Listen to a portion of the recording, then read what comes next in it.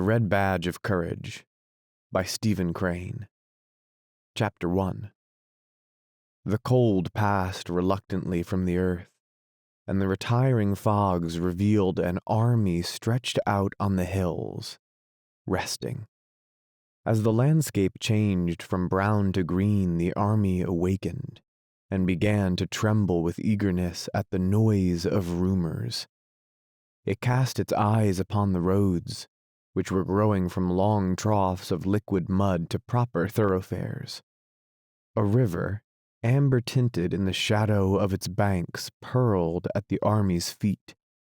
And at night, when the stream had become of a sorrowful blackness, one could see across it the red eye-like gleam of hostile campfires, set in the low brow of distant hills.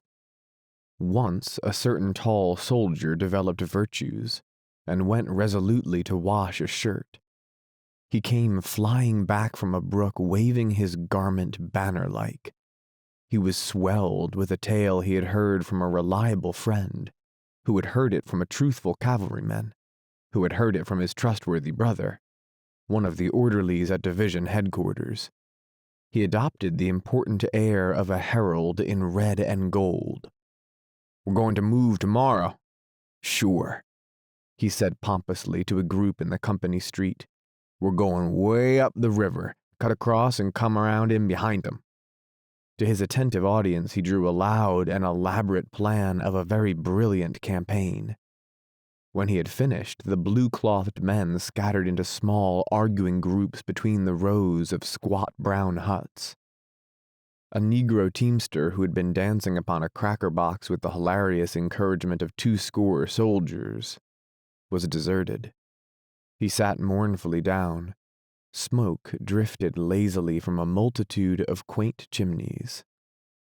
"It's a lie. That's all it is, a thunderin' lie," said another private loudly.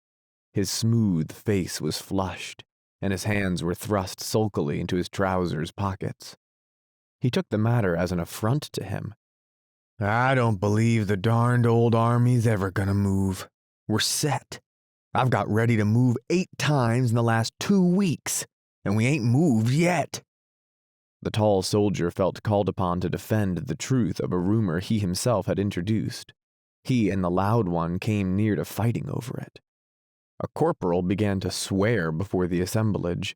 He had just put a costly board floor in his house, he said. During the early spring he had refrained from adding extensively to the comfort of his environment, because he had felt that the army might start on the march at any moment. Of late, however, he had been impressed that they were in a sort of eternal camp. Many of the men engaged in a spirited debate. One outlined in a peculiarly lucid manner all the plans of the commanding general. He was opposed by men who advocated that there were other plans of campaign. They clamored at each other, numbers making futile bids for the popular attention. Meanwhile, the soldier who had fetched the rumor bustled about with much importance. He was continually assailed by questions. "What's up, Jim?" "The army's going to move." "Aw, what you're talking about? How you know it is?" "Well, you can believe me or not, just as you like. I don't care a hang." There was much food for thought in the manner in which he replied. He came near to convincing them by disdaining to produce proofs. They grew much excited over it. There was a youthful private who listened with eager ears to the words of the tall soldier and to the varied comments of his comrades. After receiving a fill of discussions concerning marches and attacks, he went to his hut and crawled through an intricate hole that served it as a door. He wished to be alone with some new thoughts that had lately come to him. He lay down on a wide bunk that stretched across the end of the room. In the other end, cracker boxes were made to serve as furniture. They were grouped about the fireplace. A picture from an illustrated weekly was upon the long walls, and 3 rifles were paralleled on pegs. Equipments hung on handy projections, and some tin dishes lay upon a small pile of firewood. A folded tent was serving as a roof. The sunlight without, beating upon it, made it glow a light yellow shade. A small window shot an oblique square of whiter light upon the cluttered floor.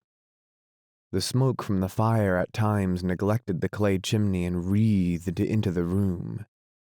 And this flimsy chimney of clay and sticks made endless threats to set ablaze the whole establishment. The youth was in a little trance of astonishment. So they were at last going to fight. On the morrow, perhaps, there would be a battle, and he would be in it. For a time he was obliged to labor to make himself believe. He could not accept with assurance an omen that he was about to mingle in one of those great affairs of the earth. He had of course dreamed of battles all his life, of vague and bloody conflicts that had thrilled him with their sweep and fire. In visions he had seen himself in many struggles. He had imagined peoples secure in the shadow of his eagle-eyed prowess. But awake he had regarded battles as crimson blotches on the pages of the past. He had put them as things of the bygone with his thought images of heavy crowns and high castles. There was a portion of the world's history which he had regarded as the time of wars. But it, he thought, had been long gone over the horizon, and had disappeared forever. From his home his youthful eyes had looked upon the war in his own country with distrust. It must be some sort of play affair. He had long despaired of witnessing a Greek-like struggle. Such would be no more, he had said. Men were better, or more timid. Secular and religious education had effaced the throat-grappling instinct, or else firm finance held in check the passions. He had burned several times to enlist. Tales of great movements shook the land. They might not be distinctly Homeric, but there seemed to be much glory in them. He had read of marches, sieges, conflicts, and he had longed to see it all. His busy mind had drawn for him large pictures extravagant in color, lurid with breathless deeds. But his mother had discouraged him. She had affected to look with some contempt upon the quality of his war ardor and patriotism. She could calmly seat herself, and with no apparent difficulty, give him many hundreds of reasons why he was of vastly more importance on the farm than on the field of battle. She had had certain ways of expression that told him that her statements on the subject came from a deep conviction. Moreover, on her side, was his belief that her ethical motive in the argument was impregnable. At last, however, he had made firm rebellion against this yellow light thrown upon the color of his ambitions. The newspapers, the gossip of the village, his own picturings, had aroused him to an uncheckable degree. They were in truth fighting finely down there. Almost every day the newspaper printed accounts of a decisive victory. One night as he lay in bed, the winds had carried to him the clangoring of the church bell, as some enthusiast jerked the rope frantically to tell the twisted news of a great battle. This voice of the people rejoicing in the night had made him shiver in a prolonged ecstasy of excitement. Later he had gone down to his mother's room and had spoken thus. "Ma, I'm going to enlist. Henry, don't you be a fool." His mother had replied. She had then covered her face with the quilt. There was an end to the matter for that night. Nevertheless, the next morning he had gone to a town that was near his mother's farm and had enlisted in a company that was forming there. When he'd returned home, his mother was milking the brindle cow. 4 others stood waiting. "Ma, I've enlisted," he had said to her diffidently. There was a short silence. "The Lord's will be done, Henry," she had finally replied, and had then continued to milk the brindle cow. When he had stood in the doorway with his soldier's clothes on his back, and with the light of excitement and expectancy in his eyes almost defeating the glow of regret for the home bonds, he had seen 2 tears leaving their trails on his mother's scarred cheeks. Still, she had disappointed him by saying nothing whatever about returning with his shield or on it. He had privately primed himself for a beautiful scene. He had prepared certain sentences which he thought could be used with touching effect. But her words destroyed his plans. She had doggedly peeled potatoes and addressed him as follows. "You watch out, Henry, and take good care of yourself in this here fighting business. You watch and take good care of yourself. Don't go a-thinking you can lick the whole rebel army at the start, because you can't. You're just one little feller among a whole lot of others, and you've got to keep quiet and do what they tell you. I know how you are, Henry.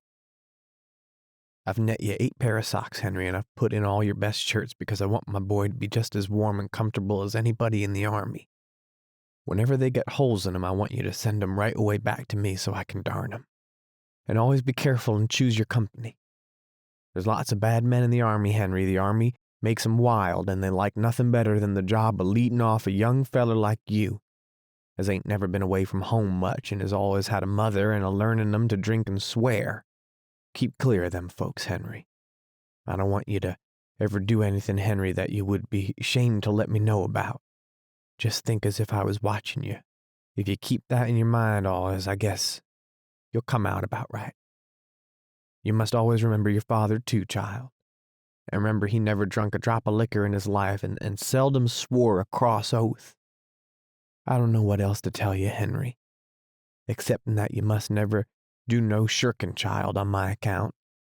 If so be a time comes when you have to be killed or do a mean thing, why, Henry, don't think of anything except what's right, because there's many a woman has to bear up against such things these times, and the Lord'll take care of us all. Don't forget about the socks and the shirts, child, and I've put a cup of blackberry jam with your bundle because I know you like it above all things. Goodbye, Henry. Watch out, and be a good boy." He had of course been impatient under the ordeal of this speech. It had not been quite what he expected, and he had borne it with an air of irritation. He departed feeling vague relief. Still, when he had looked back from the gate, he had seen his mother kneeling among the potato parings. Her brown face, upraised, was stained with tears, and her spare form was quivering. He bowed his head and went on, feeling suddenly ashamed of his purposes. From his home he had gone to the seminary to bid adieu to many schoolmates. They had thronged about him with wonder and admiration. He had felt the gulf now between them, and had swelled with calm pride. He and some of his fellows who had donned blue were quite overwhelmed with privileges for all of one afternoon, and it had been a very delicious thing. They had strutted. A certain light-haired girl had made vivacious fun at his martial spirit, but there was another and darker girl whom he had gazed at steadfastly, and he thought she grew demure and sad at sight of his blue and brass. As he had walked down the path between the rows of oaks, he had turned his head and detected her at a window watching his departure. As he perceived her, she had immediately begun to stare up through the high tree branches at the sky. He had seen a good deal of flurry and haste in her movement as she changed her attitude. He often thought of it. On the way to Washington, his spirit had soared. The regiment was fed and caressed at station after station until the youth had believed that he must be a hero. There was a lavish expenditure of bread and cold meats, coffee and pickles and cheese. As he basked in the smiles of the girls and was patted and complimented by the old men, he had felt growing within him the strength to do mighty deeds of arms. After complicated journeyings with many pauses, there had come months of monotonous life in a camp. He had had the belief that real war was a series of death struggles, with small time in between for sleep and meals. But since his regiment had come to the field, the army had done little but sit still and try to keep warm. He was brought then gradually back to his old ideas. Greek-like struggles would be no more. Men were better, or more timid.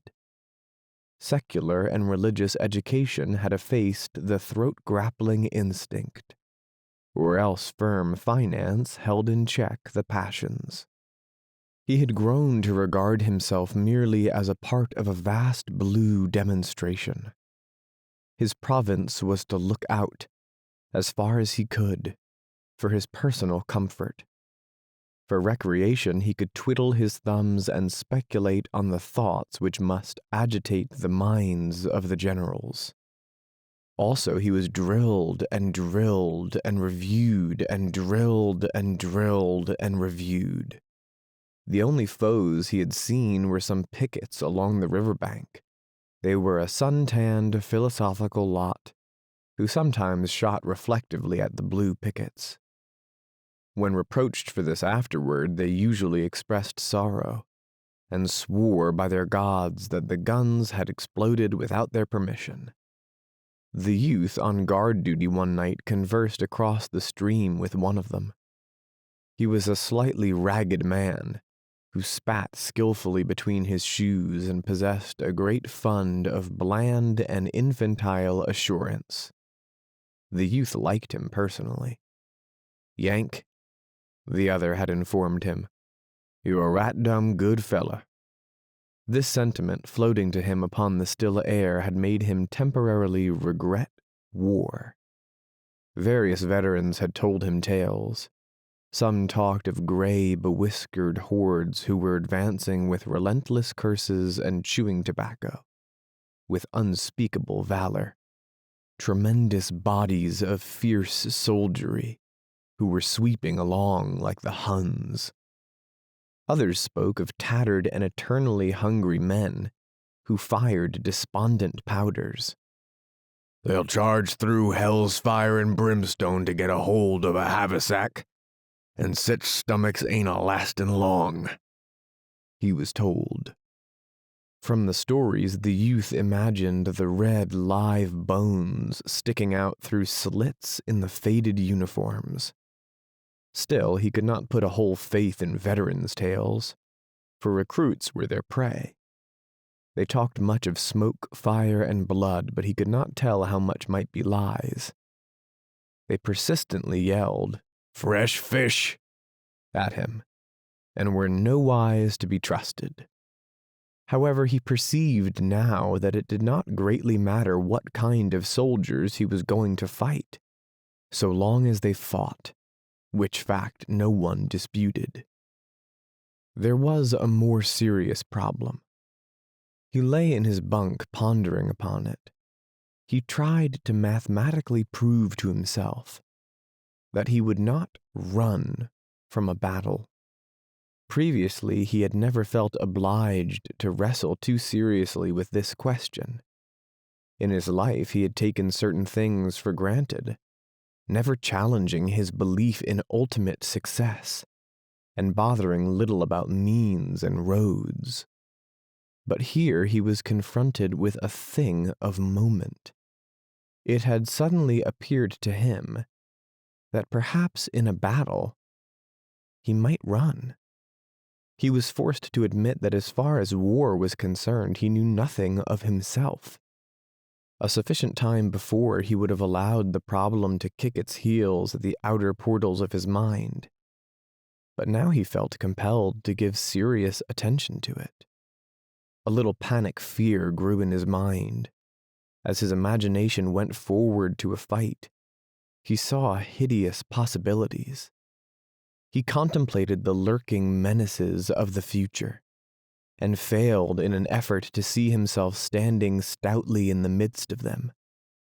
He recalled his visions of broken-bladed glory, but in the shadow of the impending tumult, he suspected them to be impossible pictures. He sprang from the bunk and began to pace nervously to and fro. "Good Lord, what's the matter with me?" he said aloud. He felt that in this crisis his laws of life were useless. Whatever he had learned of himself was here of no avail. He was an unknown quantity. He saw that he would again be obliged to experiment as he had in early youth. He must accumulate information of himself, and meanwhile he resolved to remain close upon his guard, lest those qualities of which he knew nothing should everlastingly disgrace him. "Good Lord," he repeated in dismay.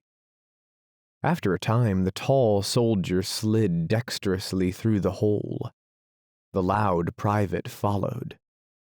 They were wrangling.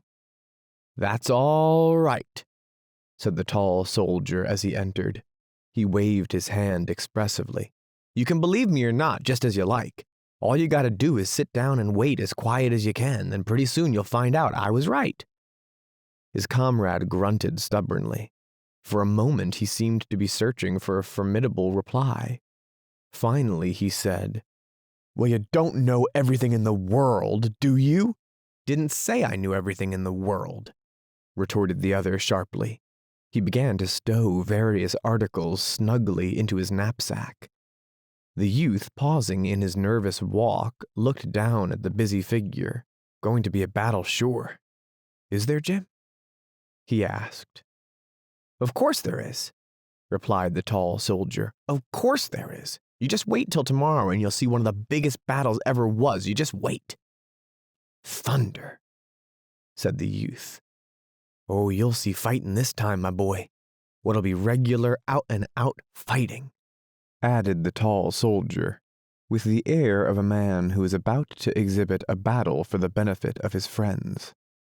"Hush," said the loud one from a corner. "Well," remarked the youth, "like as not this story'll turn out just like them others did." "Not much it won't," replied the tall soldier, exasperated. "Not much it won't.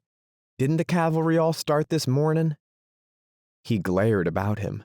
No one denied his statement. "The cavalry started this morning," he continued. "They say there ain't hardly any cavalry left in camp. They're going to Richmond or someplace, while we fight all the Johnnies. It's some dodge like that. The regiment's got orders too.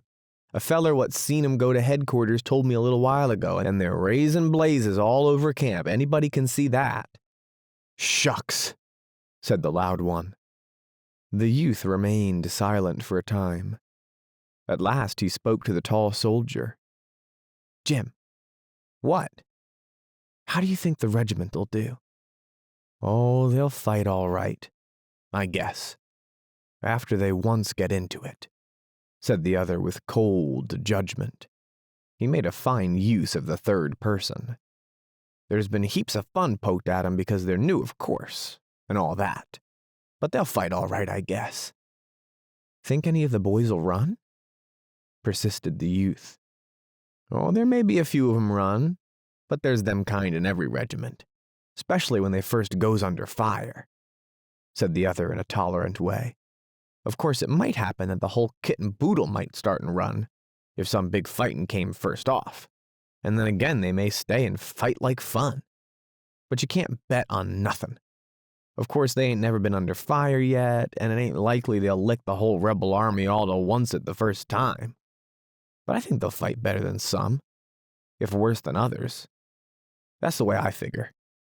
They call a regiment fresh fish and everything, But the boys come of good stock, and most of 'em will fight like sin after they once get shootin'," he added with a mighty emphasis on the last 4 words. "Oh, you think you know," began the loud soldier with scorn. The other turned savagely upon him. They had a rapid altercation, in which they fastened upon each other various strange epithets. The youth at last interrupted them. "Did you ever think you might run yourself, Jim?" he asked. On concluding the sentence, he laughed as if he had meant to aim a joke. The loud soldier also giggled. The tall private waved his hand.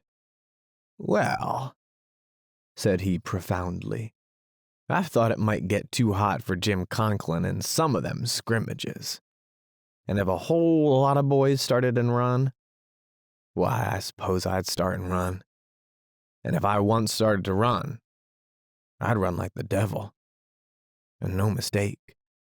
But if everybody was a-standing and a-fighting, why, I'd stand and fight. By Jiminy, I would. I'll bet on it." "Huh," said the loud one. The youth of this tale felt gratitude for these words of his comrade. He had feared that all of the untried men possessed great and correct confidence. He now was in a measure reassured. Chapter 2. The next morning the youth discovered that his tall comrade had been the fast-flying messenger of a mistake. There was much scoffing at the latter by those who had yesterday been firm adherents of his views, and there was even a little sneering by men who had never believed the rumor. The tall one fought with a man from Chatfield Corners, and beat him severely. The youth felt, however, that his problem was in no wise lifted from him. There was, on the contrary, an irritating prolongation. The tale had created in him a great concern for himself. Now, with the newborn question in his mind, he was compelled to sink back into his old place as part of a blue demonstration. For days he made ceaseless calculations, but they were all wondrously unsatisfactory. He found that he could establish nothing. He finally concluded that the only way to prove himself was to go into the blaze, and then figuratively to watch his legs to discover their merits and faults. He reluctantly admitted that he could not sit still and with a mental slate and pencil drive an answer. To gain it, he must have blaze, blood, and danger, even as a chemist requires this, that, and the other. So he fretted for an opportunity. Meanwhile, he continually tried to measure himself by his comrades. The tall soldier, for one, gave him some assurance. This man's serene unconcern dealt him a measure of confidence, for he had known him since childhood, and from his intimate knowledge, he did not see how he could be capable of anything that was beyond him, the youth. Still, he thought that his comrade might be mistaken about himself. Or on the other hand, he might be a man heretofore doomed to peace and obscurity, but in reality, made to shine in war. The youth would have liked to have discovered another who suspected himself. A sympathetic comparison of mental notes would have been a joy to him. He occasionally tried to fathom a comrade with seductive sentences. He looked about to find men in the proper mood. All attempts failed to bring forth any statement which looked in any way like a confession to those doubts which he privately acknowledged in himself. He was afraid to make an open declaration of his concern, because he dreaded to place some unscrupulous confidant upon the high plane of the unconfessed, from which elevation he could be derided. In regard to his companions, his mind wavered between two opinions according to his mood. Sometimes he inclined to believing them all heroes. In fact, he usually admired in secret the superior development of the higher qualities in others. He could conceive of men going very insignificantly about the world, bearing a load of courage unseen. And although he had known many of his comrades through boyhood, he began to fear that his judgment of them had been blind. Then, in other moments, he flouted these theories, and assured him that his fellows were all privately wondering and quaking. His emotions made him feel strange in the presence of men who talked excitedly of a prospective battle as of a dream they were about to witness, with nothing but eagerness and curiosity apparent in their faces. It was often that he suspected them to be liars. He did not pass such thoughts without severe condemnation of himself. He dinned reproaches at times. He was convicted by himself of many shameful crimes against the gods of traditions. In his great anxiety, his heart was continually clamoring at what he considered the intolerable slowness of the generals. They seemed content to perch tranquilly on the riverbank and leave him bowed down by the weight of a great problem.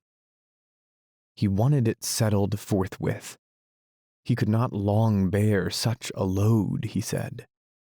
Sometimes his anger at the commanders reached an acute stage, and he grumbled about the camp like a veteran. One morning, however, he found himself in the ranks of his prepared regiment.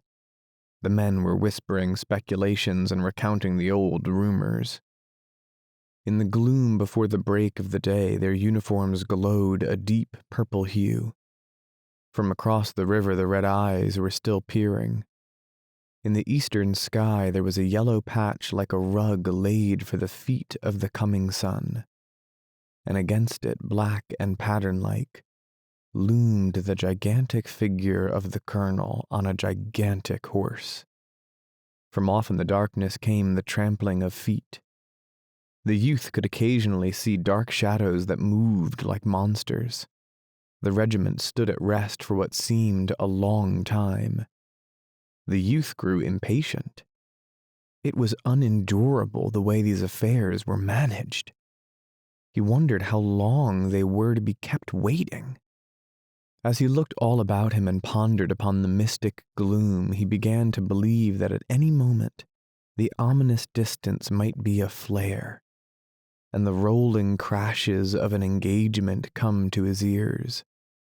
Staring once at the red eyes across the river, he conceived them to be growing larger, as the orbs of a row of dragons advancing. He turned toward the colonel and saw him lift his gigantic arm and calmly stroke his mustache. At last he heard from along the road at the foot of the hill the clatter of a horse's galloping hoofs. It must be the coming of orders. He bent forward, scarce breathing. The exciting clickety-click as it grew louder and louder seemed to be beating upon his soul.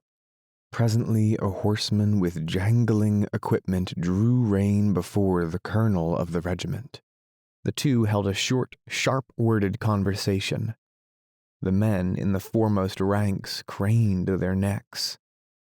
As the horseman wheeled his animal and galloped away, he turned to shout over his shoulder, "Don't forget that box of cigars!"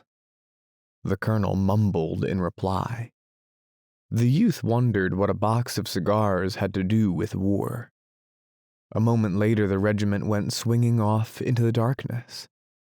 It was now like one of those moving monsters wending with many feet. The air was heavy and cold with dew. A mass of wet grass, marched upon, rustled like silk. There was an occasional flash and glimmer of steel from the backs of all these huge crawling reptiles. From the road came creakings and grumblings as some surly guns were dragged away. The men stumbled along, still muttering speculations. There was a subdued debate. Once a man fell down, and as he reached for his rifle, a comrade, unseeing, trod upon his hand. He of the injured fingers swore bitterly and aloud. A low, tittering laugh went among his fellows. Presently they passed into a roadway and marched forward with easy strides. A dark regiment moved before them, and from behind also came the tinkle of equipments on the bodies of marching men. The rushing yellow of the developing day went on behind their backs. When the sun rays at last struck full and mellowingly upon the earth, the youth saw that the landscape was streaked with two long, thin, black columns, which disappeared on the brow of a hill in front, and rearward vanished in a wood. They were like two serpents, crawling from the cavern of the night. The river was not in view. The tall soldier burst into praises of what he thought to be his powers of perception. Some of the tall one's companions cried with emphasis that they too had evolved the same thing, and they congratulated themselves upon it. But there were others who said that the tall one's plan was not the true one at all. They persisted with other theories. There was a vigorous discussion. The youth took no part in them. As he walked along in careless line, he was engaged with his own eternal debate. He could not hinder himself from dwelling upon it. He was despondent and sullen, and threw shifting glances about him. He looked ahead, often expecting to hear from the advance the rattle of firing. But the long serpents crawled slowly from hill to hill without bluster of smoke. A dun-colored cloud of dust floated away to the right. The sky overhead was of a fairy blue. The youth studied the faces of his companions, ever on the watch to detect kindred emotions.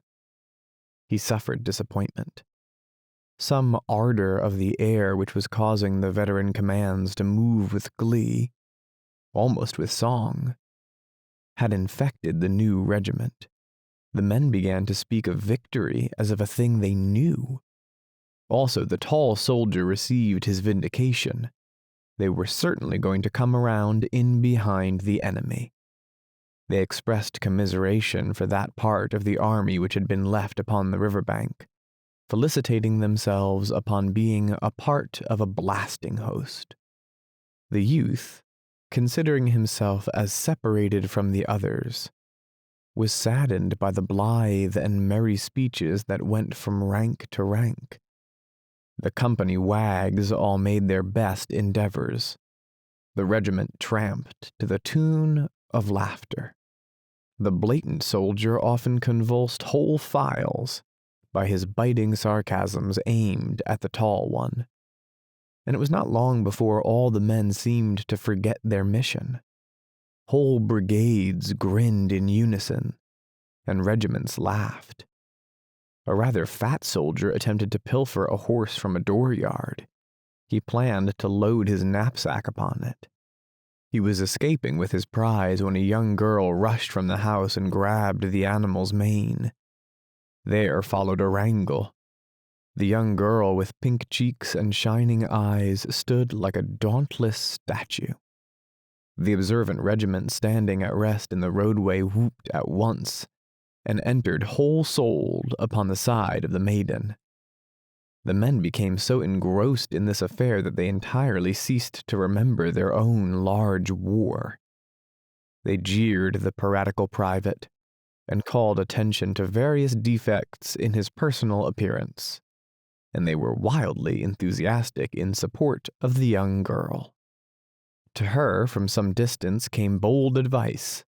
"Hit him with a stick." There were crows and catcalls showered upon him when he retreated without the horse. The regiment rejoiced at his downfall. Loud and vociferous congratulations were showered upon the maiden, who stood panting and regarding the troops with defiance. At nightfall, their column broke into regimental pieces, and the fragments went into the fields to camp.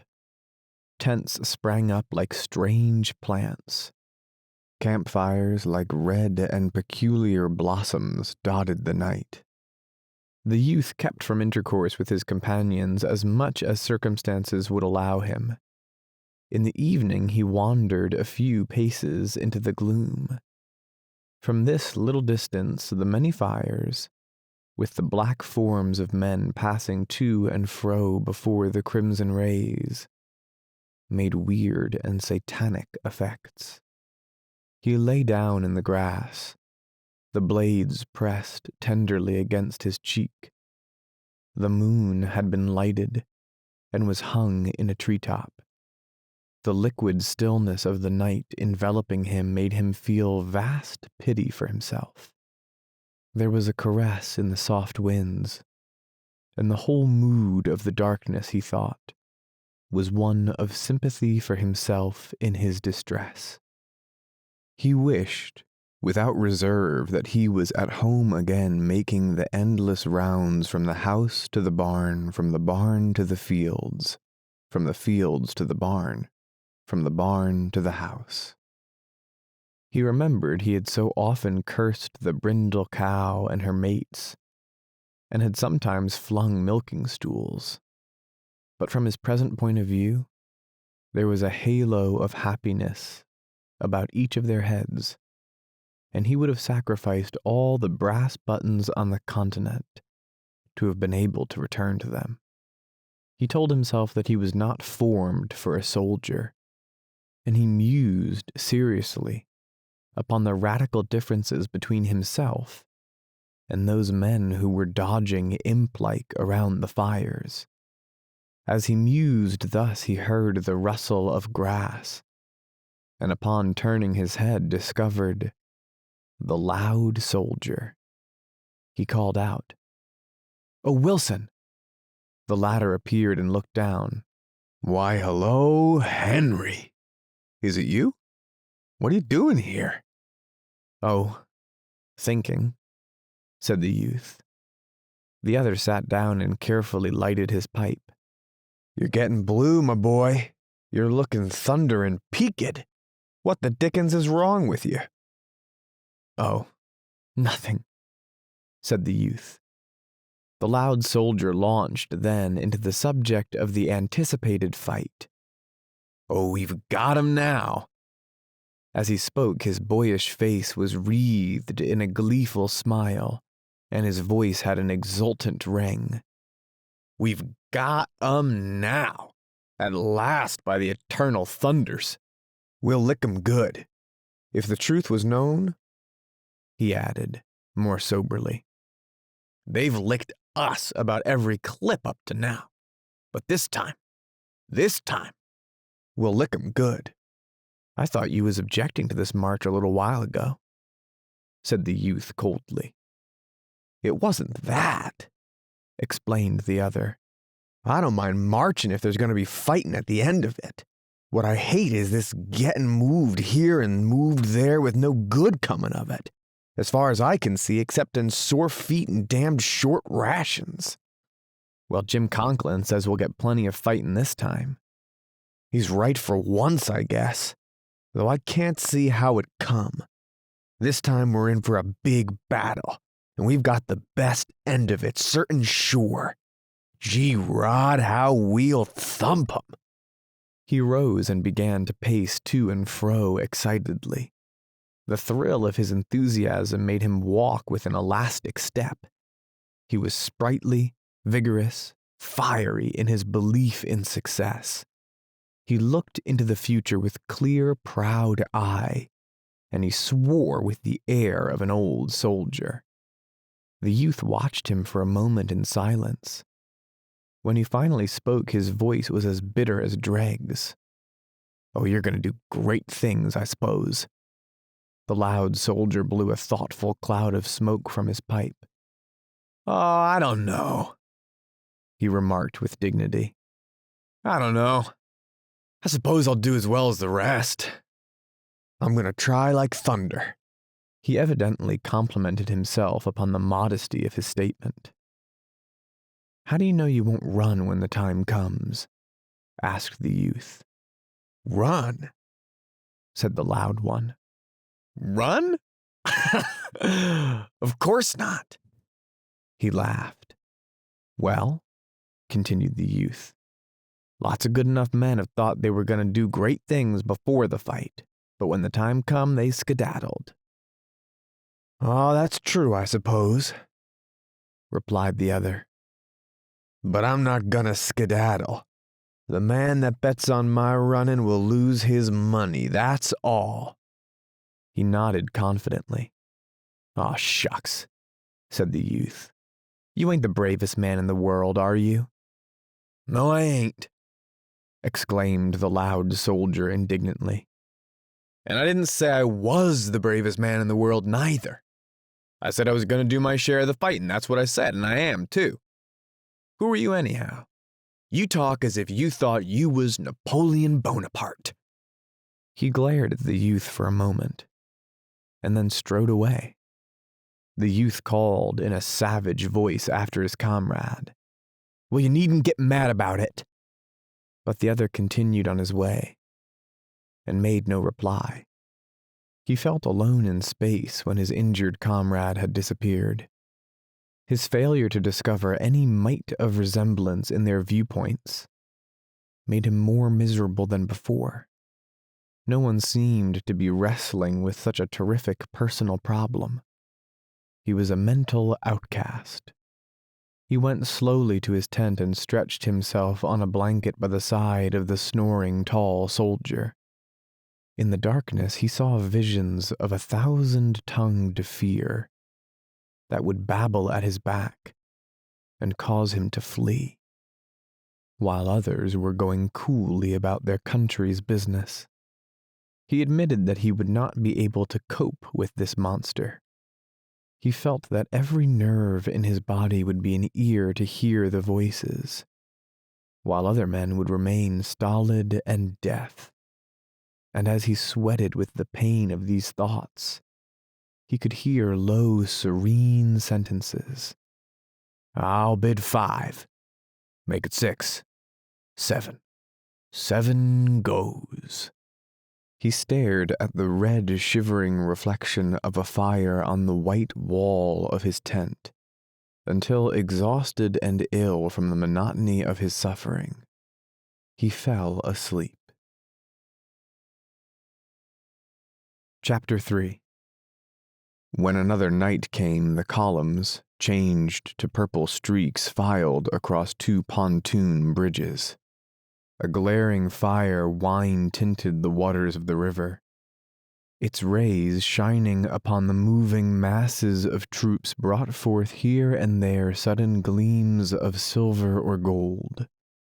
Upon the other shore, a dark and mysterious range of hills was curved against the sky.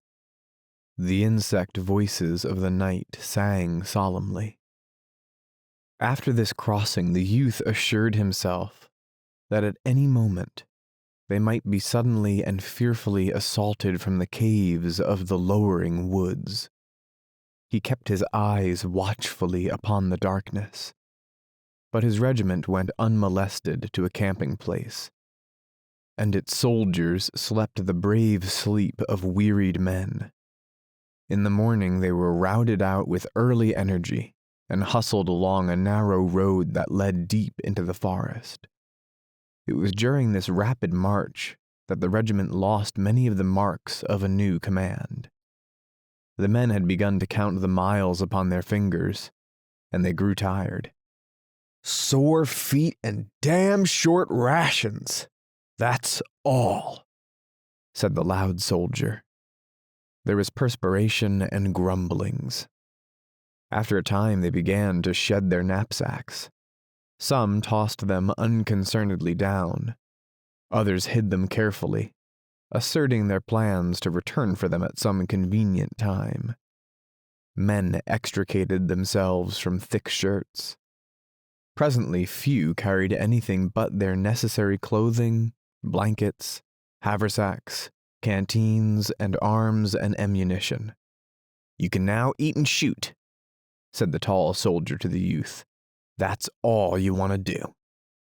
There was sudden change from the ponderous infantry of theory to the light and speedy infantry of practice. The regiment, relieved of a burden, received a new impetus. But there was much loss of valuable knapsacks, and on the whole, very good shirts. But the regiment was not yet veteran-like in appearance. Veteran regiments in the army were likely to be very small aggregations of men. Once, when the command had first come to the field, some perambulating veterans, noting the length of their column, had accosted them thus: "Hey, fellas, what brigade is that?" And when the men had replied that they formed a regiment and not a brigade, the old soldiers had laughed and said, "Oh, God." Also, there was too great a similarity in the hats. The hats of a regiment should properly represent the history of headgear for a period of years. And moreover, there were no letters of faded gold speaking from the colors. They were new and beautiful, and the color bearer habitually oiled the pole. Presently the army again sat down to think. The odor of the peaceful pines was in the men's nostrils. The sound of monotonous axe blows rang through the forest, and the insects, nodding upon their perches, crooned like old women. The youth returned to his theory of a blue demonstration. One gray dawn, however, he was kicked in the leg by the tall soldier, and then, before he was entirely awake, he found himself running down a wood road in the midst of men who were panting from the first effects of speed. His canteen banged rhythmically upon his thigh, and his haversack bobbed softly. His musket bounced a trifle from his shoulder at each stride, and made his cap feel uncertain upon his head. He could hear the men whisper jerky sentences. "Say, what's all this about? What the thunder we skedaddling this way for? Billy, keep off my feet. You run like a cow." And the loud soldier's shrill voice could be heard. "What the devil are they in such a hurry for?" The youth thought the damp fog of early morning moved from the rush of a great body of troops. From the distance came a sudden spatter of firing. He was bewildered. As he ran with his comrades, he strenuously tried to think, but all he knew was that if he fell down, those coming behind would tread upon him. All his faculties seemed to be needed to guide him over and past obstructions. He felt carried along by a mob. The sun spread disclosing rays, and one by one regiments burst into view like armed men just born of the earth. The youth perceived that the time had come. He was about to be measured. For a moment he felt in the face of his great trial like a babe, and the flesh over his heart seemed very thin. He seized time to look about him calculatingly, but he instantly saw that it would be impossible for him to escape from the regiment. It enclosed him. And there were iron laws of tradition and law on four sides. He was in a moving box. As he perceived this fact, it occurred to him that he had never wished to come to the war. He had not enlisted of his free will. He had been dragged by the merciless government, and now they were taking him out to be slaughtered. The regiment slid down a bank and wallowed across a little stream. The mournful current moved slowly on, and from the water, shaded black, some white bubble eyes looked at the men. As they climbed the hill on the farther side, artillery began to boom. Here the youth forgot many things as he felt a sudden impulse of curiosity. He scrambled up the bank with a speed that could not be exceeded by a bloodthirsty man. He expected a battle scene. There were some little fields girded and squeezed by a forest. Spread over the grass and in among the tree trunks, he could see knots and waving lines of skirmishers who were running hither and thither and firing at the landscape. There were some little fields girded and squeezed by a forest. Spread over the grass and in among the tree trunks, he could see knots and waving lines of skirmishers who were running hither and thither and firing at the landscape. A dark battle line lay upon a sun-struck clearing that gleamed orange color. A flag fluttered. Other regiments floundered up the bank. The brigade was formed in line of battle, and after a pause started slowly through the woods in the rear of the receding skirmishers, who were continually melting into the scene to appear again farther on. They were always busy as bees, deeply absorbed in their little combats. The youth tried to observe everything. He did not use care to avoid trees and branches, and his forgotten feet were constantly knocking against stones or getting entangled in briars. He was aware that these battalions with their commotions were woven red and startling into the gentle fabric of softened greens and browns. It looked to be a wrong place for a battlefield. The skirmishers in advance fascinated him. Their shots into thickets and at distant and prominent trees spoke to him of tragedies. Hidden, mysterious, solemn. Once the line encountered the body of a dead soldier. He lay upon his back staring at the sky. He was dressed in an awkward suit of yellowish brown. The youth could see that the soles of his shoes had been worn to the thinness of writing paper, and from a great rent in one, the dead foot projected piteously. And it was as if fate had betrayed the soldier. In death it exposed to his enemies that poverty which in life he had perhaps concealed from his friends. The ranks opened covertly to avoid the corpse. The invulnerable dead man forced a way for himself. The youth looked keenly at the ashen face. The wind raised the tawny beard. It moved as if a hand were stroking it. He vaguely desired to walk around and around the body and stare. The impulse of the living to try to read in dead eyes the answer to the question. During the march, the ardor which the youth had acquired when out of view of the field rapidly faded to nothing. His curiosity was quite easily satisfied.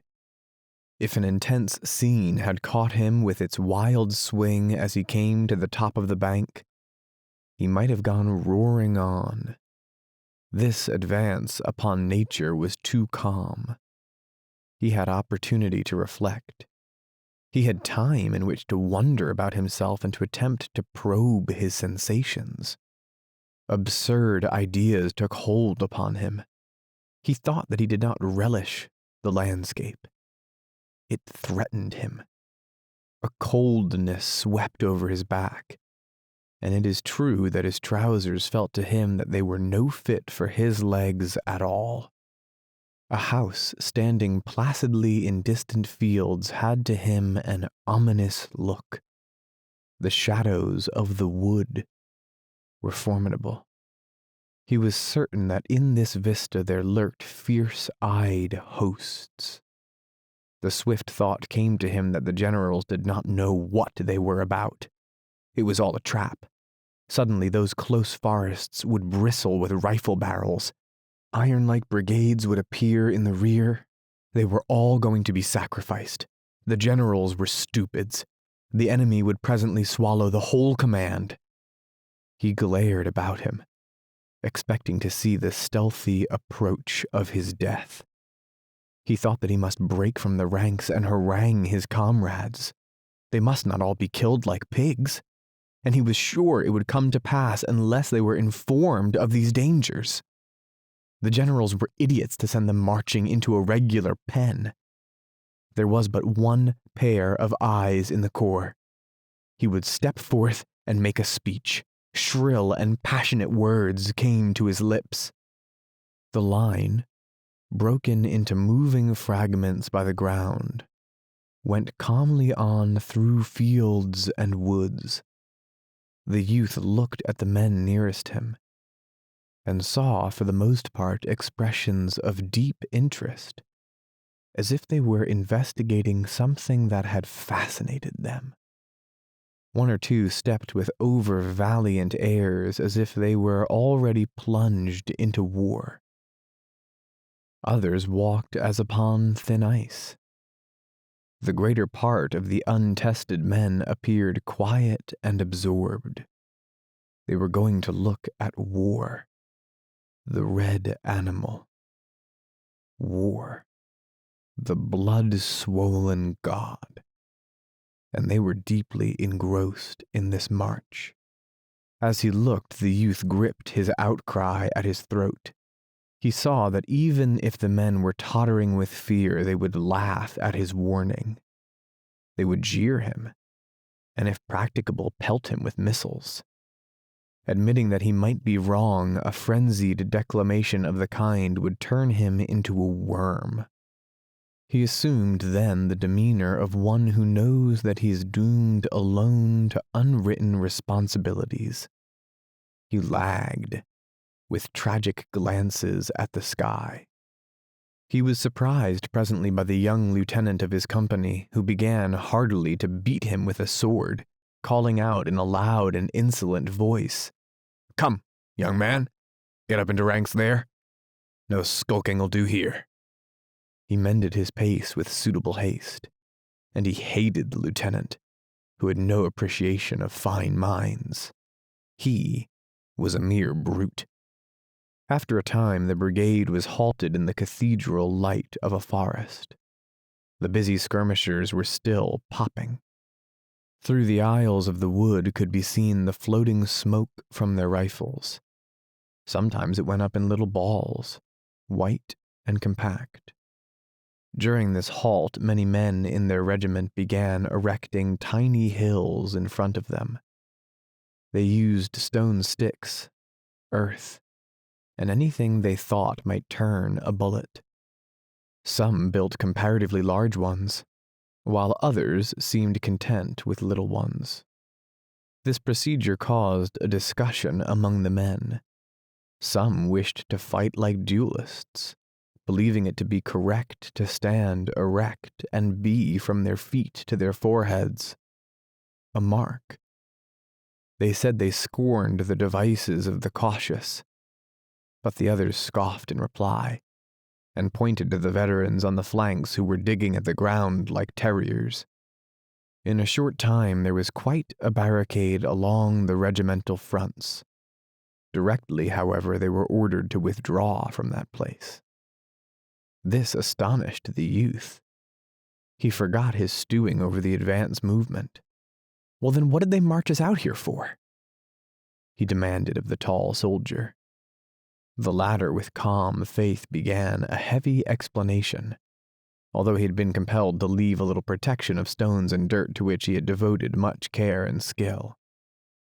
When the regiment was aligned in another position, each man's regard for his safety caused another line of small entrenchments.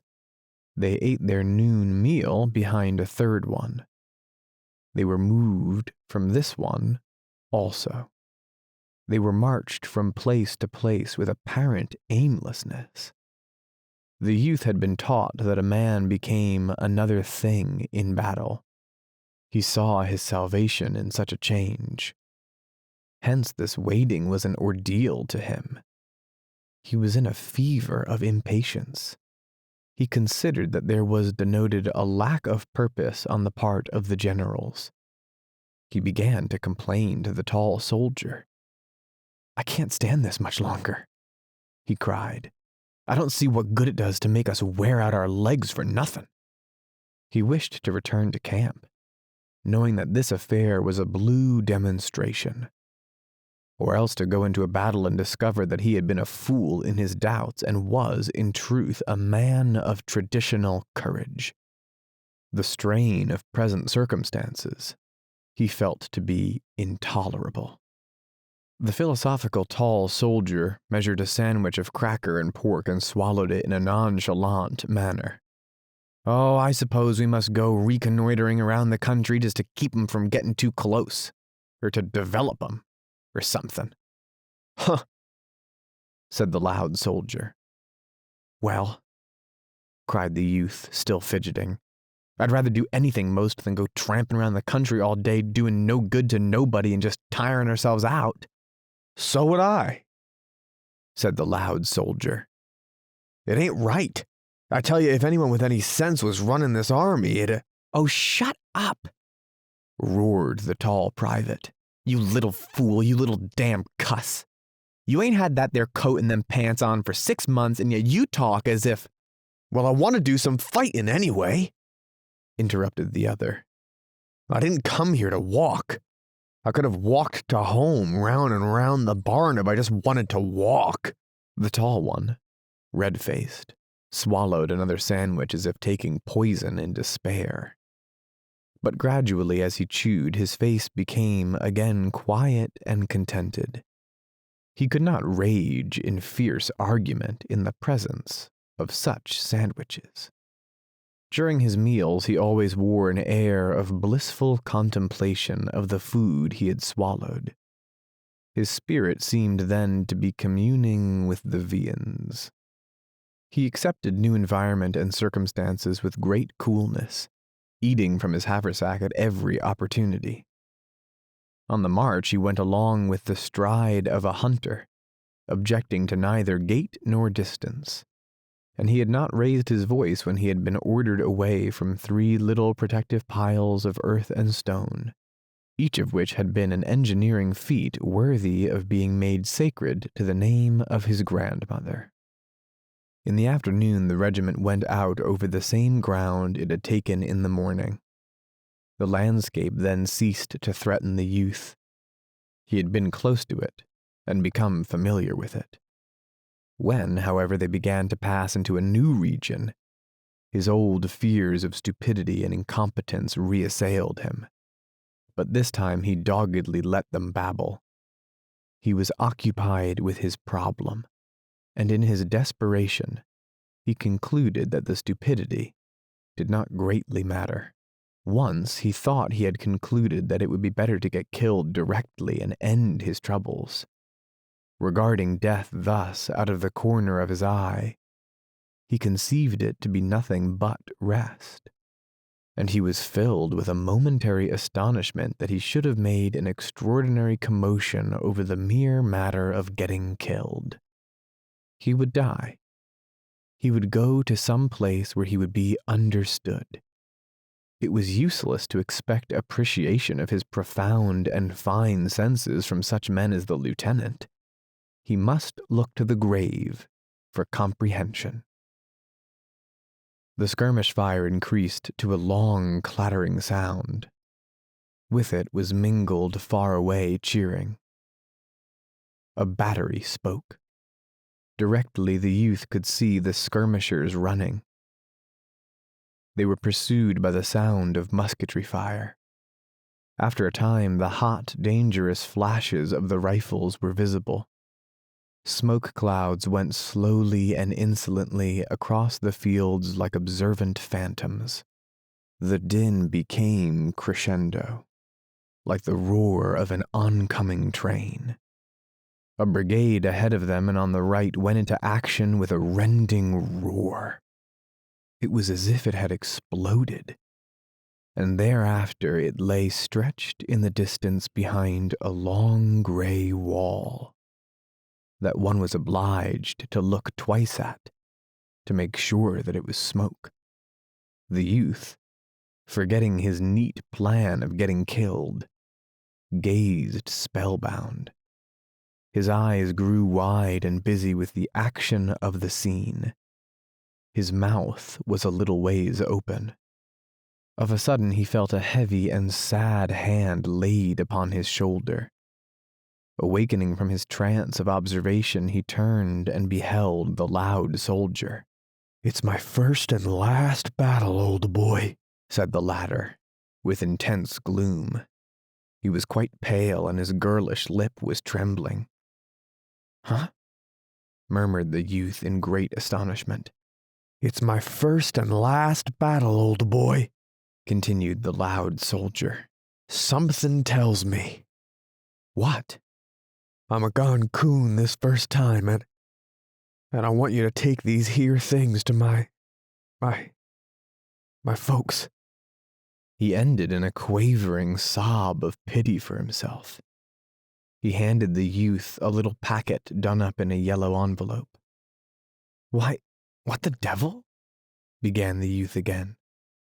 But the other gave him a glance as from the depths of a tomb and raised his limp hand in a prophetic manner and turned away.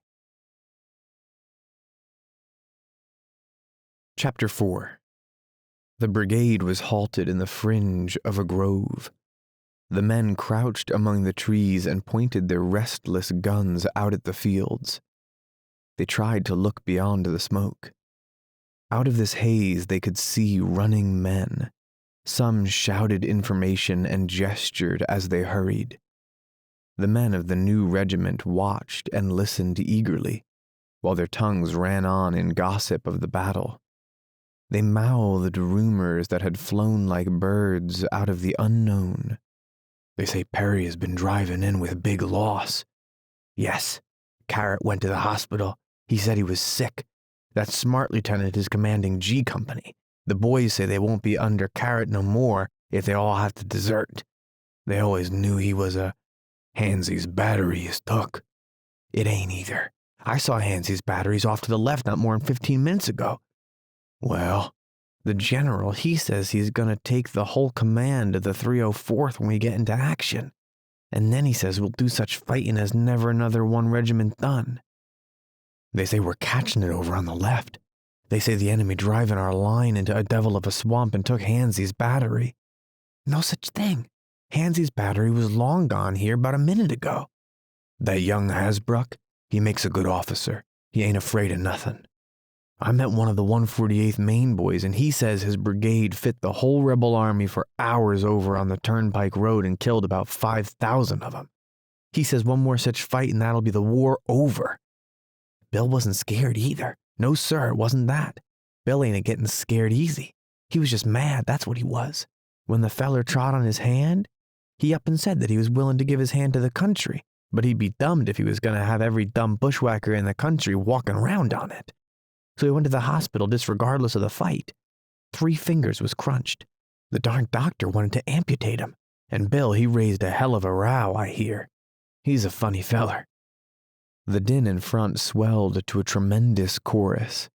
The youth and his fellows were frozen to silence. They could see a flag that tossed in the smoke angrily. Near it were the blurred and agitated forms of troops. There came a turbulent stream of men across the fields. A battery changing position at a frantic gallop scattered the stragglers right and left. A shell screaming like a storm banshee went over the huddled heads of the reserves. It landed in the grove, and exploding redly flung the brown earth. There was a little shower of pine needles. Bullets began to whistle among the branches and nip at the trees. Twigs and leaves came sailing down. It was as if 1,000 axes, wee and invisible, were being wielded. Many of the men were constantly dodging and ducking their heads. The lieutenant of the youth's company was shot in the hand.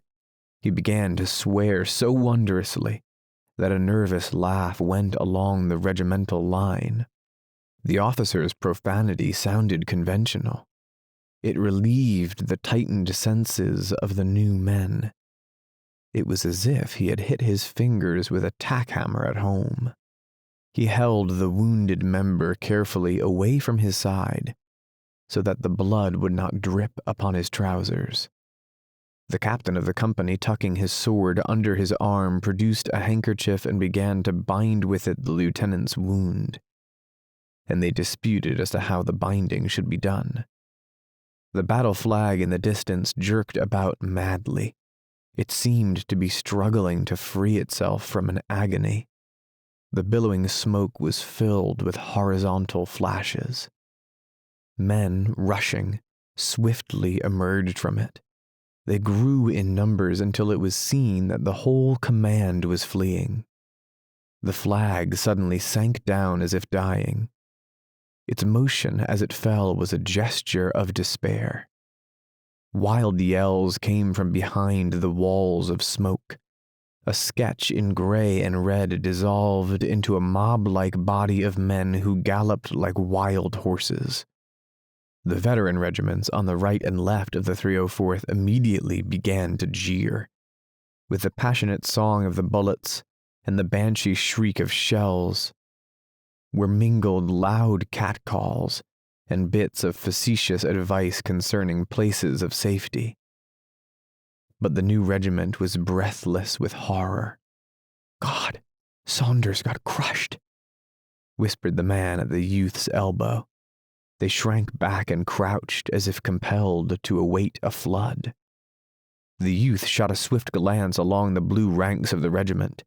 The profiles were motionless, carven, and afterward he remembered that the color sergeant was standing with his legs apart as if he expected to be pushed to the ground. The following throng went whirling around the flank. Here and there were officers carried along on the stream like exasperated chips.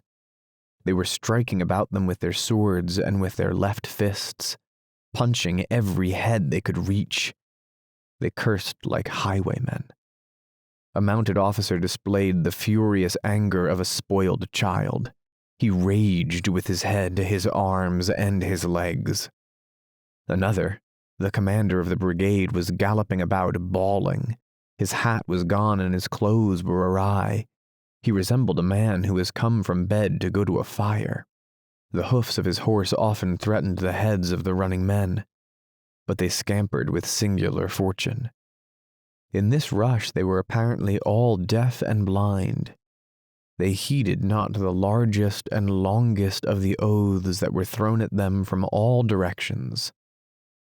Frequently over this tumult could be heard the grim jokes of the critical veterans, but the retreating men apparently were not even conscious of the presence of an audience.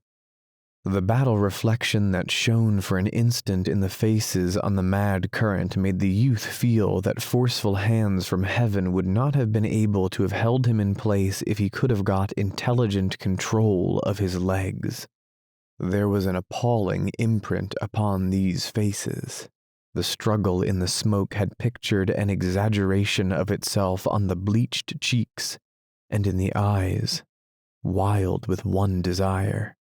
The sight of this stampede exerted a flood-like force that seemed able to drag sticks and stones and men from the ground. They of the reserves had to hold on. They grew pale and firm and red and quaking. The youth achieved one little thought in the midst of this chaos. The composite monster, which had caused the other troops to flee, had not then appeared. He resolved to get a view of it, and then, he thought, he might very likely run better than the best of them. Chapter 5. There were moments of waiting. The youth thought of the village street at home before the arrival of the circus parade on a day in the spring. He remembered how he had stood, a small, thrillful boy prepared to follow the dingy lady upon the white horse, or the band in its faded chariot. He saw the yellow road, the lines of expectant people, and the sober houses. He particularly remembered an old fellow who used to sit upon a cracker box in front of the store and feign to despise such exhibitions. 1,000 details of color and form surged in his mind. The old fellow upon the cracker box appeared in middle prominence. Someone cried, "Here they come!" There was rustling and muttering among the men. They displayed a feverish desire to have every possible cartridge ready to their hands. The boxes were pulled around into various positions and adjusted with great care. It was as if 700 new bonnets were being tried on. The tall soldier, having prepared his rifle, produced a red handkerchief of some kind. He was engaged in knotting it about his throat with exquisite attention to its position, when the cry was repeated up and down the line in a muffled roar of sound. "Here they come! Here they come!" Gunlocks clicked. Across the smoke-infested fields came a brown swarm of running men who were giving shrill yells. They came on, stooping and swinging their rifles at all angles. A flag, tilted forward, sped near the front. As he caught sight of them, the youth was momentarily startled by a thought that perhaps his gun was not loaded. He stood trying to rally his faltering intellect, so that he might recollect the moment when he had loaded, but he could not. A hatless general pulled his dripping horse to a stand near the colonel of the 304th. He shook his fist in the other's face. "You've got to hold 'em back," he shouted savagely. "You've got to hold 'em back." In his agitation, the colonel began to stammer. All right, General. All right, by God, we'll do our best, General." The general made a passionate gesture and galloped away. The colonel, perchance to relieve his feelings, began to scold like a wet parrot. The youth, turning swiftly to make sure that the rear was unmolested, saw the commander regarding his men in a highly resentful manner, as if he regretted above everything his association with them. The man at the youth's elbow was mumbling, as if to himself, "Oh, we're in for it now. Oh, we're in for it now." The captain of the company had been pacing excitedly to and fro in the rear. He coaxed in schoolmistress fashion as to a congregation of boys with primers. His talk was an endless repetition. "Reserve your fire, boys. Don't shoot till I tell you. Save your fire. Wait till they get close up. Don't be damned fools." Perspiration streamed down the youth's face, which was soiled like that of a weeping urchin. He frequently, with a nervous movement, wiped his eyes with his coat sleeve. His mouth was still a little ways open. He got the one glance at the foe-swarming field in front of him and instantly ceased to debate the question of his piece being loaded. Before he was ready to begin, before he had announced to himself that he was about to fight, he threw the obedient, well-balanced rifle into position and fired a first wild shot. Directly he was working at his weapon like an automatic affair. He suddenly lost concern for himself and forgot to look at a menacing fate. He became not a man but a member. He felt that something of which he was a part, a regiment, an army, a cause, a country, was in crisis. He was welded into a common personality which was dominated by a single desire. For some moments he could not flee no more than a little finger can commit a revolution from a hand. If he had thought the regiment was about to be annihilated, perhaps he could have amputated himself from it. But its noise gave him assurance. The regiment was like a firework that, once ignited, proceeds superior to circumstances until its blazing vitality fades. It wheezed and banged with a mighty power. He pictured the ground before it as strewn with the discomfited. There was a consciousness always of the presence of his comrades about him. He felt the subtle battle brotherhood more potent even than the cause for which they were fighting. It was a mysterious fraternity born of the smoke and danger of death. He was at a task. He was like a carpenter who has made many boxes, making still another box. Only there was furious haste in his movements.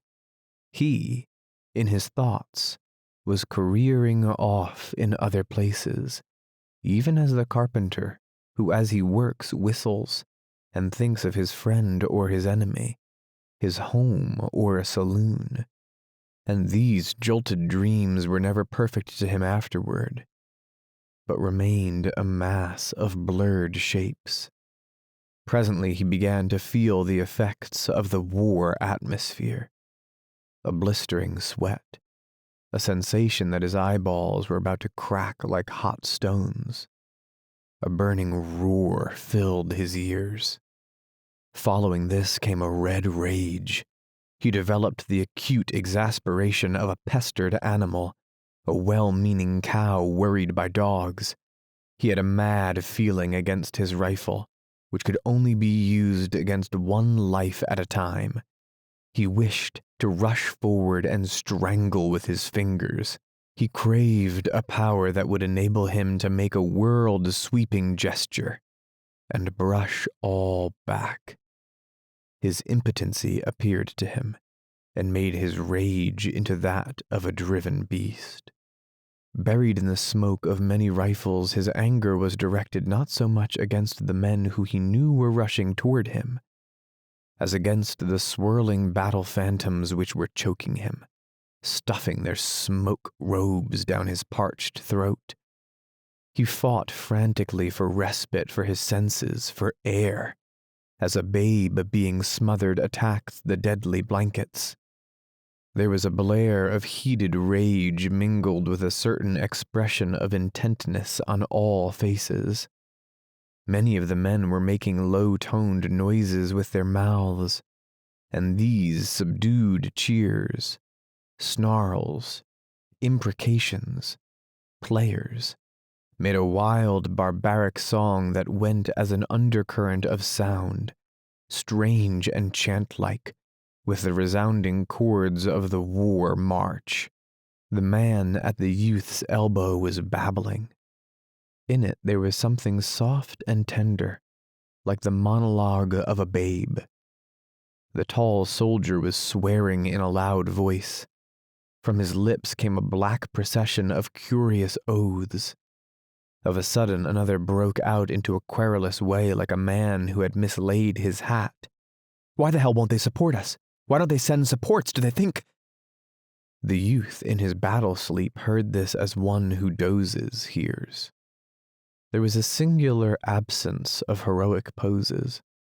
The men bending and surging in their haste and rage were in every impossible attitude. The steel ramrods clanked and clanged with incessant din as the men pounded them furiously into the hot rifle barrels. The flaps of the cartridge boxes were all unfastened and bobbed idiotically with each movement. The rifles, once loaded, were jerked to the shoulder and fired without apparent aim into the smoke, or at one of the blurred and shifting forms which upon the field before the regiment had been growing larger and larger, like puppets under a magician's hand. The officers at their intervals rearward neglected to stand in picturesque attitudes. They were bobbing to and fro, roaring directions and encouragements. The dimensions of their howls were extraordinary. They expended their lungs with prodigal wills, and often they nearly stood upon their heads in their anxiety to observe the enemy on the other side of the tumbling smoke. The lieutenant of the youth's company had encountered a soldier who had fled screaming at the first volley of his comrades.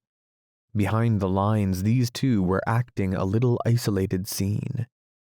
The man was blubbering and staring with sheep-like eyes at the lieutenant, who had seized him by the collar and was pommeling him.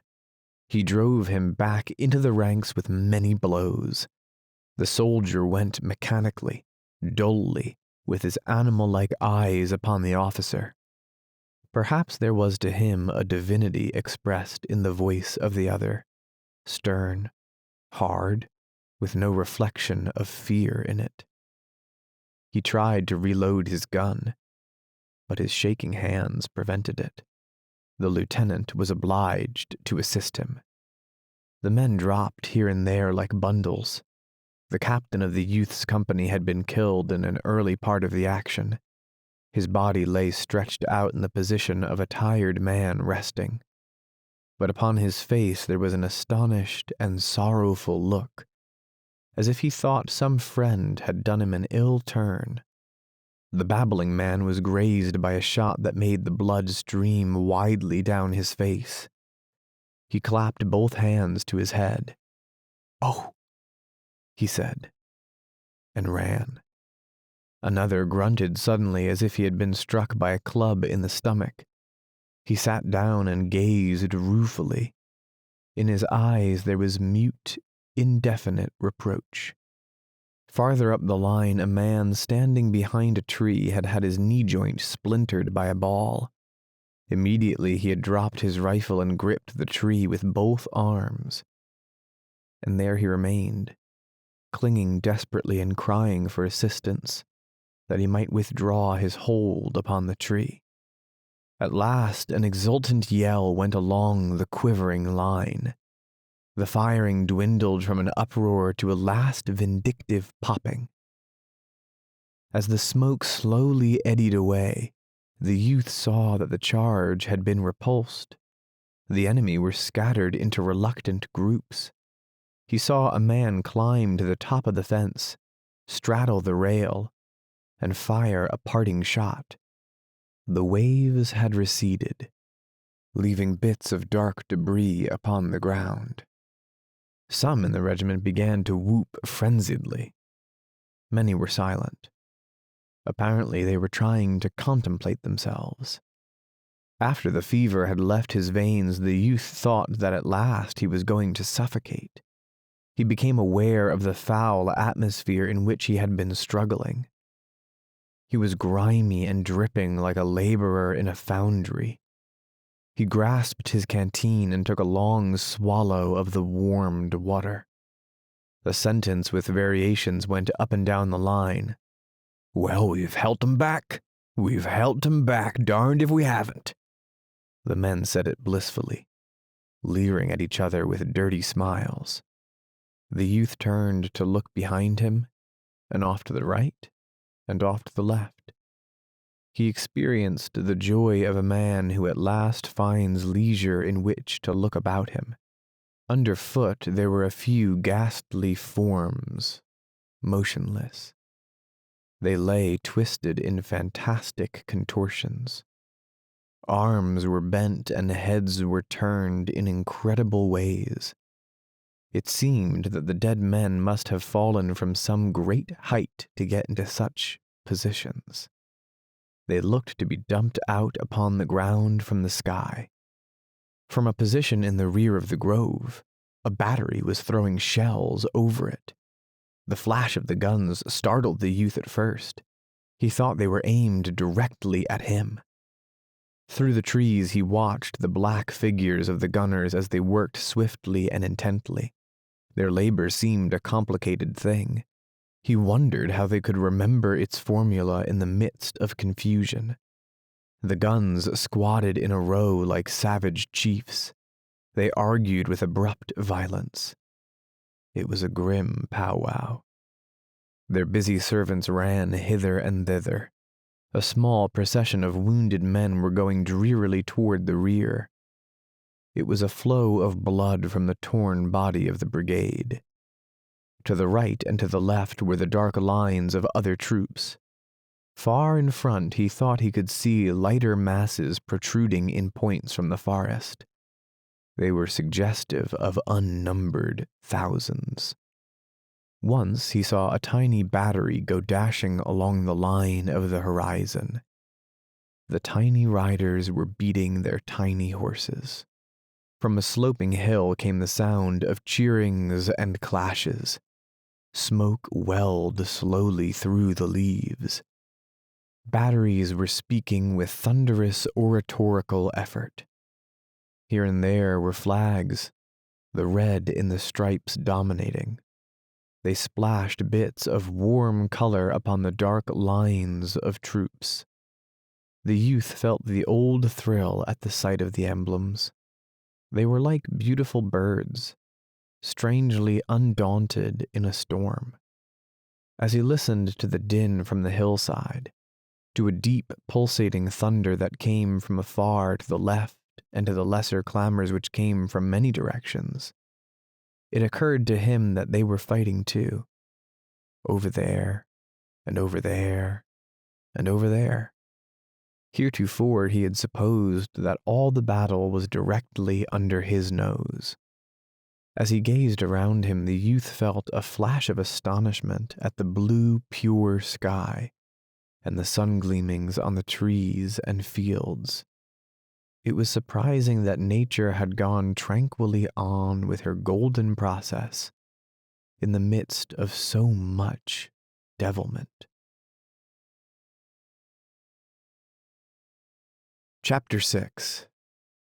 The youth awakened slowly.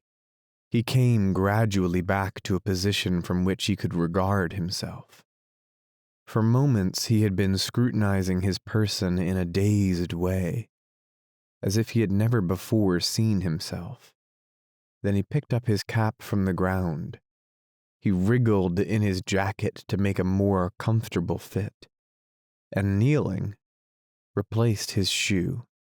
He thoughtfully mopped his reeking features. So it was all over at last.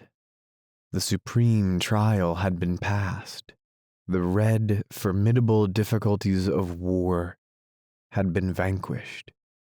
He went into an ecstasy of self-satisfaction. He had the most delightful sensations of his life. Standing as if apart from himself, he viewed that last scene. He perceived that the man who had fought thus was magnificent. He felt that he was a fine fellow. He saw himself even with those ideals which he had considered as far beyond him. He smiled in deep gratification. Upon his fellows he beamed tenderness and goodwill. "Gee, ain't it hot? Hey," he said affably to a man who was polishing his streaming face with his coat sleeves. "You bet," said the other, grinning sociably. "I never seen such dumb hotness." He sprawled out luxuriously on the ground. "Gee, yes. And I hope we don't have no more fight until a week from Monday." There were some handshakings and deep speeches with men whose features were familiar, but with whom the youth now felt the bonds of tied hearts. He helped a cursing comrade to bind up a wound of the shin. But of a sudden, cries of amazement broke out along the ranks of the new regiment. "Here they comin' again! Here they comin' again!" The man who had sprawled upon the ground started up and said, "Gosh!" The youth turned quick eyes upon the field. He discerned forms begin to swell in masses out of a distant wood. He again saw the tilted flag speeding forward. The shells, which had ceased to trouble the regiment for a time, came swirling again, and exploded in the grass or among the leaves of the trees. They looked to be strange war flowers, bursting into fierce bloom. The men groaned. The luster faded from their eyes. Their smudged countenances now expressed a profound dejection. They moved their stiffened bodies slowly, and watched in sullen mood the frantic approach of the enemy. The slaves toiling in the temple of this god began to feel rebellion at his harsh tasks. They fretted and complained, each to each. "Oh, say, this is too much of a good thing. Why can't somebody send us supports? We ain't never gonna stand this second banging. I didn't come here to fight the whole damn rebel army." There was one who raised a doleful cry. "I wish Bill Smithers had trod on my hand instead of me treading on his."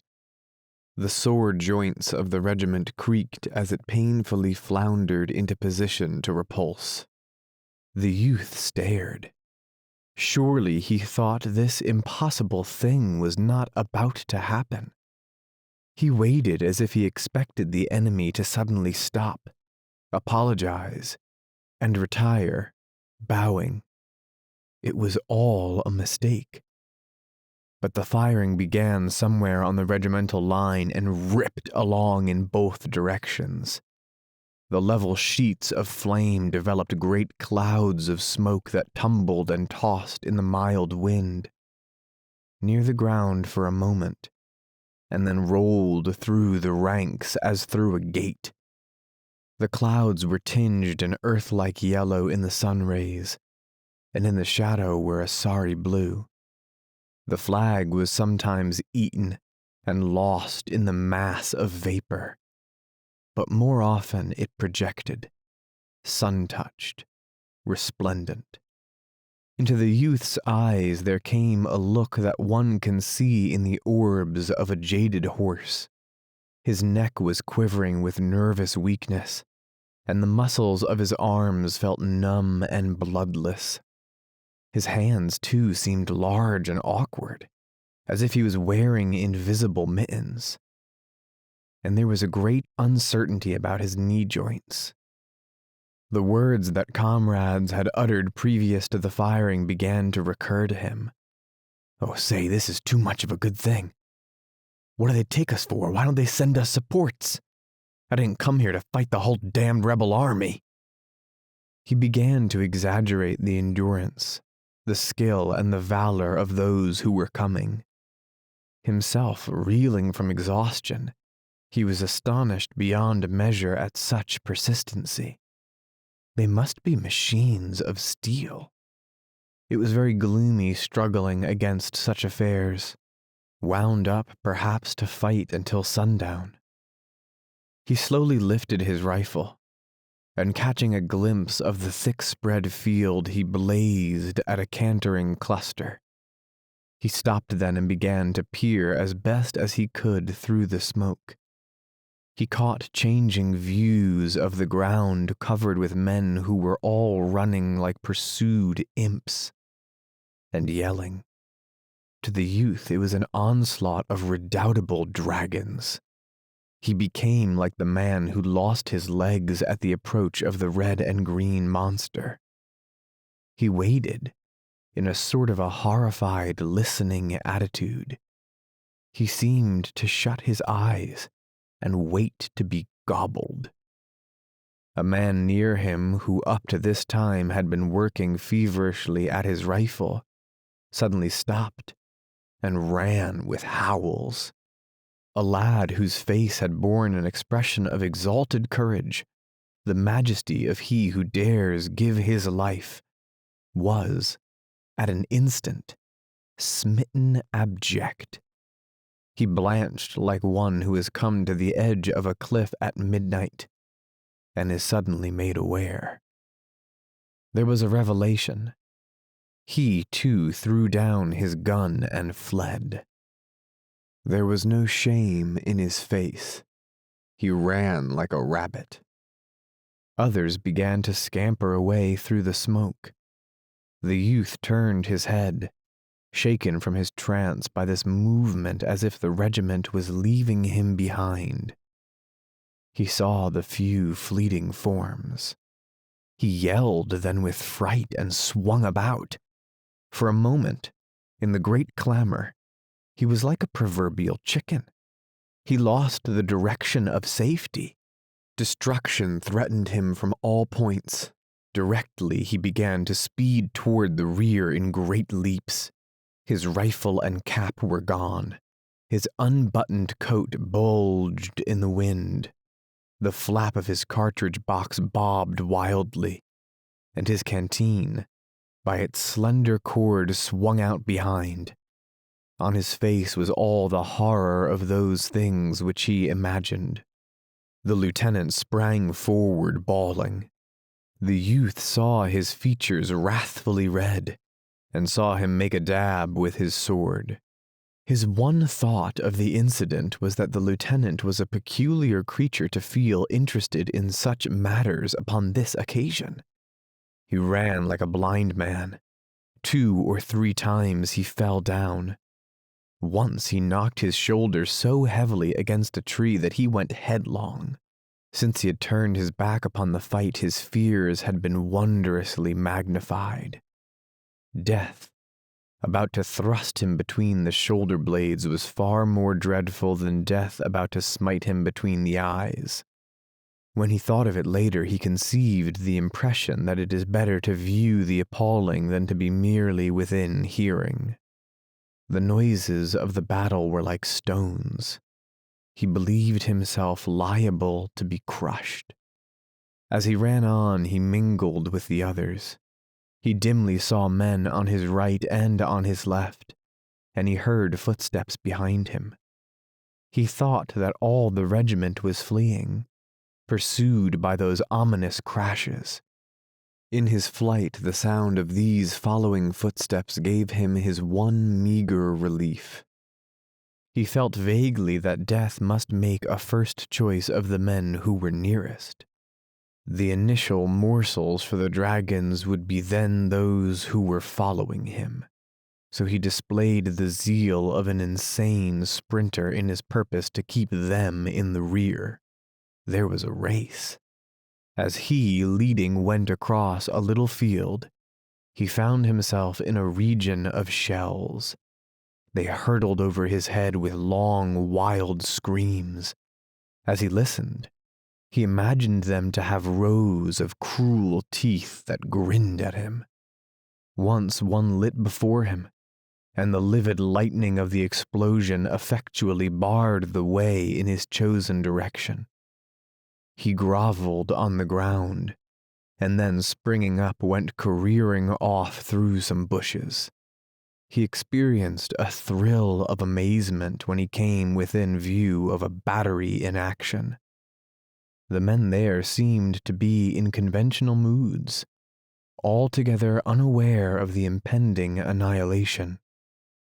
The battery was disputing with a distant antagonist, and the gunners were wrapped in admiration of their shooting. They were continually bending in coaxing postures over the guns. They seemed to be patting them on the back and encouraging them with words. The guns, solid and undaunted, spoke with dogged valor.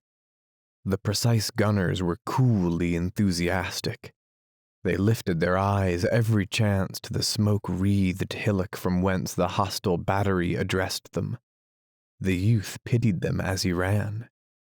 Methodical idiots, machine-like fools. The refined joy of planting shells in the midst of the other battery's formation would appear a little thing when the infantry came swooping out of the woods. The face of a youthful rider who was jerking his frantic horse with an abandon of temper he might display in a placid barnyard was impressed deeply upon his mind. He knew that he looked upon a man who would presently be dead. Too, he felt a pity for the guns, standing 6 good comrades in a bold row. He saw a brigade going to the relief of its pestered fellows. He scrambled upon a wee hill and watched it sweeping finely, keeping formation in difficult places. The blue of the line was crusted with steel color, and the brilliant flags projected. Officers were shouting. This sight also filled him with wonder. The brigade was hurrying briskly to be gulped into the infernal mouths of the war god. What manner of men were they, anyhow? It was some wondrous breed. Or else they didn't comprehend. The fools. A furious order caused commotion in the artillery. An officer on a bounding horse made maniacal motions with his arms. The teams went swinging up from the rear. The guns were whirled about, and the battery scampered away. The cannon, with their noses poked slantingly at the ground, grunted and grumbled like stout men. Brave, but with objections to hurry. The youth went on, moderating his pace since he had left the place of noises. Later he came upon a general of division seated upon a horse that pricked its ears in an interested way at the battle. There was a great gleaming of yellow and patent leather about the saddle and bridle. The quiet man astride looked mouse-colored upon such a splendid charger. A jingling staff was galloping hither and thither.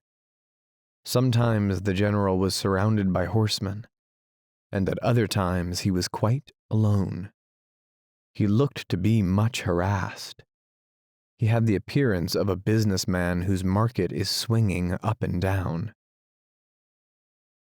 The youth went slinking around this spot. He went as near as he dared, trying to overhear words. Perhaps the general, unable to comprehend chaos, might call upon him for information. And he could tell him. He knew all concerning it. Of a surety the force was in a fix, and any fool could see that if they did not retreat while they had opportunity, why, he felt that he would like to thrash the general, or at least approach and tell him in plain words exactly what he thought him to be. It was criminal to stay calmly in one spot and make no effort to stay destruction. He loitered in a fever of eagerness for the division commander to apply to him. As he warily moved about, he heard the general call out irritably, "Tompkins, go over and see Taylor and tell him not to be in such an all-fired hurry. Tell him to halt his brigade in the edge of the woods. Tell him to detach a regiment. Say I think the center'll break if we don't help it out some. Tell him to hurry up." A slim youth on a fine chestnut horse caught these swift words from the mouth of his superior. He made his horse bound into a gallop almost from a walk in his haste to go upon his mission. There was a cloud of dust. A moment later the youth saw the general bounce excitedly in his saddle. "Yes, by heavens, they have." The officer leaned forward. His face was aflame with excitement. "Yes, by heavens, they've held him. They've held him." He began to blithely roar at his staff. "We'll wallop 'em now, we'll wallop 'em now. We've got 'em sure." He turned suddenly upon an aide. "Here, you Jones, quick, ride after Tompkins. See Taylor. Tell him to go in everlastingly like blazes. Anything." As another officer sped his horse after the first messenger, the general beamed upon the earth like a sun. In his eyes was a desire to chant a paean. He kept repeating, "They've held 'em, by heavens." His excitement made his horse plunge, and he merrily kicked and swore at it. He held a little carnival of joy on horseback. Chapter 7. The youth cringed as if discovered in a crime. By heavens, they had won after all. The imbecile line had remained and become victors. He could hear cheering. He lifted himself upon his toes and looked in the direction of the fight. A yellow fog lay wallowing on the treetops. From beneath it came the clatter of musketry. Hoarse cries told of an advance. He turned away amazed and angry. He felt that he had been wronged. He had fled, he told himself, because annihilation approached. He had done a good part in saving himself, who was a little piece of the army. He had considered the time, he said, to be one in which it was the duty of every little piece to rescue itself, if possible. Later, the officers could fit the little pieces together again and make a battlefront. If none of the little pieces were wise enough to save themselves from the flurry of death at such a time, why then, where would be the army? It was all plain that he had proceeded according to very correct and commendable rules. His actions had been sagacious things. They had been full of strategy. They were the work of a master's legs. Thoughts of his comrades came to him. The brittle blue line had withstood the blows and won. He grew bitter over it. It seemed that the blind ignorance and stupidity of those little pieces had betrayed him. He had been overturned and crushed by their lack of sense in holding the position, when intelligent deliberation would have convinced them that it was impossible. He, the enlightened man who looks afar in the dark, had fled because of his superior preparations and knowledge. He felt a great anger against his comrades. He knew it could be proved that they had been fools. He wondered what they would remark when later he appeared in camp. His mind heard howls of derision. Their destiny would not enable them to understand his sharper point of view. He began to pity himself acutely. He was ill-used. He was trodden beneath the feet of an iron justice. He had proceeded with wisdom and from the most righteous motives under heaven's blue, only to be frustrated by hateful circumstances. A dull, animal-like rebellion against his fellows, war in the abstract, and fate grew within him. He shambled along with bowed head, his brain in a tumult of agony and despair. When he looked loweringly up, quivering at each sound, his eyes had the expression of those of a criminal who thinks his guilt little and his punishment great, and knows that he can find no words. He went from the fields into a thick woods, as if resolved to bury himself. He wished to get out of hearing of the crackling shots which were to him like voices. The ground was cluttered with vines and bushes, and the trees grew close and spread out like bouquets. He was obliged to force his way with much noise. The creepers catching against his legs cried out harshly as their sprays were torn from the barks of trees. The swishing saplings tried to make known his presence to the world. He could not conciliate the forest. As he made his way, it was always calling out protestations. When he separated embraces of trees and vines, the disturbed foliages waved their arms and turned their face leaves toward him. He dreaded lest these noisy motions and cries should bring men to look at him. So he went far, seeking dark and intricate places. After a time, the sound of musketry grew faint, and the cannon boomed in the distance. The sun, suddenly apparent, blazed among the trees. The insects were making rhythmical noises. They seemed to be grinding their teeth in unison. A woodpecker stuck his impudent head around the side of a tree. A bird flew on light-hearted wing.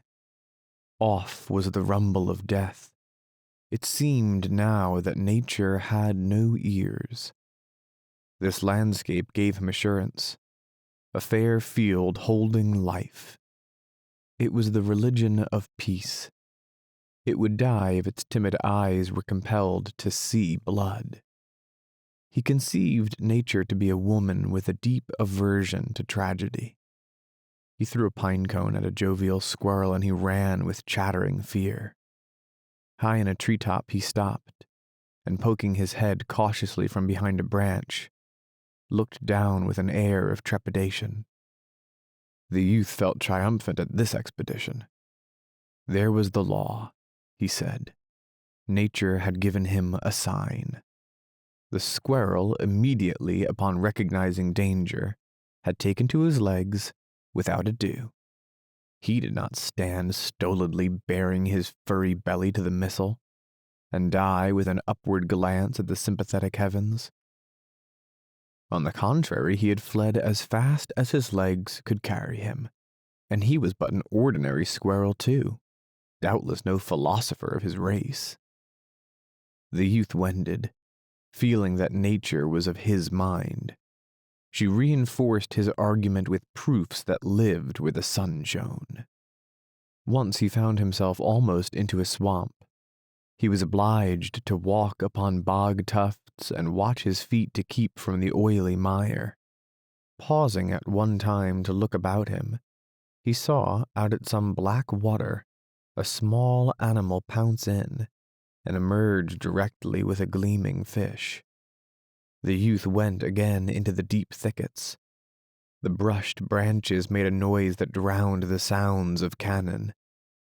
He walked on, going from obscurity into promises of a greater obscurity. At length he reached a place where the high, arching boughs made a chapel. He softly pushed the green doors aside and entered. Pine needles were a gentle brown carpet. There was a religious half-light.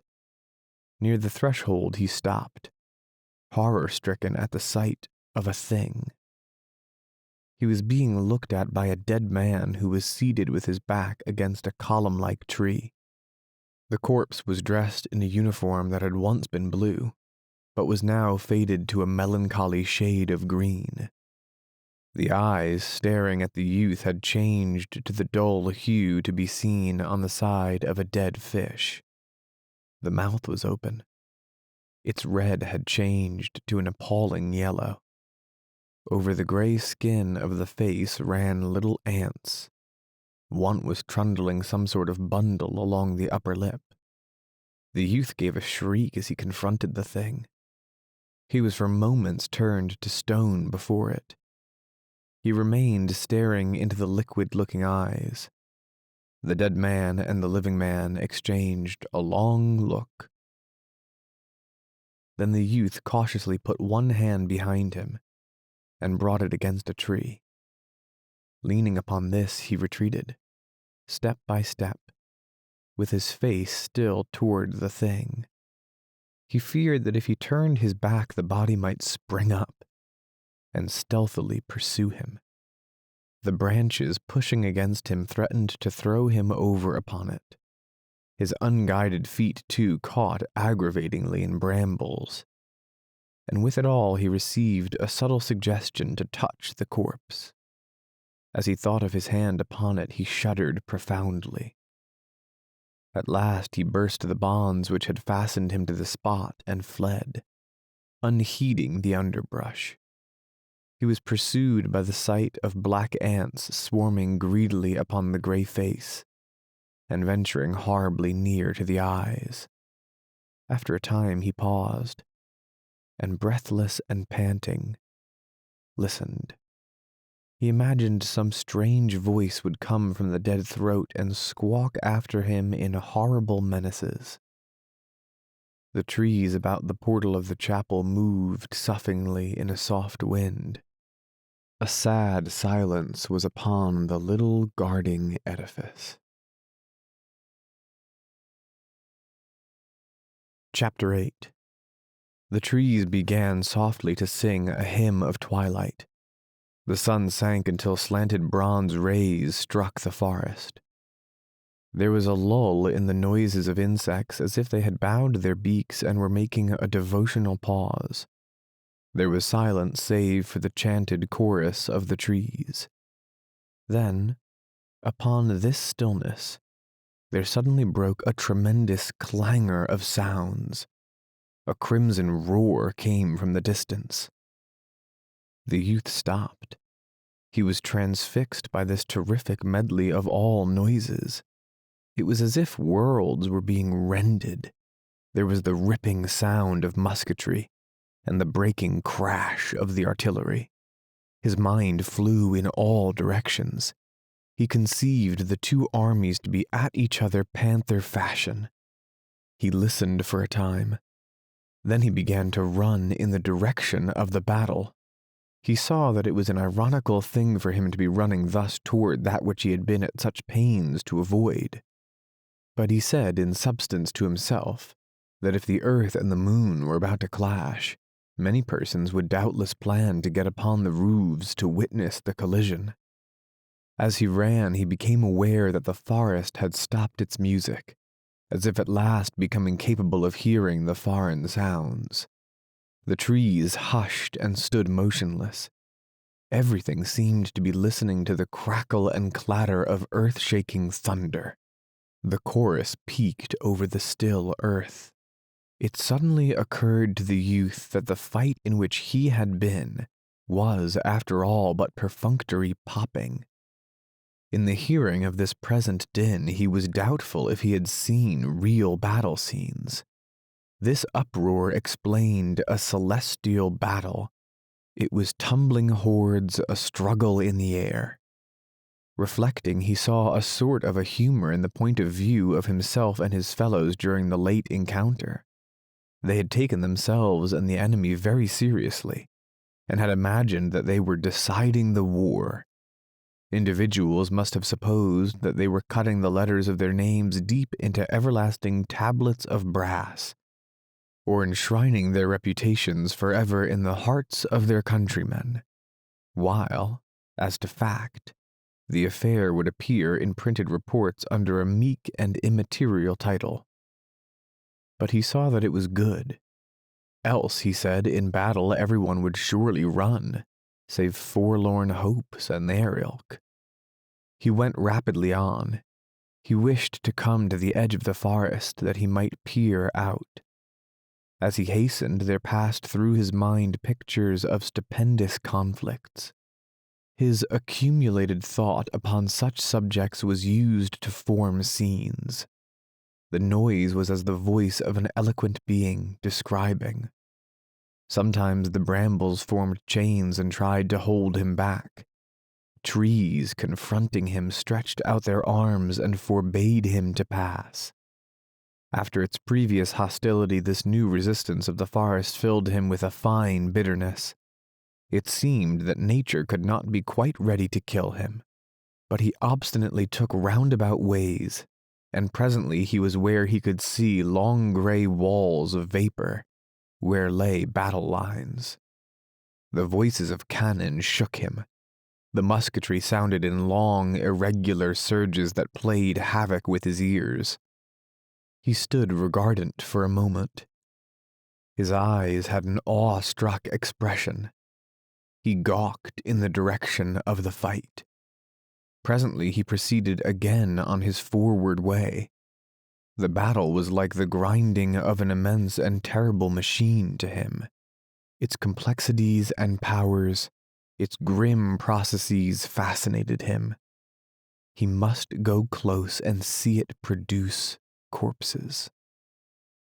He came to a fence and clambered over it.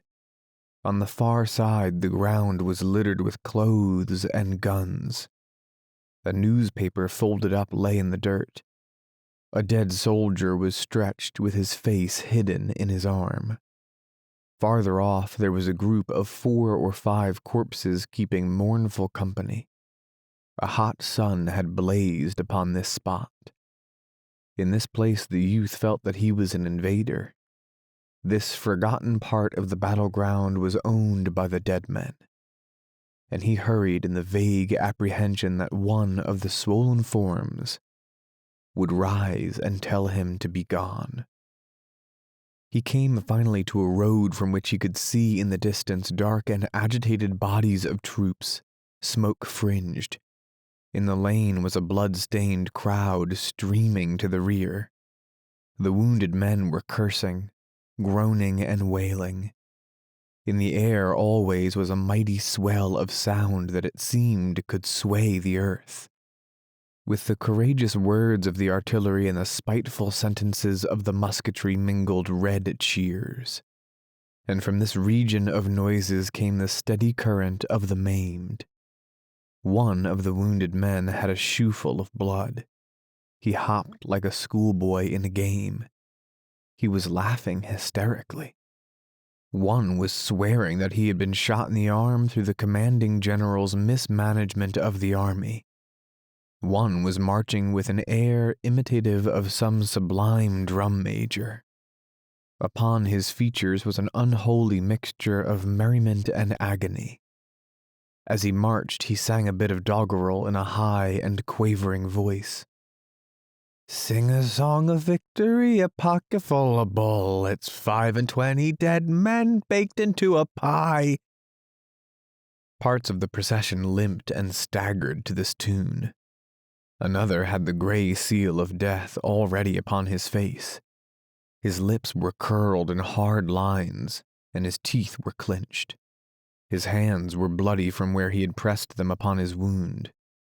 He seemed to be awaiting the moment when he should pitch headlong.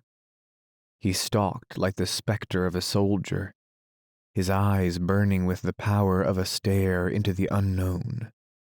There were some who proceeded sullenly, full of anger at their wounds and ready to turn upon anything as an obscure cause. An officer was carried along by 2 privates. He was peevish. "Don't joggle so, Johnson, you fool," he said. "Think my leg is made of iron? If you can't carry me decent, put me down and let someone else do it." He bellowed at the tottering crowd who blocked the quick march of his bearers. "Say, make away there, can't you? Make away, Dickens, take it all." They sulkily parted and went into the roadsides. As he was carried past, they made pert remarks to him. When he raged in reply and threatened them, they told him to be damned.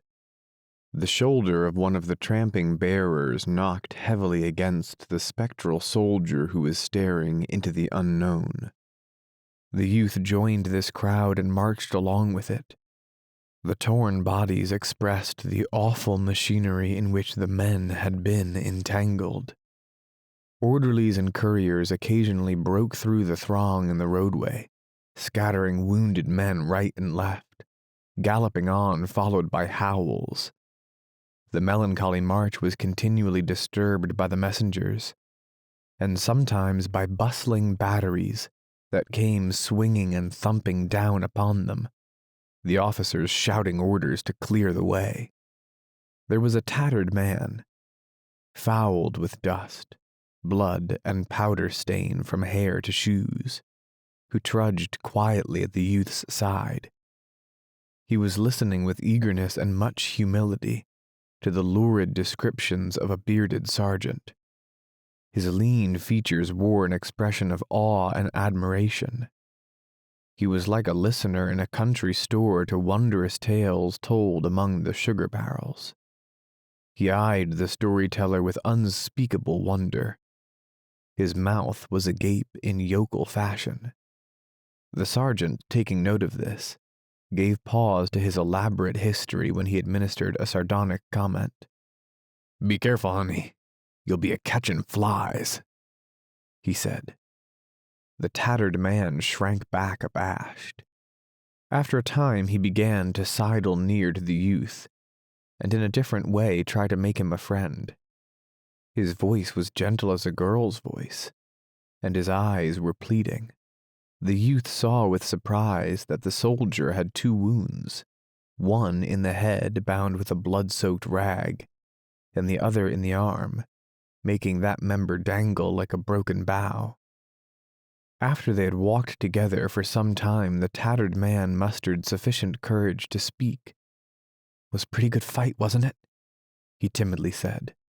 The youth, deep in thought, glanced up at the bloody and grim figure with its lamb-like eyes. "What? Was a pretty good fight, wasn't it?" "Yes," said the youth shortly. He quickened his pace. But the other hobbled industriously after him. There was an air of apology in his manner, but he evidently thought that he needed only to talk for a time, and the youth would perceive that he was a good fellow. "Was a pretty good fight, wasn't it?" He began in a small voice, and then he achieved the fortitude to continue. "Darn me if I ever see fellers fight so. Laws, how they do fight. I knowed the boys would like it when they once got square at it. The boys ain't had no fair chance up to now, but this time they showed what they was. I knowed it'd turn out this way. You can't lick them boys, no sir, they're fighters, they be." He breathed a deep breath of humble admiration. He had looked at the youth for encouragement several times. He received none. But gradually he seemed to get absorbed in his subject. "I was talking cross pickets with a boy from Georgie once, and that boy, he says, Your fellers will all run like hell when they once turn a gun, he says. Maybe they will, I says. But I don't believe none of it, I says. And by Jiminy, I say back to him, maybe your fellers all run like hell when they once turn a gun, I says. He larfed. Well, they didn't run today, did they, eh? No, sir, they fit and fit and fit. His homely face was suffused with a light of love for the army which was to him all things beautiful and powerful. After a time he turned to the youth. Were you hit, old boy? He asked in a brotherly tone. The youth felt instant panic at his question, although at first its full import was not borne in upon him. What? He asked. Were you hit? Repeated the tattered man. Why, began the youth. He turned away suddenly and slid through the crowd. His brow was heavily flushed, and his fingers were picking nervously at one of his buttons. He bent his head and fastened his eyes studiously upon the button as if it were a little problem. The tattered man looked after him in astonishment. Chapter 9. The youth fell back in the procession until the tattered soldier was not in sight. Then he started to walk on with the others. But he was amid wounds. The mob of men was bleeding. Because of the tattered soldier's question, he now felt that his shame could be viewed. He was continually casting sidelong glances to see if the men were contemplating the letters of guilt he burned into his brow. At times he regarded the wounded soldiers in an envious way. He conceived persons with torn bodies to be peculiarly happy. He wished that he, too, had a wound. A red badge of courage. The spectral soldier was at his side like a stalking reproach. The man's eyes were still fixed in a stare into the unknown. His gray, appalling face had attracted attention in the crowd, and men slowing to his dreary pace were walking with him. They were discussing his plight, questioning him and giving him advice. In a dogged way he repelled them, signing to them to go on and leave him alone. The shadows of his face were deepening and his tight lips seemed holding in check the moan of great despair. There could be seen a certain stiffness in the movements of his body, as if he were taking infinite care not to rouse the passion of his wounds. As he went on, he seemed always looking for a place, like one who goes to choose a grave. Something in the gesture of the man as he waved the bloody and pitying soldiers away made the youth start as if bitten. He yelled in horror. Tottering forward, he laid a quivering hand upon the man's arm. As the latter slowly turned his wax-like features toward him, the youth screamed, "God! Jim Conklin?" The tall soldier made a little commonplace smile. "Hello, Henry," he said. The youth swayed on his legs and glared strangely. He stuttered and stammered. "Oh, Jim, oh, Jim, oh, Jim." The tall soldier held out his gory hand. There was a curious red and black combination of new blood and old blood upon it. "Where you been, Henry?" he asked. He continued in a monotonous voice. "I thought maybe you got keeled over. There's been thunder to pay today. I was worrying about it a good deal." The youth still lamented. "Oh, Jim, oh, Jim, oh, Jim." "Yeah, I know," said the tall soldier. "I was out there." He made a careful gesture. "And Lord, what a circus. And by Jiminy, I got shot. I got shot. Yes, by Jiminy, I got shot." He reiterated this fact in a bewildering way, as if he did not know how it came about. The youth put forth anxious arms to assist him, but the tall soldier went firmly as if propelled. Since the youth's arrival as a guardian for his friend, the other wounded men had ceased to display much interest. They occupied themselves again in dragging their own tragedies toward the rear. Suddenly, as the two friends marched on, the tall soldier seemed to be overcome by a tremor. His face turned to a semblance of gray paste. He clutched the youth's arm and looked all about him, as if dreading to be overheard. Then he began to speak in a shaking whisper. "I'll tell you what I'm afraid of, Henry. I'll tell you what I'm afraid of. I'm afraid I'll fall down, and then them damned artillery wagons, they'll like as not run me over. That's what I'm afraid of." The youth cried out to him hysterically. "I'll take care of you, Jim. I'll take care of you, I swear to God I will." "Sure. Will you, Henry?" the tall soldier beseeched. Yes, I tell you, I'll take care of you, Jim," protested the youth. He could not speak accurately because of the gulpings in his throat, but the tall soldier continued to beg in a lowly way. He now hung babe-like to the youth's arm. His eyes rolled in the wildness of his terror. "I was always a good friend to you, wasn't I, Henry? I always been a pretty good feller, ain't I? It ain't much to ask for, is it? Just pull me along out of the road. I'll do it for you, wouldn't I, Henry?" He paused in piteous anxiety to await his friend's reply. The youth had reached an anguish where the sobs scorched him. He strove to express his loyalty, but he could only make fantastic gestures. However, the tall soldier seemed suddenly to forget all those fears. He became again the grim, stalking specter of a soldier. He went stonily forward. The youth wished his friend to lean upon him, but the other always shook his head and strangely protested. No. Leave me be, leave me be." His look was fixed again upon the unknown. He moved with mysterious purpose, and all of the youth's offers he brushed aside. No. Leave me be. Leave me be."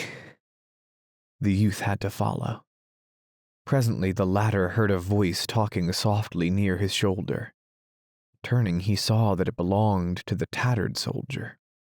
"You'd better take him out of the road, partner. There's a battery coming hippity-whoop down the road and he'll get runned over. He's a goner anyhow in about 5 minutes, you can see that. You'd better take him out of the road. Where the blazes does he get his strength from?" "Lord knows," cried the youth. He was shaking his hands helplessly. He ran forward presently and grasped the tall soldier by the arm. Jim, he coaxed. "Come with me." The tall soldier weakly tried to wrench himself free. "Huh?" he said vacantly. He stared at the youth for a moment. At last he spoke as if dimly comprehending. "Oh, into the fields. Oh." He started blindly through the grass. The youth turned once to look at the lashing riders and jouncing guns of the battery. He was startled from this view by a shrill outcry from the tattered man. "God, he's running!" Turning his head swiftly, the youth saw his friend running in a staggering and stumbling way toward a little clump of bushes. His heart seemed to wrench itself almost free from his body at the sight. He made a noise of pain. He and the tattered man began a pursuit. There was a singular race. When he overtook the tall soldier, he began to plead with all the words he could find. Jim, what are you doing? What makes you do this way? You'll hurt yourself." The same purpose was in the tall soldier's face. He protested in a dulled way, keeping his eyes fastened on the mystic place of his intentions. No, don't touch me. Leave me be. Leave me be." The youth, aghast and filled with wonder at the tall soldier, began quaveringly to question him. "Where you going, Jim? What you thinking about? Where you going? Tell me, won't you, Jim?" The tall soldier faced about as upon relentless pursuers. In his eyes there was a great appeal. "Leave me be, can't you? Leave me be for a minute." The youth recoiled. "Why, Jim," he said in a dazed way, "what's the matter with you?" The tall soldier turned, and lurching dangerously went on. The youth and the tattered soldier followed, sneaking as if whipped, feeling unable to face the stricken man if he should again confront them. They began to have thoughts of a solemn ceremony.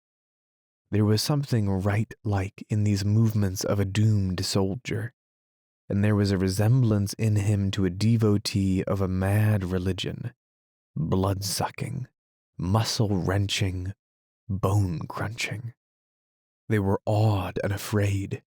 They hung back lest he have at command a dreadful weapon. At last they saw him stop and stand motionless. Hastening up, they perceived that his face wore an expression telling that he had at last found the place for which he had struggled. His spare figure was erect. His bloody hands were quietly at his side. He was waiting with patience for something that he had come to meet. He was at the rendezvous. They paused and stood expectant. There was a silence.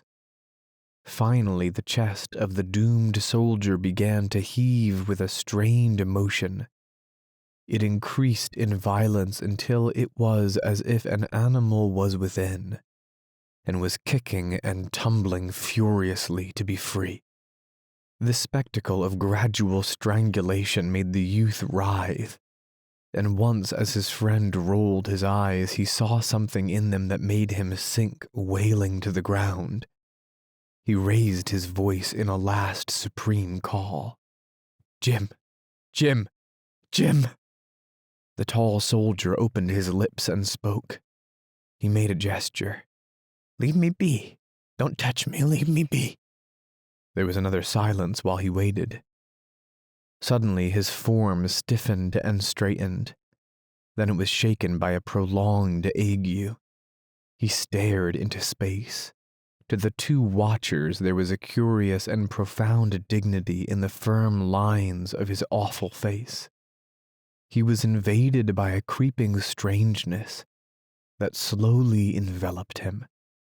For a moment the tremor of his legs caused him to dance a sort of hideous hornpipe.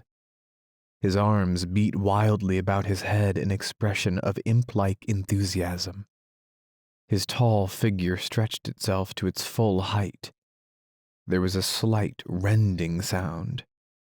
Then it began to swing forward, slow and straight, in the manner of a falling tree.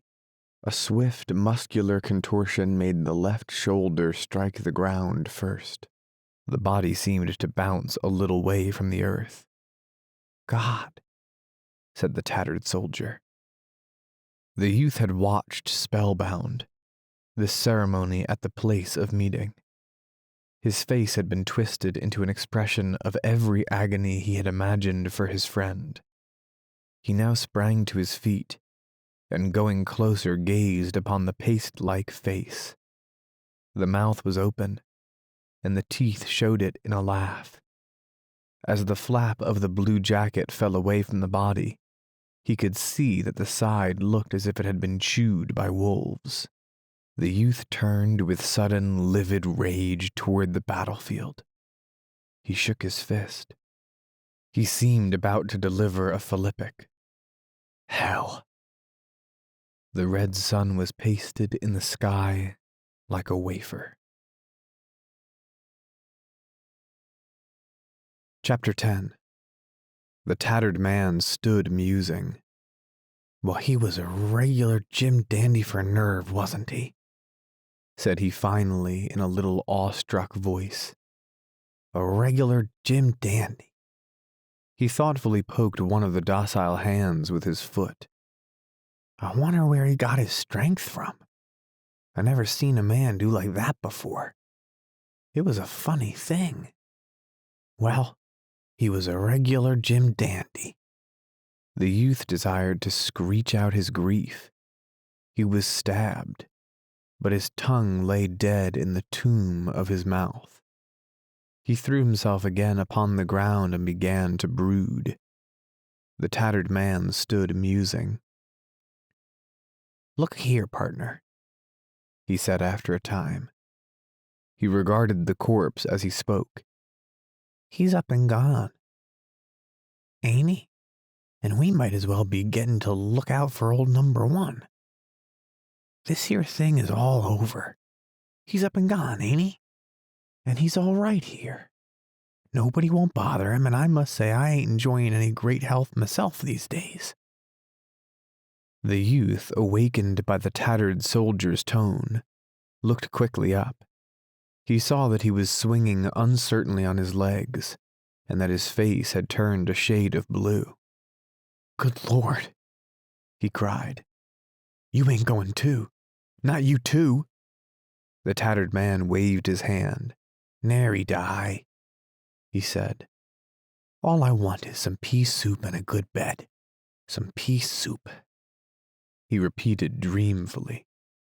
The youth arose from the ground. "I wonder where he came from. I left him over there." He pointed. "And now I find him here. And he was coming from over there, too." He indicated a new direction. They both turned toward the body as if to ask of it a question. "Well," at length spoke the tattered man, "there ain't no use in our staying here and trying to ask him anything." The youth nodded assent wearily. They both turned to gaze for a moment at the corpse. The youth murmured something. "Well, he was a Jim Dandy, wasn't he?" said the tattered man as if in response. They turned their backs upon it and started away. For a time they stole softly, treading with their toes. It remained laughing there in the grass. "I'm commencing to feel pretty bad," said the tattered man suddenly, breaking one of his little silences. "I'm commencing to feel pretty damn bad." The youth groaned. "Oh, Lord." He wondered if he was to be the tortured witness of another grim encounter. But his companion waved his hand reassuringly. "Oh, I'm not gonna die yet. There's too much dependent on me for me to die yet. No, sir, nary die. I can't. You ought to see the swat of children I've got, and all like that." The youth, glancing at his companion, could see by the shadow of a smile that he was making some kind of fun. As they plodded on, the tattered soldier continued to talk. "Besides, if I died, I wouldn't die the way that feller did. That was the funniest thing. I'd just flop down, I would. I'd never seen a feller die the way that feller did. You know Tom Jamison? He lives next door to me up home. He's a nice feller, he is, and we was always good friends. Smart, too. Smart as a steel trap.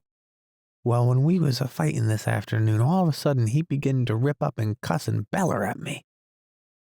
'You're shot, you blamed infernal.' He swear horrible, he says to me. I put up my hand to my head, and when I looked at my fingers, I seen sure enough I was shot. I give a holler and begin to run, but before I could get away, another one hit me in the arm and whirled me clean around. I got scared when they was all a-shooting behind me, and I run to beat all, but I caught it pretty bad. I've an idea I'd be fighting yet, if it weren't for Tom Jamison." Then he made a calm announcement. "There's 2 of 'em, little ones, but they're beginning to have fun with me now. I don't believe I can walk much further." They went slowly on in silence. "You look pretty peaked yourself," said the tattered man at last. "I bet you've got a worser one than you think. You better take care of your hurt. It don't do to let such things go. It might be inside mostly, and them plays thunder. Where's it located?" But he continued his harangue without waiting for a reply. "I see a feller get hit plumb in the head when my regiment was a-standing at ease once. And everybody yelled to him, 'Hurt, Johnny, you hurt much?' 'No,' says he. He looked kinder surprised, and he went on telling him how he felt. He said he didn't feel nothing. But by dad, the first thing that feller knowed, he was dead. Yes, he was dead, stone dead. So you want to watch out. You might have some queer kind of hurt yourself. You can't never tell. Where is yourn located? The youth had been wriggling since the introduction of this topic. He now gave a cry of exasperation and made a furious motion with his hand. Oh, don't bother me, he said. He was enraged against the tattered man and could have strangled him. His companions seemed ever to play intolerable parts. They were ever upraising the ghost of shame on the stick of their curiosity. He turned toward the tattered man as one at bay. Now don't bother me, he repeated with a desperate menace. Well, Lord knows I don't want to bother anybody, said the other. There was a little accent of despair in his voice as he replied, Lord knows I've got enough of my own to tend to. The youth, who had been holding a bitter debate with himself, and casting glances of hatred and contempt at the tattered man, here spoke in a hard voice. Goodbye, he said. The tattered man looked at him in gaping amazement. Why, partner, where you going? He asked unsteadily. The youth looking at him could see that he too, like the other one, was beginning to act dumb and animal-like. His thoughts seemed to be floundering about in his head. Now look-a here, you Tom Jamison. Now I won't have this. This here won't do. Where you going? The youth pointed vaguely. Over there, he replied. Well, now look-a here now, said the tattered man, rambling on in idiot fashion. His head was hanging forward, and his words were slurred. This thing won't do now, Tom Jamison, it won't do. I know you big-headed devil. You want to go tromping off with a bad herd. It ain't right now, Tom Jamison. It ain't. You want to leave me to take care of you, Tom Jamison. It ain't right. It ain't. For you to go tromping off with a bad herd. It ain't right, it ain't. In reply, the youth climbed a fence and started away. He could hear the tattered man bleating plaintively. Once he faced about angrily. What? Look-a here now, Tom Jamison. Now it ain't. The youth went on. Turning at a distance, he saw the tattered man wandering about helplessly in the field. He now thought that he wished he was dead. He believed he envied those men whose bodies lay strewn over the grass of the fields and on the fallen leaves of the forest. The simple questions of the tattered man had been knife thrusts to him. They asserted a society that probes pitilessly at secrets until all is apparent. His late companion's chance persistency made him feel that he could not keep his crime concealed in his bosom.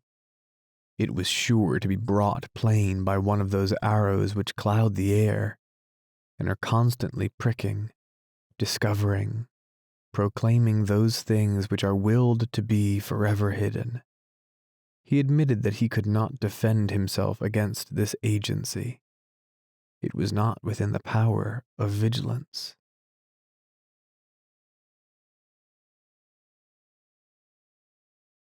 Chapter 11. He became aware that the furnace roar of the battle was growing louder.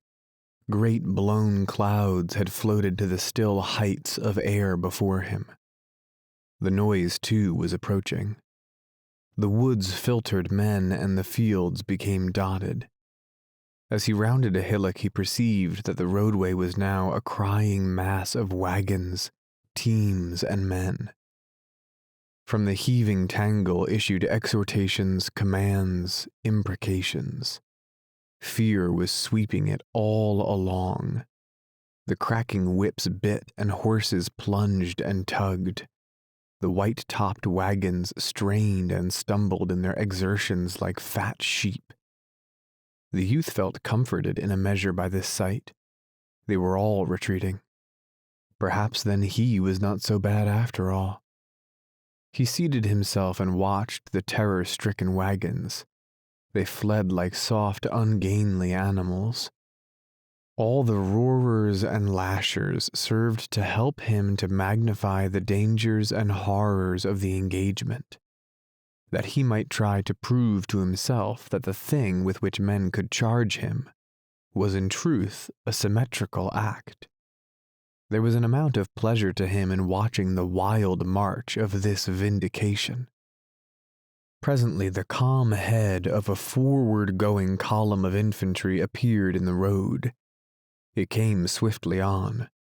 Avoiding the obstructions gave it the sinuous movement of a serpent.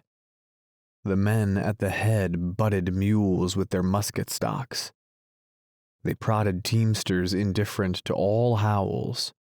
The men forced their way through parts of the dense mass by strength. The blunt head of the column pushed. The raving teamsters swore many strange oaths. The commands to make way had the ring of a great importance in them. The men were going forward to the heart of the din. They were to confront the eager rush of the enemy. They felt the pride of their onward movement when the remainder of the army seemed trying to dribble down this road. They tumbled teams about with a fine feeling that it was no matter so long as their column got to the front in time. This importance made their faces grave and stern, and the backs of the officers were very rigid. As the youth looked at them, the black weight of his woe returned to him. He felt that he was regarding a procession of chosen beings. The separation was as great to him as if they had marched with weapons of flame and banners of sunlight. He could never be like them. He could have wept in his longings. He searched about in his mind for an adequate malediction for the indefinite cause, the thing upon which men turn the words of final blame.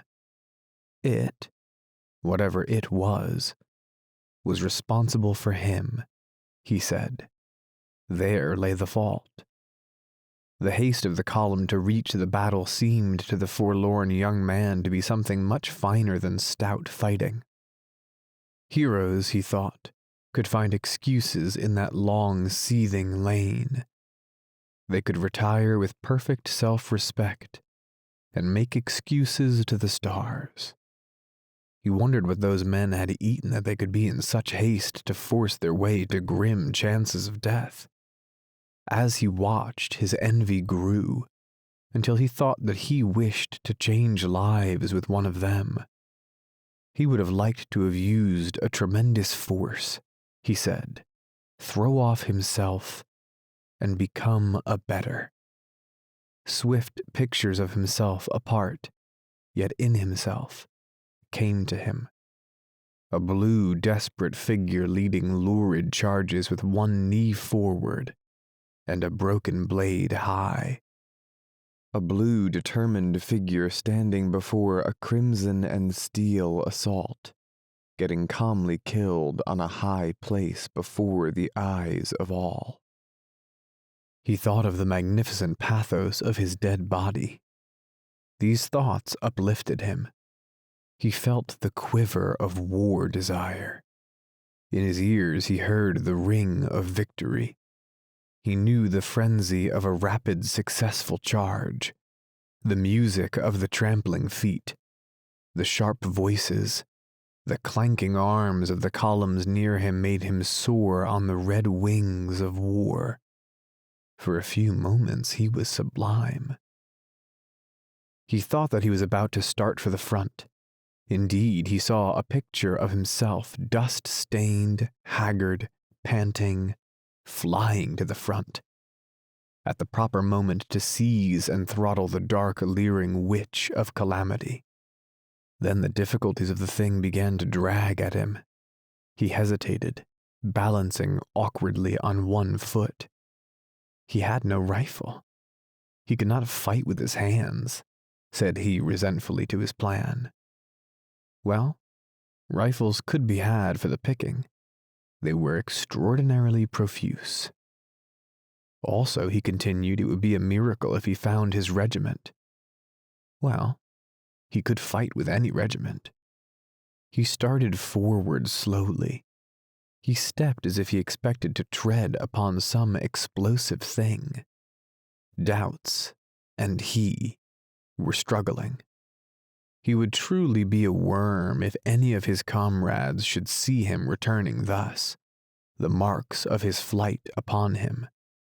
There was a reply that the intent fighters did not care for what happened rearward, saving that no hostile bayonets appeared there. In the battle blur, his face would, in a way, be hidden, like the face of a cowled man. But then he said that his tireless fate would bring forth, when the strife lulled for a moment, a man to ask of him an explanation. In imagination, he felt the security of his companions as he painfully labored through some lies. Eventually, his courage expended itself upon these objections. The debates drained him of his fire. He was not cast down by this defeat of his plan, for upon studying the affair carefully, he could not but admit that the objections were very formidable. Furthermore, various ailments had begun to cry out. In their presence, he could not persist in flying high with the wings of war. They rendered it almost impossible for him to see himself in a heroic light. He tumbled headlong. He discovered that he had a scorching thirst. His face was so dry and grimy that he could feel his skin crackle. Each bone of his body had an ache in it, and seemingly threatened to break with each movement. His feet were like two sores. Also, his body was calling for food. It was more powerful than a direct hunger. There was a dull, weight-like feeling in his stomach. And, when he tried to walk, his head swayed and he tottered. He could not see with distinctness. Small patches of green mist floated before his vision. While he had been tossed by many emotions, he had not been aware of ailments. Now they beset him and made clamor. As he was at last compelled to pay attention to them, his capacity for self-hate was multiplied. In despair, he declared that he was not like those others. He now conceded it to be impossible that he should ever become a hero. He was a craven loon. Those pictures of glory were piteous things. He groaned from his heart and went staggering off. A certain moth-like quality within him kept him in the vicinity of the battle. He had a great desire to see and to get news. He wished to know who was winning. He told himself that despite his unprecedented suffering, he had never lost his greed for a victory. Yet, he said in a half-apologetic manner to his conscience, he could not but know that a defeat for the army this time might mean many favorable things for him. The blows of the enemy would splinter regiments into fragments. Thus many men of courage, he considered, would be obliged to desert the colors and scurry like chickens. He would appear as one of them. They would be sullen brothers in distress, and he could then easily believe he had not run any farther or faster than they. And if he himself could believe in his virtuous perfection, he conceived that there would be small trouble in convincing all others. He said, as if in excuse for this hope, that previously the army had encountered great defeats, and in a few months had shaken off all blood and tradition of them, emerging as bright and valiant as a new one, thrusting out of sight the memory of disaster, and appearing with the valor and confidence of unconquered legions. The shrilling voices of the people at home would pipe dismally for a time, but various generals were usually compelled to listen to these ditties. He, of course, felt no compunctions for proposing a general as a sacrifice. He could not tell who the chosen for the barbs might be, so he could center no direct sympathy upon him. The people were afar, and he did not conceive public opinion to be accurate at long range. It was quite probable that they would hit the wrong man, who, after he had recovered from his amazement, would perhaps spend the rest of his days in writing replies to the songs of his alleged failures. It would be very unfortunate, no doubt, but in this case a general was of no consequence to the youth. In a defeat there would be a roundabout vindication of himself. He thought it would prove, in a manner, that he had fled early because of his superior powers of perception. A serious prophet upon predicting a flood should be the first man to climb a tree. This would demonstrate that he was indeed a seer. A moral vindication was regarded by the youth as a very important thing. Without salve he could not, he thought, wear the sore badge of his dishonor through life. With his heart continually assuring him that he was despicable, he could not exist without making it, through his actions, apparent to all men. If the army had gone gloriously on, he would be lost.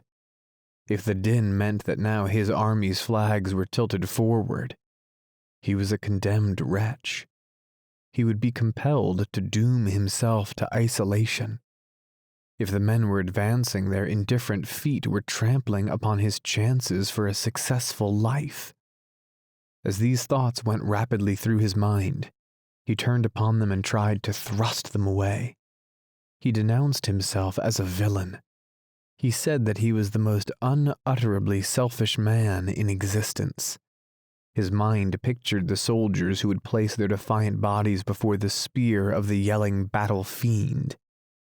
And as he saw their dripping corpses on an imagined field, he said that he was their murderer.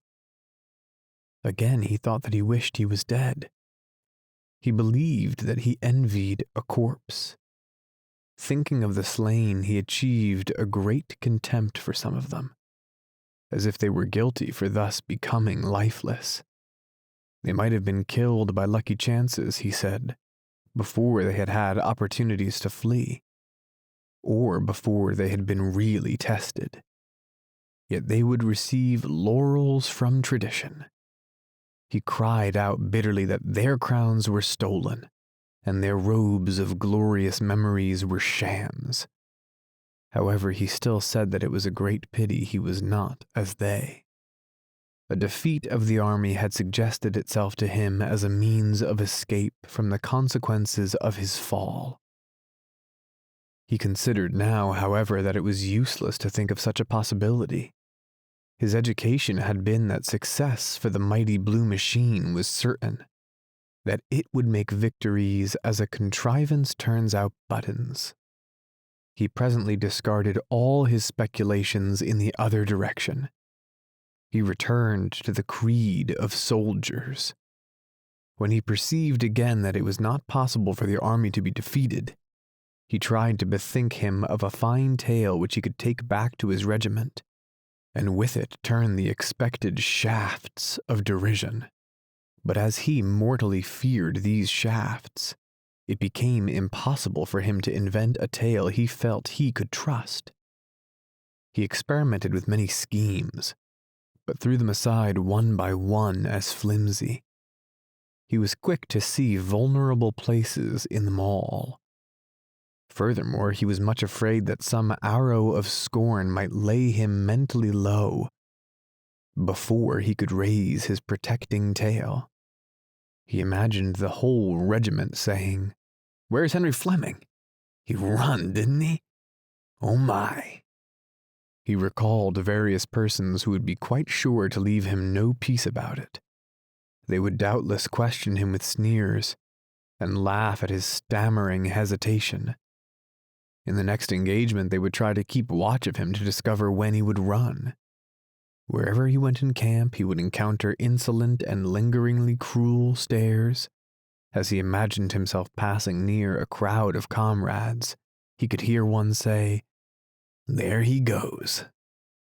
Then, as if the heads were moved by one muscle, all the faces were turned toward him with wide, derisive grins. He seemed to hear someone make a humorous remark in a low tone. At it, the others all crowed and cackled. He was a slang phrase. Chapter 12. The column that had butted stoutly at the obstacles in the roadway was barely out of the youth's sight before he saw dark waves of men come sweeping out of the woods and down through the fields. He knew at once that the steel fibers had been washed from their hearts. They were bursting from their coats and their equipments as from entanglements. They charged down upon him like terrified buffaloes. Behind them blue smoke curled and clouded above the treetops. And through the thickets he could sometimes see a distant pink glare. The voices of the cannon were clamoring in interminable chorus. The youth was horror-stricken. He stared in agony and amazement. He forgot that he was engaged in combating the universe. He threw aside his mental pamphlets on the philosophy of the retreated and rules for the guidance of the damned. The fight was lost. The dragons were coming with invincible strides. The army, helpless in the matted thickets and blinded by the overhanging night, was going to be swallowed. War, the red animal, War, the blood-swollen god, would have bloated fill. Within him something bade to cry out. He had the impulse to make a rallying speech, to sing a battle hymn, but he could only get his tongue to call into the air. Why? What? What's the matter? Soon he was in the midst of them. They were leaping and scampering all about him. Their blanched faces shone in the dusk. They seemed, for the most part, to be very burly men. The youth turned from one to another of them as they galloped along. His incoherent questions were lost. They were heedless of his appeals. They did not seem to see him. They sometimes gabbled insanely. One huge man was asking of the sky, "Say, we're at a plank road. We're at a plank road." It was as if he had lost a child. He wept in his pain and dismay. Presently men were running hither and thither in all ways.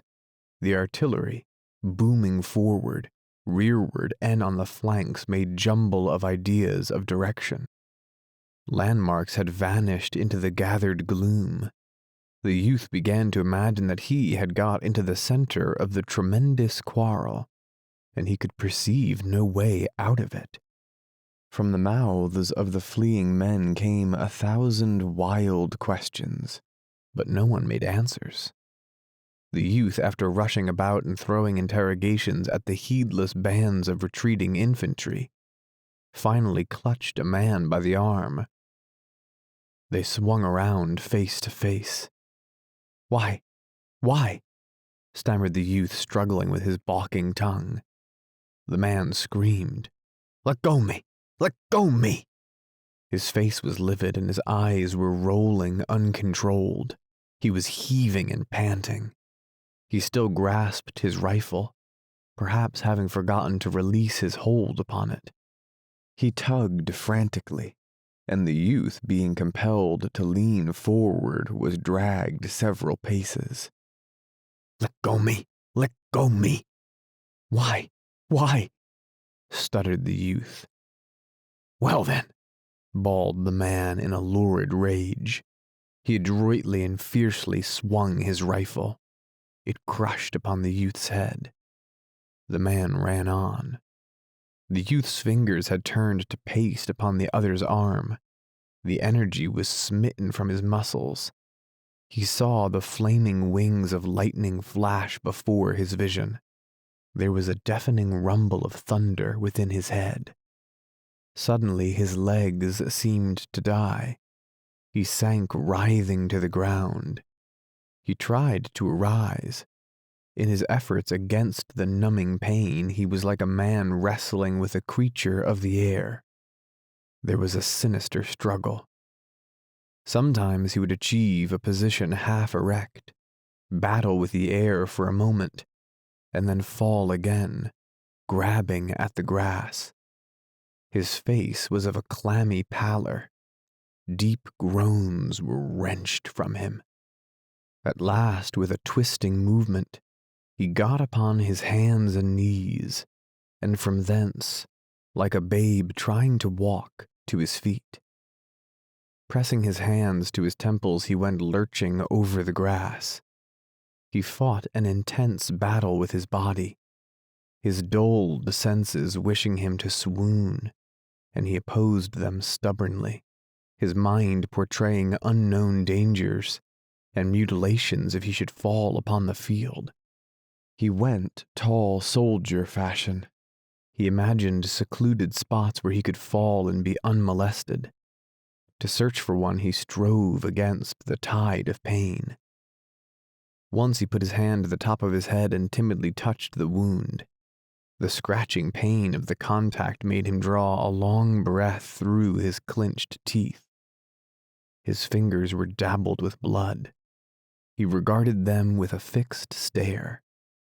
Around him he could hear the grumble of jolted cannon as the scurrying horses were lashed toward the front. Once a young officer on a besplashed charger nearly ran him down. He turned and watched the mass of guns, men, and horses sweeping in a wide curve toward a gap in a fence. The officer was making excited motions with a gauntleted hand. The guns followed the teams with an air of unwillingness, of being dragged by the heels. Some officers of the scattered infantry were cursing and railing like fishwives. Their scolding voices could be heard above the din. Into the unspeakable jumble in the roadway rode a squadron of cavalry. The faded yellow of their facings shone bravely. There was a mighty altercation. The artillery were assembling as if for a conference. The blue haze of evening was upon the field. The lines of forest were long purple shadows. One cloud lay along the western sky, partly smothering the red. As the youth left the scene behind him, he heard the guns suddenly roar out. He imagined them shaking in black rage. They belched and howled like brass devils guarding a gate. The soft air was filled with the tremendous remonstrance. With it came the shattering peal of opposing infantry. Turning to look behind him, he could see sheets of orange light illumine the shadowy distance. There were subtle and sudden lightnings in the far air. At times he thought he could see heaving masses of men. He hurried on in the dusk. The day had faded, until he could barely distinguish place for his feet. The purple darkness was filled with men who lectured and jabbered. Sometimes he could see them gesticulating against a blue and somber sky. There seemed to be a great ruck of men and munitions spread about in the forest and in the fields. The little narrow roadway now lay lifeless. There were overturned wagons like sun-dried boulders. The bed of the former torrent was choked with the sun-bodies of horses and splintered parts of war machines. It had come to pass that his wound pained him but little. He was afraid to move rapidly, however, for a dread of disturbing it. He held his hand very still and took many precautions against stumbling. He was filled with anxiety, and his face was pinched and drawn in anticipation of the pain of any sudden mistake of his feet in the gloom. His thoughts, as he walked, fixed intently upon his hurt. There was a cool, liquid feeling about it, and he imagined blood moving slowly down under his hair. His head seemed swollen to a size that made him think his neck to be inadequate. The new silence of his wound made much worriment. The little blistering voices of pain that had called out from his scalp were, he thought, definite in their expression of danger. By them he believed he could measure his plight. But when they remained ominously silent, he became frightened and imagined terrible fingers that clutched into his brain. Amid it, he began to reflect upon various incidents and conditions of the past. He bethought him of certain meals his mother had cooked at home, in which those dishes of which he was particularly fond had occupied prominent positions. He saw the spread table. The pine walls of the kitchen were glowing in the warm light from the stove.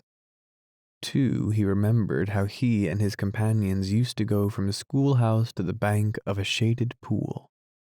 He saw his clothes in disorderly array upon the grass of the bank. He felt the swash of the fragrant water upon his body. The leaves of the overhanging maple rustled with melody in the wind of youthful summer. He was overcome presently by a dragging weariness. His head hung forward, and his shoulders were stooped as if he were bearing a great bundle. His feet shuffled along the ground. He held continuous arguments as to whether he should lie down and sleep at some near spot, or force himself on until he reached a certain haven. He often tried to dismiss the question, but his body persisted in rebellion, and his senses nagged at him like pampered babies.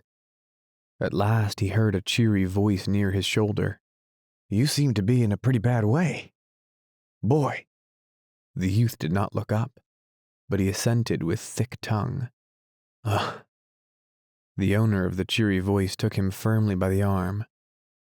"Well," he said with a round laugh, "I'm going your way.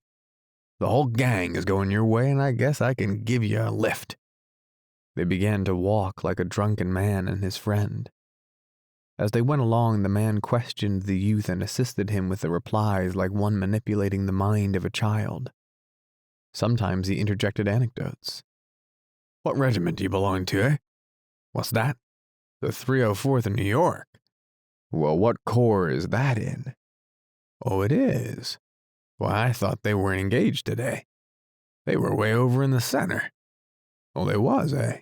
Well, pretty nearly everybody got their share of fighting today, by dad. I gave myself up for dead a number of times. They were shooting here, shooting there, and hollering here and hollering there in the damn darkness until I couldn't tell to save my soul which side I was on.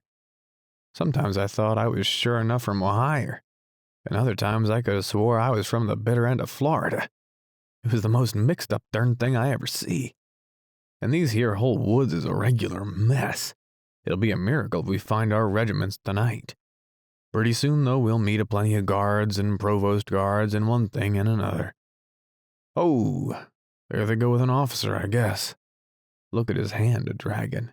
He's got all the war he wants, I bet. He won't be talking so big about his reputation and all when they go sawing off his leg. Poor feller. My brother's got whiskers just like that. How'd you get way over here, anyhow? Your regiment is a long way from here, ain't it? Well, I guess we can find it. You know, there was a boy killed in my company today that I thought the world and all of. Jack was a nice feller. By ginger, it hurt like thunder to see old Jack get knocked flat.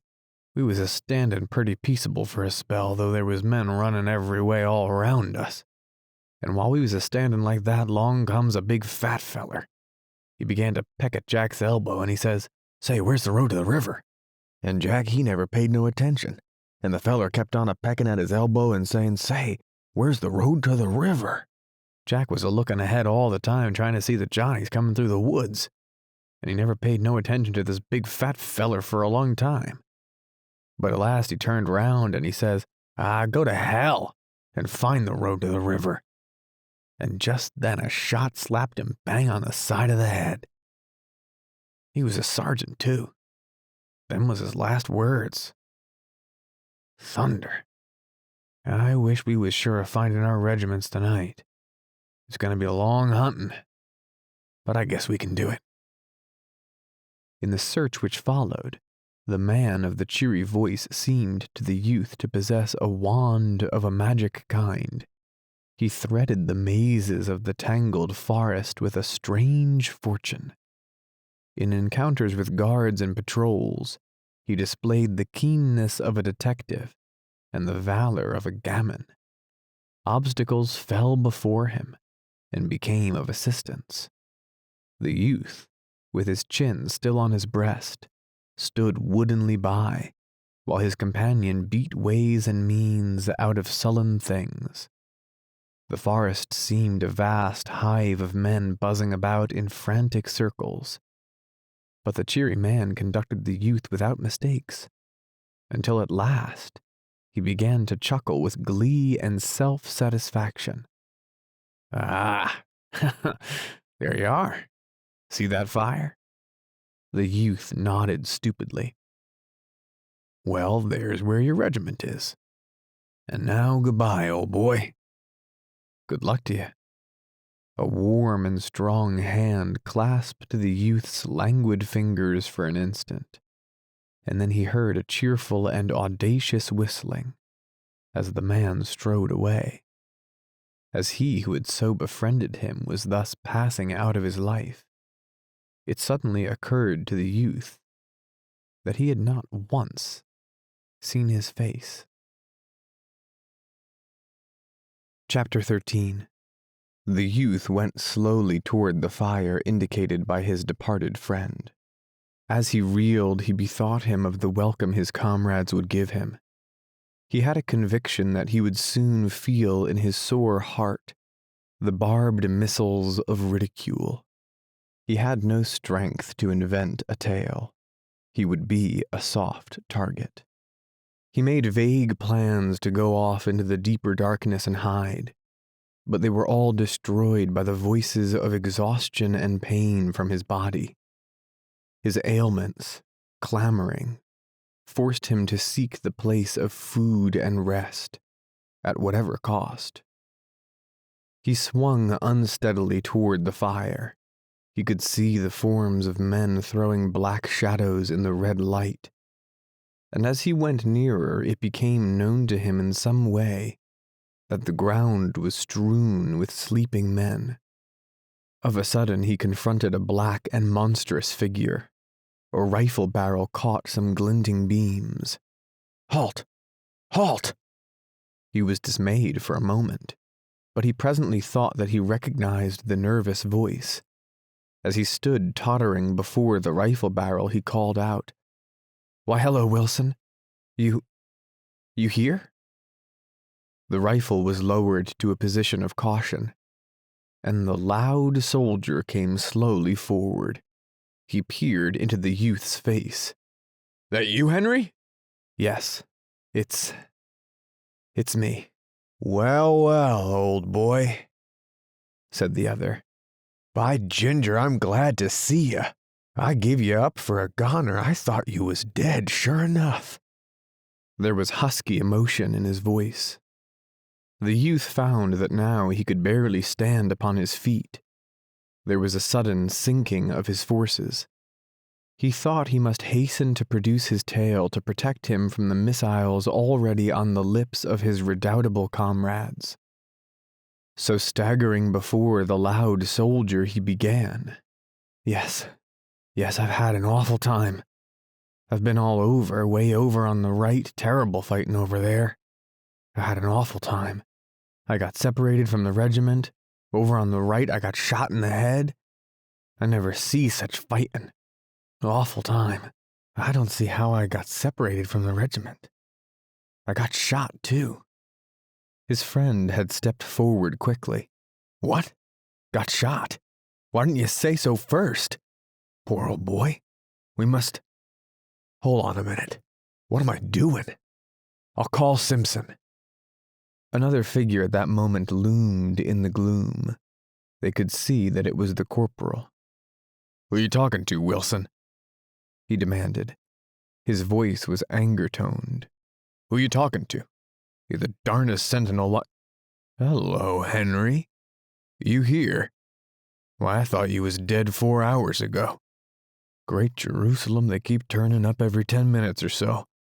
We thought we'd lost 42 men by straight count, but if they keep on a-comin' this way, we'll get the company all back by morning yet. Where was you? Over on the right. I got separated, began the youth with considerable glibness. But his friend had interrupted hastily. Yes, and he got shot in the head. And he's in a fix, and we must see to him right away. He rested his rifle in the hollow of his left arm and his right around the youth's shoulder. Gee, it must hurt like thunder, he said. The youth leaned heavily upon his friend.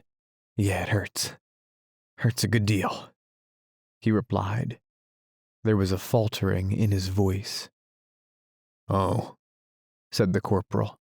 He linked his arm in the youth's and drew him forward. Come on, Henry, I'll take care of you. As they went on together, the loud private called out after them. Put him to sleep in my blanket, Simpson. And hold on a minute. Here's my canteen. It's full of coffee. Look at his head by the fire and see how it looks. Maybe it's a pretty bad one. When I get relieved in a couple of minutes, I'll be over and see to him. The youth's senses were so deadened that his friend's voice sounded from afar, and he could scarcely feel the pressure of the corporal's arm. He submitted passively to the latter's directing strength. His head was in the old manner hanging forward upon his breast. His knees wobbled. The corporal led him into the glare of the fire. Now, Henry, he said, let's have a look at your old head. The youth sat obediently, and the corporal, laying aside his rifle, began to fumble in the bushy hair of his comrade. He was obliged to turn the other's head so that the full flush of the firelight would beam upon it. He puckered his mouth with a critical air. He drew back his lips and whistled through his teeth when his fingers came in contact with the splashed blood and the rare wound. Here we are, he said. He awkwardly made further investigations. Just as I thought, he added presently. You've been grazed by a ball. It's raised a queer lump just as if some feller had slammed you on the head with a club. It stopped a bleedin' long time ago. The most about it is that in the morning you'll feel like a number 10 hat would fit you. And your head'll be all head up and feel as dry as burnt pork. And you may get a lot of other sickness too by morning.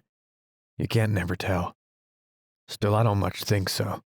It's just a damn good belt on the head and nothing more. Now you just sit here and don't move while I go rout out the relief. Then I'll send Wilson to take care of you. The corporal went away. The youth remained on the ground like a parcel. He stared with a vacant look into the fire. After a time he aroused for some part, and the things about him began to take form. He saw that the ground in the deep shadows was cluttered with men, sprawling in every conceivable posture. Glancing narrowly into the more distant darkness, he caught occasional glimpses of visages that loomed pallid and ghostly, lit by a phosphorescent glow. These faces expressed in their lines the deep stupor of the tired soldiers. They made them appear like men drunk with wine. This bit of forest might have appeared to an ethereal wanderer as a scene of the result of some frightful debauch. On the other side of the fire, the youth observed an officer asleep, seated bolt upright, with his back against a tree. There was something perilous in his position. Badgered by dreams, perhaps, he swayed with little bounces and starts, like an old, toddy-stricken grandfather in a chimney corner. Dust and stains were upon his face. His lower jaw hung down as if lacking strength to assume its normal position. He was the picture of an exhausted soldier after a feast of war. He had evidently gone to sleep with his sword in his arms. These two had slumbered in an embrace. but the weapon had been allowed in time to fall unheeded to the ground. The brass-mounted hilt lay in contact with some parts of the fire. Within the gleam of rose and orange light from the burning sticks were other soldiers, snoring and heaving, or lying death-like in slumber. A few pairs of legs were stuck forth, rigid and straight. The shoes displayed the mud or dust of marches, and bits of rounded trousers protruding from the blankets showed rents and tears from hurried pitchings through the dense brambles. The fire cackled musically. From it swelled light smoke. Overhead the foliage moved softly. The leaves, with their faces turned toward the blaze, were colored shifting hues of silver, often edged with red. Far off to the right, through a window in the forest, could be seen a handful of stars lying, like glittering pebbles, on the black level of the night. Occasionally, in this low, arched hall, a soldier would arouse and turn his body to a new position, the experience of his sleep having taught him of uneven and objectionable places upon the ground under him. Or perhaps he would lift himself to a sitting posture, blink at the fire for an unintelligent moment, throw a swift glance at his prostrate companion, and then cuddle down again with a grunt of sleepy content. The youth sat in a forlorn heap until his friend the loud young soldier came, swinging 2 canteens by their light strings. "Well now, Henry, old boy," said the latter, "we'll have you fixed up in just about a minute." He had the bustling way of an amateur nurse. He fussed around the fire and stirred the sticks to brilliant exertions. He made his patient drink largely from the canteen that contained the coffee. It was to the youth a delicious draught. He tilted his head afar back and held the canteen long to his lips. The cool mixture went caressingly down his blistered throat. Having finished, he sighed with comfortable delight. The loud young soldier watched his comrade with an air of satisfaction. He later produced an extensive handkerchief from his pocket. He folded it into a manner of bandage and soused water from the other canteen upon the middle of it. This crude arrangement he bound over the youth's head, tying the ends in a queer knot at the back of the neck. "There," he said, moving off and surveying his deed. "You look like the devil, but I bet you feel better." The youth contemplated his friend with grateful eyes. Upon his aching and swelling head the cold cloth was like a tender woman's hand. "You don't holler nor say nothin'," remarked his friend approvingly. "I know I'm a blacksmith at taking care of sick folks, and yet you never squeaked. You're a good 'un, Henry. Most of the men would have been in the hospital long ago. A shot in the head ain't foolin' business." The youth made no reply, but began to fumble with the buttons of his jacket. "Well, come now," continued his friend. "Come on, I must put you to bed and see that you get a good night's rest."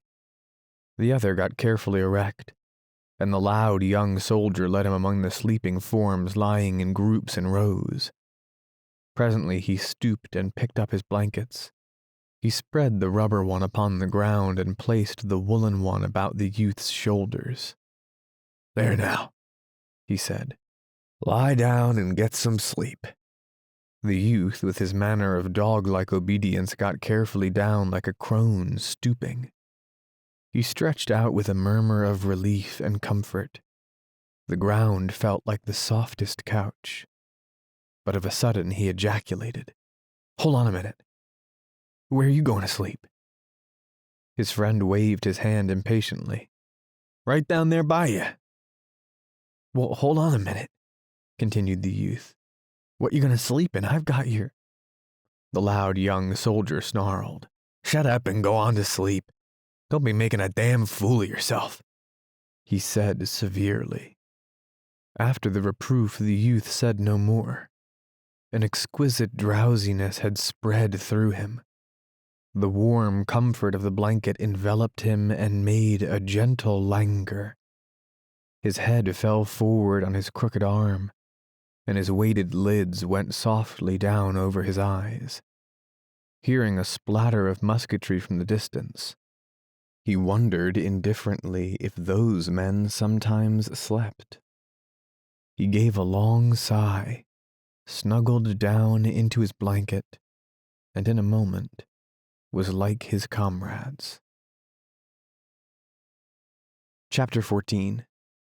When the youth awoke, it seemed to him that he had been asleep for 1,000 years, and he felt sure that he opened his eyes upon an unexpected world. Gray mists were slowly shifting before the first efforts of the sun rays. An impending splendor could be seen in the eastern sky. An icy dew had chilled his face, and immediately upon arousing, he curled farther down into his blanket. He stared for a while at the leaves overhead, moving in a heraldic wind of the day. The distance was splintering and blaring with the noise of fighting.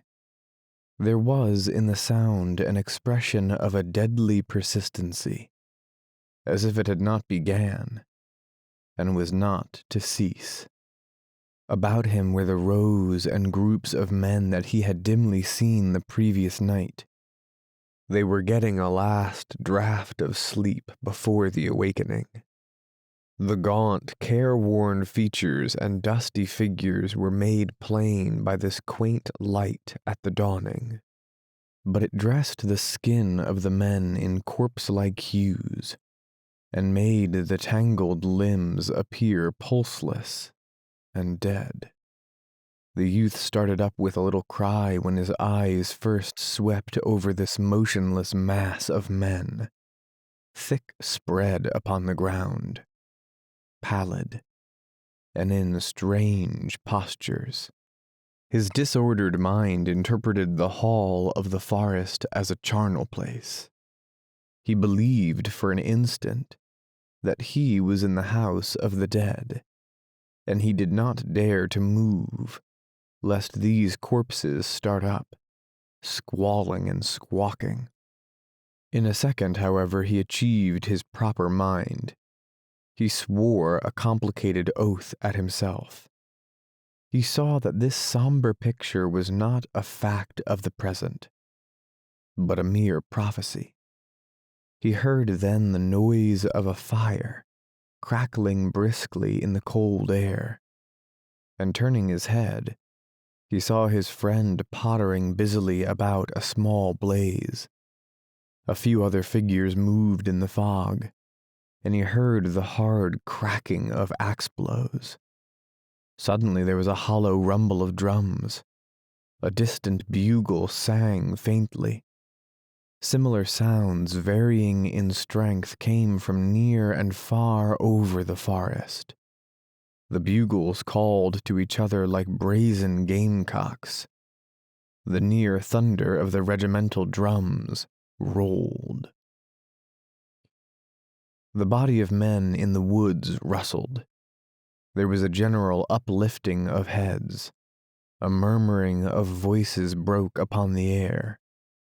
In it there was much bass of grumbling oaths. Strange gods were addressed in condemnation of the early hours necessary to correct war. An officer's peremptory tenor rang out and quickened the stiffened movement of the men. The tangled limbs unraveled. The corpse-hued faces were hidden behind fists that twisted slowly in the eye sockets. The youth sat up and gave vent to an enormous yawn. "Thunder," he remarked petulantly. He rubbed his eyes, and then, putting up his hand, felt carefully the bandage over his wound. His friend, perceiving him to be awake, came from the fire. "Well, Henry, old man, how do you feel this morning?" he demanded. The youth yawned again. Then he puckered his mouth to a little pucker. His head, in truth, felt precisely like a melon, and there was an unpleasant sensation at his stomach. "Oh, Lord, I feel pretty bad," he said. "Thunder!" exclaimed the other. "I hoped you'd feel all right this morning. Let's see the bandage. I guess it slipped." He began to tinker at the wound in a rather clumsy way until the youth exploded. "Gosh darn it," he said in sharp irritation. "You're the hangedest man I ever saw. You wear muffs on your hands. Why in good thunderation can't you be more easy? I'd rather you stand off and throw guns at it. Now go slow and don't act as if you were nailing down carpet." He glared with insolent command at his friend, but the latter answered soothingly. "Well, well. Come now and get some grub," he said. "Then maybe you'll feel better." At the fireside, the loud young soldier watched over his comrades once with tenderness and care. He was very busy marshalling the little black vagabonds of tin cups and pouring into them the streaming iron-colored mixture from a small and sooty tin pail. He had some fresh meat, which he roasted hurriedly on a stick. He sat down then and contemplated the youth's appetite with glee. The youth took note of a remarkable change in his comrade since those days of camp life upon the riverbank. He seemed no more to be continually regarding the proportions of his personal prowess. He was not furious at small words that pricked his conceits. He was no more a loud young soldier. There was about him now a fine reliance. He showed a quiet belief in his purposes and his abilities, and this inward confidence evidently enabled him to be indifferent to little words of other men aimed at him. The youth reflected. He had been used to regarding his comrade as a blatant child, with an audacity grown from his inexperience, thoughtless, headstrong, jealous, and filled with a tinsel courage. A swaggering babe accustomed to strut in his own dooryard. The youth wondered where had been born these new eyes, when his comrade had made the great discovery that there were many men who would refuse to be subjected by him. Apparently the other had now climbed a peak of wisdom from which he could perceive himself as a very wee thing. And the youth saw that ever after it would be easier to live in his friend's neighborhood. His comrade balanced his ebony coffee cup on his knee. "Well, Henry," he said, "what do you think the chances are? Do you think we'll wallop 'em?" The youth considered for a moment. "Day before yesterday," he finally replied with boldness, "you would have bet you'd lick the whole kit and boodle all by yourself." His friend looked a trifle amazed. "Would I?" he asked. He pondered. "Well, perhaps I would," he decided at last. He stared humbly at the fire. The youth was quite disconcerted at the surprising reception of his remarks. "Ah, no, you wouldn't either," he said, hastily trying to retrace. But the other made a depreciating gesture. "Ah, you needn't mind, Henry," he said. "I believe I was a pretty big fool in those days." He spoke as after a lapse of years. There was a little pause. "All the officers say we got the Rebs in a pretty tight box," said the friend, clearing his throat in a commonplace way. "They all seem to think we got 'em just where we want 'em." "I don't know about that," the youth replied. "What I seen over there on the right makes me think it was the other way about. From where I was, it looked as if we was getting a good pounding yesterday." "Do you think so?" inquired the friend. "I thought we handled 'em pretty rough yesterday." "Not a bit," said the youth. "Why, Lord, man, you didn't see nothing of the fight. Why—" Then a sudden thought came to him. "Oh, Jim Conklin's dead." His friend started. "What? Is he? Jim Conklin?" The youth spoke slowly. Yes, he's dead. Shot in the side. You don't say. Jim Conklin. Poor cuss. All about them were other small fires surrounded by men with their little black utensils. From one of these near came sudden, sharp voices in a row. It appeared that two light-footed soldiers had been teasing a huge, bearded man, causing him to spill coffee upon his blue knees. The man had gone into a rage and had sworn comprehensively. Stung by his language, his tormentors had immediately bristled at him, with a great show of resenting unjust oaths. Possibly there was going to be a fight. The friend arose and went over to them, making pacific motions with his arms. Here now, boys, what's the use? He said. We'll be at the Rebs in less than an hour. What's the good fighting among ourselves? One of the light-footed soldiers turned upon him red-faced and violent. You needn't come around here with your preaching. I suppose you don't approve of fighting since Charlie Morgan licked you, but I don't see what business this here is of yours or anybody else. Well, it ain't, said the friend mildly. Still, I hate to see. There was a tangled argument. Well, he, said the two, indicating their opponent with accusative forefingers. The huge soldier was quite purple with rage. He pointed at the two soldiers with his great hand, extended claw-like. Well, they... But during this argumentative time, the desire to deal blows seemed to pass, although they said much to each other. Finally, the friend returned to his old seat. In a short while, the three antagonists could be seen together in an amiable bunch. Jimmy Rogers says I'll have to fight him after the battle today, announced the friend as he again seated himself. He says he don't allow no interfering in his business. I hate to see the boys fighting among themselves. The youth laughed. You're changed a good bit. You ain't at all like you was. I remember when you and that Irish feller. He stopped and laughed again. No, I didn't used to be that way, said his friend thoroughly. That's true enough. Well, I didn't mean, began the youth. The friend made another deprecatory gesture. You needn't mind, Henry. There was another little pause.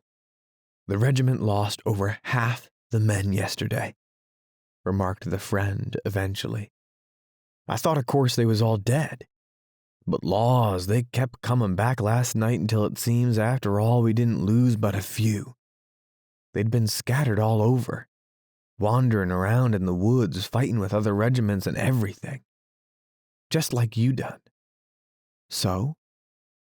Said the youth. Chapter 15. The regiment was standing at order arms at the side of a lane, waiting for the command to march, when suddenly the youth remembered the little packet enwrapped in a faded yellow envelope, which the loud young soldier with lugubrious words had entrusted to him. It made him start. He uttered an exclamation and turned toward his comrade. Wilson! What? His friend at his side in the ranks was thoughtfully staring down the road. From some cause his expression was, at that moment, very meek. The youth regarding him with sidelong glances felt impelled to change his purpose. Oh, nothing, he said. His friend turned his head in some surprise. Why, what was you gonna say? Oh, nothing, repeated the youth. He resolved not to deal the little blow. It was sufficient that the fact made him glad. It was not necessary to knock his friend on the head with the misguided packet. He had been possessed of much fear of his friend, for he saw how easily questionings could make holes in his feelings.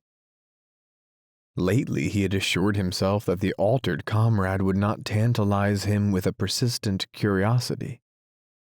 But he felt certain that during the first period of leisure his friend would ask him to relate his adventures of the previous day. He now rejoiced in the possession of a small weapon with which he could prostrate his comrade at the first signs of a cross-examination. He was master. It would now be he who could laugh and shoot the shafts of derision. The friend had, in a weak hour, spoken with sobs of his own death.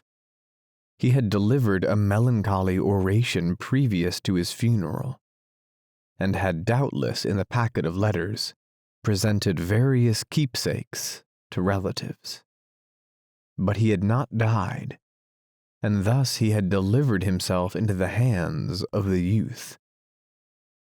The latter felt immensely superior to his friend, but he inclined to condescension. He adopted toward him an air of patronizing good humor. His self-pride was now entirely restored. In the shade of its flourishing growth he stood with braced and self-confident legs. And since nothing could now be discovered, he did not shrink from an encounter with the eyes of judges, and allowed no thoughts of his own to keep him from an attitude of manfulness. He had performed his mistakes in the dark, so he was still a man. Indeed, when he remembered his fortunes of yesterday and looked at them from a distance, he began to see something fine there. He had license to be pompous and veteran-like. His panting agonies of the past he put out of his sight. In the present he declared to himself that it was only the doomed and the damned who roared with sincerity at circumstance. Few but they ever did it. A man with a full stomach and the respect of his fellows had no business to scold about anything that he might think to be wrong in the ways of the universe, or even with the ways of society. Let the unfortunates rail. The others may play marbles. He did not give a great deal of thought to these battles that lay directly before him. It was not essential that he should plan his ways in regard to them. He had been taught that many obligations of a life were easily avoided. The lessons of yesterday had been that retribution was a laggard and blind. With these facts before him, he did not deem it necessary that he should become feverish over the possibilities of the ensuing 24 hours. He could leave much to chance. Besides, a faith in himself had secretly blossomed. There was a little flower of confidence growing within him. He was now a man of experience. He had been out among the dragons, he said, and he assured himself that they were not so hideous as he had imagined them. Also, they were inaccurate. They did not sting with precision. A stout heart often defied, and defying, escaped. And furthermore, how could they kill him who was the chosen of gods and doomed to greatness? He remembered how some of the men had run from the battle. As he recalled their terror-struck faces, he felt a scorn for them. They had surely been more fleet and more wild than was absolutely necessary. They were weak mortals. As for himself, he had fled with discretion and dignity. He was aroused from this reverie by his friend, who, having hitched about nervously and blinked at the trees for a time, suddenly coughed in an introductory way and spoke. "Fleming." "What?" The friend put his hand up to his mouth and coughed again. He fidgeted in his jacket. "Well," he gulped at last, "I guess you might as well give me back them letters." Dark, prickling blood had flushed into his cheeks and brow. "All right, Wilson," said the youth. He loosened 2 buttons of his coat, thrust in his hand, and brought forth the packet. As he extended it to his friend, the latter's face was turned from him. He had been slow in the act of producing the packet because during it, he had been trying to invent a remarkable comment on the affair. He could conjure up nothing of sufficient point. He was compelled to allow his friend to escape unmolested with his packet, and for this he took unto himself considerable credit. It was a generous thing. His friend at his side seemed suffering great shame. As he contemplated him, the youth felt his heart grow more strong and stout. He had never been compelled to blush in such manner for his acts. He was an individual of extraordinary virtues. He reflected with condescending pity, "Too bad, too bad. The poor devil. It makes him feel tough." After this incident, and as he reviewed the battle pictures he had seen, he felt quite competent to return home and make the hearts of the people glow with stories of war. He could see himself in a room of warm tints telling tales to listeners. He could exhibit laurels. They were insignificant. Still, in a district where laurels were infrequent, they might shine. He saw his gaping audience picturing him as the central figure in blazing scenes, and he imagined the consternation and the ejaculations of his mother and the young lady at the seminary as they drank his recitals. Their vague feminine formula for beloved ones doing brave deeds on the field of battle without risk of life would be destroyed. Chapter 16. A sputtering of musketry was always to be heard. Later, the cannon had entered the dispute. In the fog-filled air, their voices made a thudding sound. The reverberations were continual. This part of the world led a strange, baleful existence. The youth's regiment was marched to relieve a command that had lain long in some damp trenches. The men took positions behind a curving line of rifle pits that had been turned up, like a large furrow along the line of woods. Before them was a level stretch, peopled with short, deformed stumps. From the woods beyond came the dull popping of the skirmishers and pickets, firing in the fog. From the right came the noise of a terrific fracas. The men cuddled behind the small embankment and sat in easy attitudes awaiting their turn. Many had their backs to the firing. The youth's friend lay down, buried his face in his arms, and almost instantly, it seemed, he was in a deep sleep. The youth leaned his breast against the brown dirt and peered over at the woods and up and down the line. Curtains of trees interfered with his ways of vision. He could see the low line of trenches but for a short distance.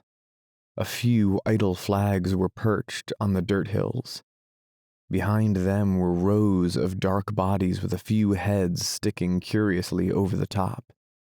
Always the noise of skirmishers came from the woods on the front and left, and the din on the right had grown to frightful proportions. The guns were roaring without an instant's pause for breath. It seemed that the cannon had come from all parts, and were engaged in a stupendous wrangle. It became impossible to make a sentence heard. The youth wished to launch a joke, a quotation from newspapers. He desired to say, "All quiet on the Rappahannock," but the guns refused to permit even a comment upon their uproar. He never successfully concluded the sentence, but at last the guns stopped, and among the men in the rifle pits rumors again flew like birds. but they were now for the most part black creatures who flapped their wings drearily near to the ground and refused to rise on any wings of hope. The men's faces grew doleful from the interpreting of omens. Tales of hesitation and uncertainty on the part of those high in place and responsibility came to their ears. Stories of disaster were borne into their minds with many proofs. This din of musketry on the right, growing like a released genie of sound, expressed and emphasized the army's plight. The men were disheartened and began to mutter. They made gestures expressive of the sentence, "Ah, what more can we do?" And it could always be seen that they were bewildered by the alleged news and could not fully comprehend a defeat. Before the gray mists had been totally obliterated by the sun rays, the regiment was marching in a spread column that was retiring carefully through the woods. The disordered, hurrying lines of the enemy could sometimes be seen down through the groves and little fields. They were yelling, shrill and exultant. At this sight the youth forgot many personal matters and became greatly enraged. He exploded in loud sentences. "But Jiminy, we're generaled by a lot of lunkheads." "More than one feller has said that today," observed a man. His friend, recently aroused, was still very drowsy. He looked behind him until his mind took in the meaning of the movement. Then he sighed. "Oh, well, I suppose we got licked," he remarked sadly. The youth had a thought that it would not be handsome for him to freely condemn other men. He made an attempt to restrain himself, but the words upon his tongue were too bitter. He presently began a long and intricate denunciation of the commander of the forces. Maybe it wasn't all his fault. Not altogether. He did the best he knowed. It's our luck to get licked often. Maybe it wasn't all his fault. Not altogether. He did the best he knowed. It's our luck getting licked often, said his friend in a weary tone. He was trudging along with stooped shoulders and shifting eyes like a man who had been canned and kicked. "Well, don't we fight like the devil?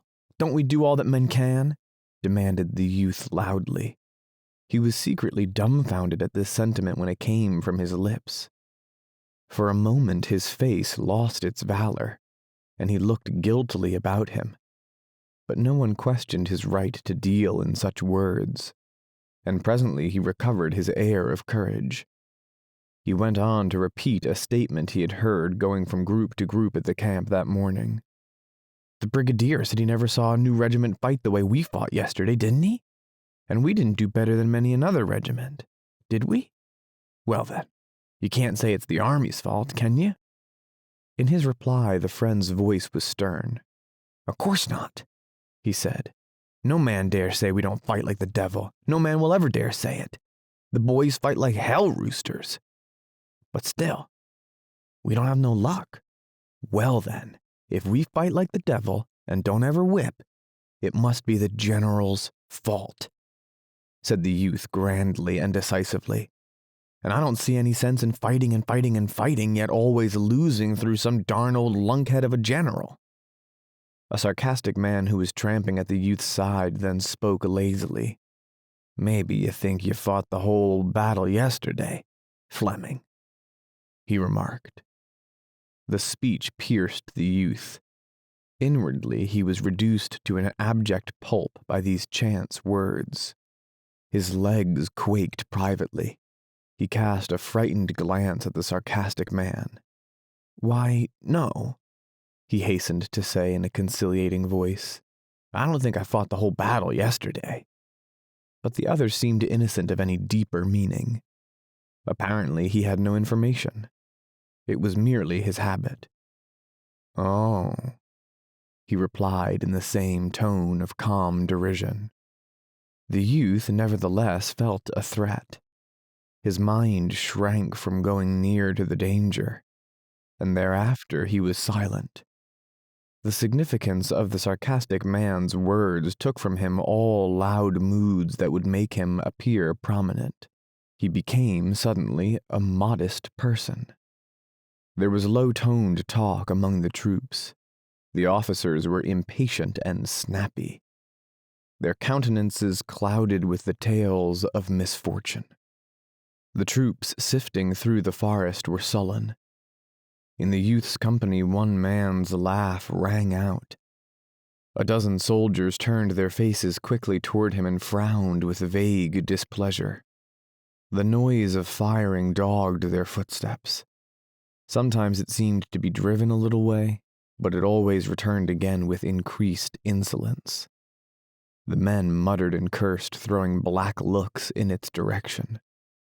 In a clear space, the troops were at last halted. Regiments and brigades, broken and detached through their encounters with thickets, grew together again, and lines were faced toward the pursuing bark of the enemy's infantry.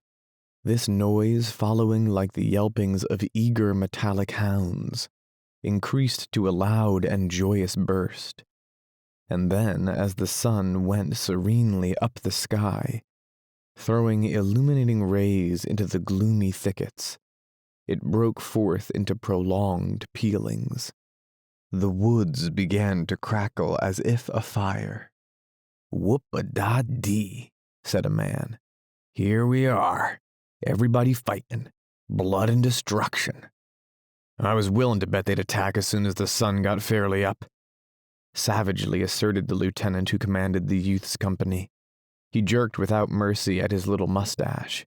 He strode to and fro with dark dignity in the rear of his men, who were lying down behind whatever protection they had collected.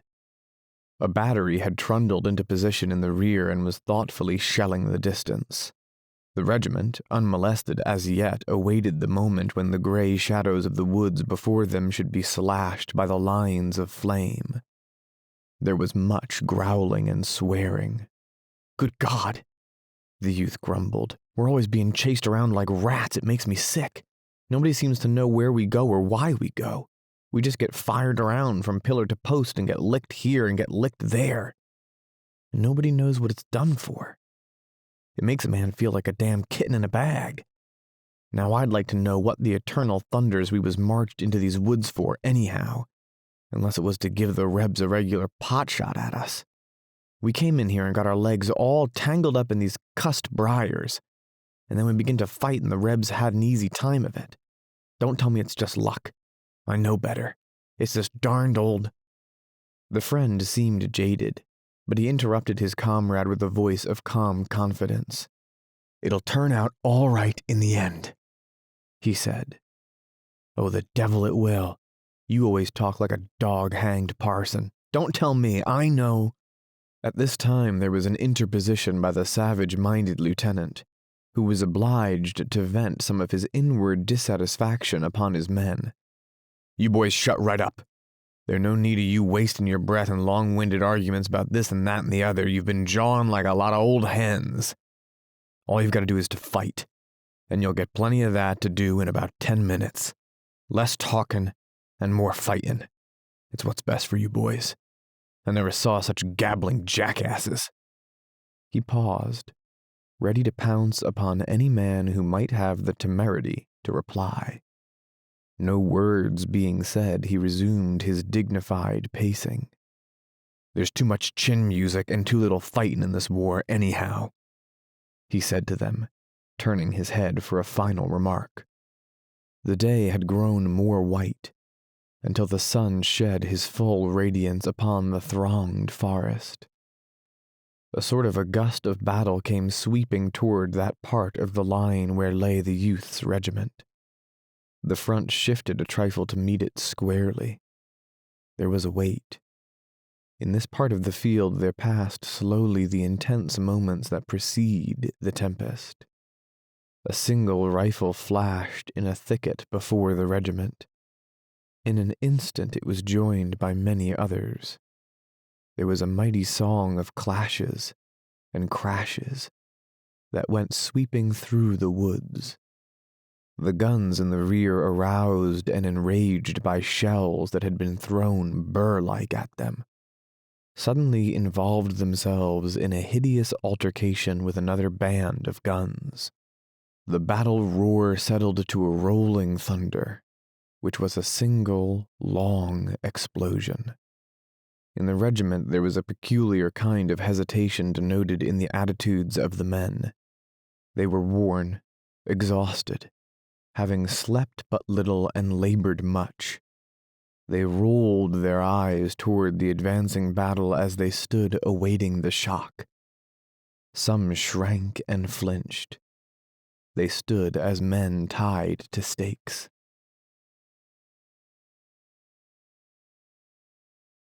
Chapter 17. This advance of the enemy had seemed to the youth like a ruthless hunting. He began to fume with rage and exasperation. He beat his foot upon the ground and scowled with hate at the swirling smoke that was approaching like a phantom flood.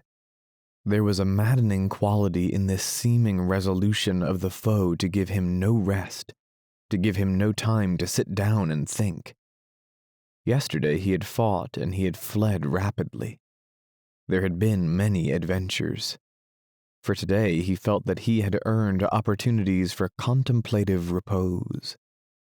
He could have enjoyed portraying to uninitiated listeners various scenes at which he had been a witness, or ably discussing the procession of war with other proved men.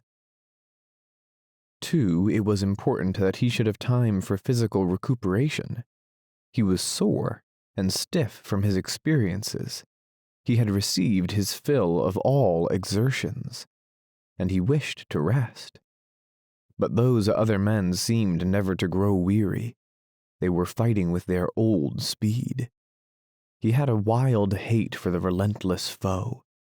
Yesterday, when he had imagined the universe to be against him, he had hated it. Little gods and big gods. Today he hated the army of the foe with the same great hatred. He was not going to be badgered of his life like a kitten chased by boys, he said. It was not well to drive men into final corners. At these moments they could all develop teeth and claws. He leaned and spoke into his friend's ear. He menaced the words with a gesture. If they keep on chasing us, by God, they'd better watch out. Can't stand too much. The friend twisted his head and made a calm reply. If they keep on a-chasing us, they'll drive us all into the river. The youth cried out savagely at this statement. He crouched behind a little tree with his eyes burning hatefully. The awkward bandage was still about his head and upon it. Over his wound there was a spot of dry blood. His hair was wondrously tousled, and some straggling, moving locks hung over the cloth of the bandage down toward his forehead. His jacket and his shirt were open at the throat, and exposed his young, bronzed neck. There could be seen spasmodic gulpings at his throat. His fingers twined nervously about his rifle. He wished that it was an engine of annihilating power. He felt that he and his companions were being taunted and derided from sincere convictions that they were poor and puny. His knowledge of his inability to take vengeance for it made his rage into a dark and stormy specter that possessed him and made him dream of abominable cruelties. The tormentors were flies sucking insolently at his blood, and he thought that he would have given his life for a revenge of seeing their faces in pitiful plights. The winds of battle had swept all about the regiment, until the one rifle, instantly followed by others, flashed in its front.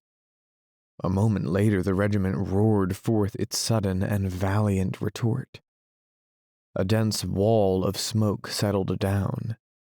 It was furiously slit and slashed by the knife-like fire from the rifles. To the youth, the fighters resembled animals tossed for a death struggle into a dark pit. There was a sensation that he and his fellows at bay were pushing back.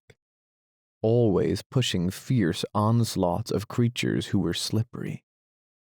Their beams of crimson seemed to get no purchase upon the bodies of their foes. The latter seemed to evade them with ease, and come through, between, around, and about, with unopposed skill. When in a dream it occurred to the youth that his rifle was an impotent stick, he lost sense of everything but his hate, his desire to smash into pulp the glittering smile of victory which he could feel upon the faces of his enemies. The blue smoke-swallowed line curled and writhed like a snake stepped upon. It swung its ends to and fro in an agony of fear and rage. The youth was not conscious that he was erect upon his feet. He did not know the direction of the ground. Indeed, once he even lost the habit of balance and fell heavily. He was up again immediately. One thought went through the chaos of his brain at the time. He wondered if he had fallen because he had been shot, but the suspicion flew away at once. He did not think more of it. He had taken up a first position behind the little tree, with direct determination to hold it against the world. He had not deemed it possible that his army could that day succeed, and from this he felt the ability to fight harder. But the throng had surged in all ways until he lost directions and locations, save that he knew where lay the enemy. The flames bit him, and the hot smoke broiled his skin. His rifle barrel grew so hot that ordinarily he could not have borne it upon his palms, but he kept on stuffing cartridges into it and pounding them with his clanking, bending ramrod. If he aimed at some charging form through the smoke, he pulled the trigger with a fierce grunt, as if he were dealing a blow of the fist with all his strength. When the enemy seemed falling back before him and his fellows, he went instantly forward, like a dog who, seeing his foes lagging, turns and insists upon being pursued. And when he was compelled to retire again, he did it slowly, sullenly, taking steps of wrathful despair. Once he, in his intent hate, was almost alone, and was firing when all those near him had ceased. He was so engrossed in his occupation that he was not aware of a lull. He was recalled by a hoarse laugh and a sentence that came to his ears in a voice of contempt and amazement.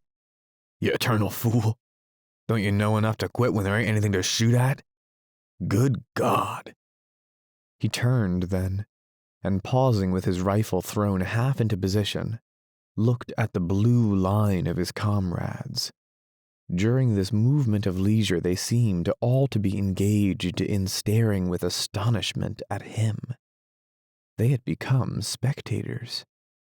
Turning to the front again, he saw, under the lifted smoke, a deserted ground. He looked bewildered for a moment.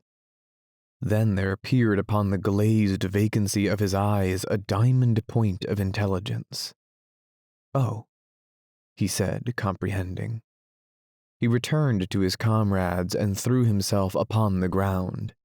He sprawled like a man who had been thrashed.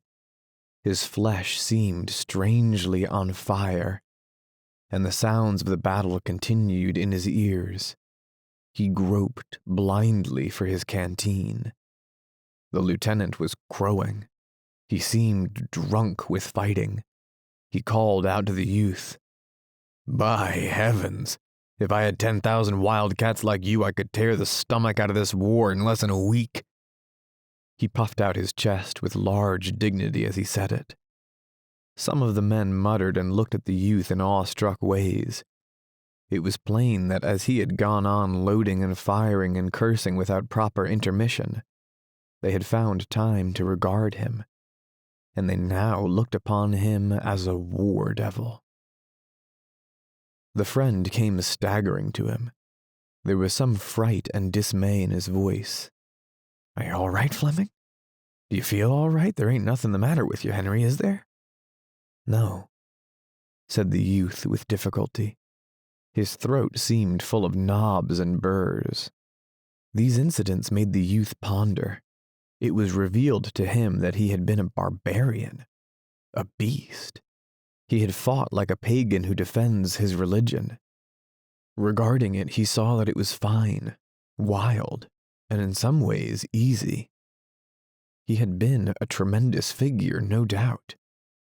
By this struggle, he had overcome obstacles which he had admitted to be mountains. They had fallen like paper peaks, and he was now what he called a hero. And he had not been aware of the process. He had slept, and awakening found himself a knight. He lay and basked in the occasional stares of his comrades. Their faces were varied in degrees of blackness from the burned powder. Some were utterly smudged. They were reeking with perspiration, and their breaths came hard when wheezing. And from these soiled expanses they peered at him. Hot work, cried the lieutenant deliriously. He walked up and down, restless and eager. Sometimes his voice could be heard in a wild, incomprehensible laugh. When he had a particularly profound thought upon the science of war, he always unconsciously addressed himself to the youth. There was some grim rejoicing by the men. By thunder, I bet this army'll never see another new regiment like us. You bet. A dog, a woman, and a walnut tree. The more you beat 'em, the better they be. That's like us. Lost a pile of men, they did. If an old woman swept up the woods, she'd get a dustpan full. Yes, and if she'll come around again in about an hour, she'll get a pile more. The forest still bore its burden of clamor. From off under the trees came the rolling clatter of the musketry. Each distant thicket seemed a strange porcupine, with quills of flame.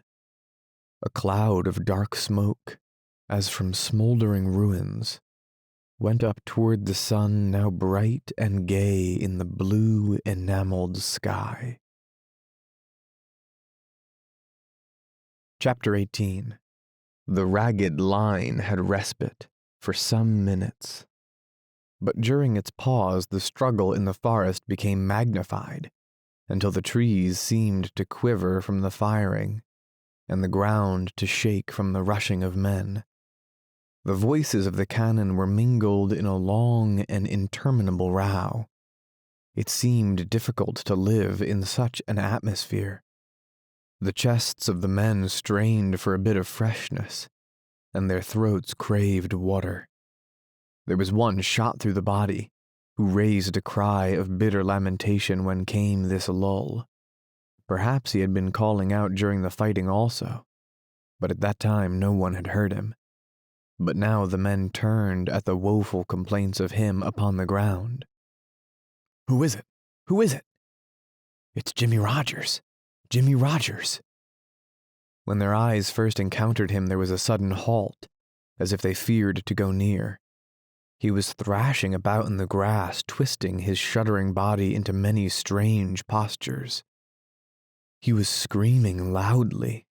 This instant's hesitation seemed to fill him with a tremendous fantastic contempt, and he damned them in shrieked sentences. The youth's friend had a geographical illusion concerning a stream, and he obtained permission to go for some water. Immediately canteens were showered upon him. Fill mine, will ya? Bring me some too? And me too. He departed, ladened. The youth went with his friend, feeling a desire to throw his heated body into the stream, and soaking there, drink quarts.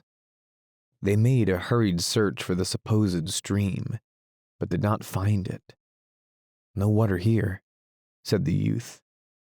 They turned without delay and began to retrace their steps. From their position as they again faced toward the place of the fighting, They could comprehend a greater amount of the battle than when their visions had been blurred by the hurling smoke of the line. They could see dark stretches winding along the land, and on one cleared space there was a row of guns making gray clouds, which were filled with large flashes of orange-colored flame. Over some foliage they could see the roof of a house. One window, glowing a deep murder red, shone squarely through the leaves. From the edifice, a tall, leaning tower of smoke went far into the sky. Looking over their own troops, they saw mixed masses slowly getting into regular form. The sunlight made twinkling points of the bright steel. To the rear, there was a glimpse of a distant roadway as it curved over a slope. It was crowded with retreating infantry. From all the interwoven forest arose the smoke and bluster of the battle. The air was always occupied by a blaring. Near where they stood, shells were flip-flapping and hooting. Occasional bullets buzzed in the air and spanged into tree trunks. Wounded men and other stragglers were slinking through the woods. Looking down an aisle of the grove, the youth and his companion saw a jangling general and his staff almost ride upon a wounded man who was crawling on his hands and knees. The general reined strongly at his charger's opened and foamy mouth and guided it with dexterous horsemanship past the man. The latter scrambled in wild and torturing haste. His strength evidently failed him as he reached a place of safety. One of his arms suddenly weakened, and he fell sliding over upon his back. He lay stretched out, breathing gently. A moment later, the small, creaking cavalcade was directly in front of the two soldiers. Another officer, riding with the skillful abandon of a cowboy, galloped his horse to a position directly before the general. The two unnoticed foot soldiers made a little show of going on, but they lingered near in the desire to overhear the conversation. Perhaps, they thought, some great inner historical things would be said. The general, whom the boys knew as the commander of their division, looked at the other officer and spoke coolly, as if he were criticizing his clothes. "The enemy's forming over there for another charge," he said. "It'll be directed against Whitterside, and I fear they'll break through unless we work like thunder to stop them." The other swore at his restive horse, and then cleared his throat. He made a gesture toward his cap. "It'll be hell to pay stopping them," he said shortly. "I presume so," remarked the general. Then he began to talk rapidly and in a lowered tone. He frequently illustrated his words with a pointing finger. The two infantrymen could hear nothing until finally he asked, "What troops can you spare?" The officer, who rode like a cowboy, reflected for an instant.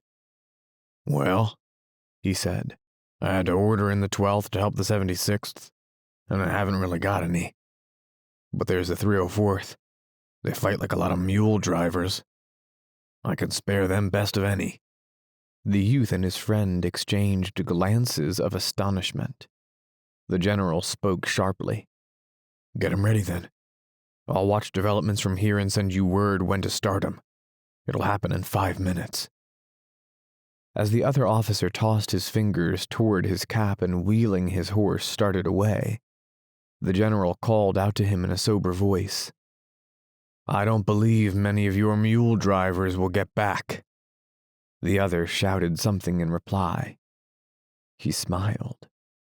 With scarred faces, the youth and his companion hurried back to the line. These happenings had occupied an incredibly short time, yet the youth felt that in them he had been made aged. New eyes were given to him, and the most startling thing was to learn suddenly that he was very insignificant. The officer spoke of the regiment as if he referred to a broom. Some part of the woods needed sweeping, perhaps, and he merely indicated a broom in a tone properly indifferent to its fate. It was war, no doubt, but it appeared strange. As the two boys approached the line, the lieutenant perceived them and swelled with wrath. "Fleming, Wilson, how long does it take you to get water anyhow? Where you been to?" But his oration ceased as he saw their eyes, which were large with great tails. "We're going to charge! We're going to charge!" cried the youth's friend, hastening with his news. "Charge," said the lieutenant. "Charge! By God! Now this is real fighting." Over his soiled countenance there went a boastful smile. "Charge! Well, by God!" A little group of soldiers surrounded the two youths. "Are we sure enough? Well, I'll be darned. Charge! What for? What at? Wilson, you're lying." "I hope to die," said the youth, pitching his tones to the key of angry remonstrance. "Sure as shootin', I tell you." And his friend spoke in reinforcement. "Not by a blame sight he ain't lying. We heard him talking." They caught sight of two mounted figures a short distance from them. One was the colonel of the regiment and the other was the officer who had received orders from the commander of the division. They were gesticulating at each other. The soldier pointing at them interpreted the scene. One man had a final objection. "How could you hear him talking?" But the men, for a large part, nodded, admitting that previously the two friends had spoken truth. They settled back into reposeful attitudes with airs of having accepted the matter, and they mused upon it with 100 varieties of expression. It was an engrossing thing to think about. Many tightened their belts carefully and hitched at their trousers. A moment later, the officers began to bustle among the men, pushing them into a more compact mass and into a better alignment. They chased those that straggled and fumed at a few men who seemed to show by their attitudes that they had decided to remain at that spot. They were like critical shepherds, struggling with sheep. Presently the regiment seemed to draw itself up and heave a deep breath. None of the men's faces were mirrors of large thoughts. The soldiers were bended and stooped like sprinters before a signal. Many pairs of glinting eyes peered from the grimy faces toward the curtains of the deeper woods. They seemed to be engaged in deep calculations of time and distance. They were surrounded by the noises of the monstrous altercation between the two armies. The world was fully interested in other matters. Apparently, the regiment had its small affair to itself. The youth, turning, shot a quick, inquiring glance at his friend. The latter returned to him the same manner of look. They were the only ones who possessed an inner knowledge. Mule drivers. Hell to pay. Don't believe many will get back. It was an ironical secret. Still, they saw no hesitation in each other's faces. And they nodded a mute and unprotesting assent when a shaggy man near them said in a meek voice, "We'll get swallowed." Chapter 19. The youth stared at the land in front of him. Its foliages now seemed to veil powers and horrors. He was unaware of the machinery of orders that started the charge. Although from the corners of his eyes he saw an officer who looked like a boy a horseback, come galloping, waving his hat. Suddenly he felt a straining and heaving among the men. The line fell slowly forward like a toppling wall, and, with a convulsive gasp that was intended for a cheer, the regiment began its journey. The youth was pushed and jostled for a moment before he understood the movement at all. But directly he lunged ahead and began to run. He fixed his eye upon a distant and prominent clump of trees where he had concluded the enemy were to be met, and he ran toward it as toward a goal. He had believed throughout that it was a mere question of getting over an unpleasant matter as quickly as possible, and he ran desperately, as if pursued for a murder.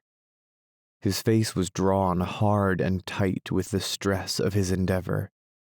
His eyes were fixed in a lurid glare, and with his soiled and disordered dress, his red and inflamed features surmounted by the dingy rag with its spot of blood, his wildly swinging rifle, and banging accoutrements, he looked to be an insane soldier. As the regiment swung from its position out into a cleared space, the woods and thicket before it awakened. Yellow flames leaped toward it from many directions. The forest made a tremendous objection. The line lurched straight for a moment. Then the right wing swung forward. It, in turn, was surpassed by the left. Afterward, the center careened to the front until the regiment was a wedge-shaped mass. But an instant later, the opposition of the bushes, trees, and uneven places on the ground split the command and scattered it into detached clusters. The youth, light-footed, was unconsciously in advance. His eyes still kept note of the clump of trees. From all places near it, the clannish yell of the enemy could be heard. The little flames of rifles leaped from it. The song of the bullets was in the air, and shells snarled among the treetops. One tumbled directly into the middle of a hurrying group and exploded in crimson fury. There was an instant spectacle of a man, almost over it, throwing up his hands to shield his eyes. Other men, punched by bullets, fell in grotesque agonies. The regiment left a coherent trail of bodies. They had passed into a clearer atmosphere. There was an effect like a revelation in the new appearance of the landscape. Some men working madly at a battery were plain to them, and the opposing infantry's lines were defined by the gray walls and fringes of smoke. It seemed to the youth that he saw everything. Each blade of the green grass was bold and clear. He thought that he was aware of every change in the thin, transparent vapor that floated idly in sheets. The brown or gray trunks of the trees showed each roughness of their surfaces, and the men of the regiment, with their starting eyes and sweating faces, running madly or falling, as if thrown headlong to queer, heaped-up corpses. All were comprehended. His mind took a mechanical but firm impression, so that afterward everything was pictured and explained to him, save why he himself was there. But there was a frenzy made from this furious rush. The men pitching forward insanely had burst into cheerings, mob-like and barbaric, but tuned in strange keys that can arouse the dullard and the stoic. It made a mad enthusiasm that it seemed would be incapable of checking itself before granite and brass. There was the delirium that encounters despair and death, and is heedless and blind to the odds. It is a temporary but sublime absence of selfishness, and because it was of this order was the reason perhaps why the youth wondered, afterward, what reasons he could have had for being there. Presently the straining pace ate up the energies of the men. As if by agreement, their leaders began to slacken their speed. The volleys directed against them had had a seeming wind-like effect. The regiment snorted and blew. Among some stolid trees it began to falter and hesitate. The men, staring intently, began to wait for some of the distant walls of smoke to move and disclose to them the scene. Since much of their strength and their breath had vanished, they returned to caution. They were become men again. The youth had a vague belief that he had run miles, and he thought, in a way, that he was now in some new and unknown land. The moment the regiment ceased its advance, the protesting splutter of musketry became a steadied roar. Long and accurate fringes of smoke spread out. From the top of a small hill came level belchings of yellow flame that caused an inhuman whistling in the air. The men, halted, had opportunity to see some of their comrades dropping with moans and shrieks. A few lay underfoot, still or wailing. And now for an instant the men stood, their rifles slack in their hands, and watched the regiment dwindle.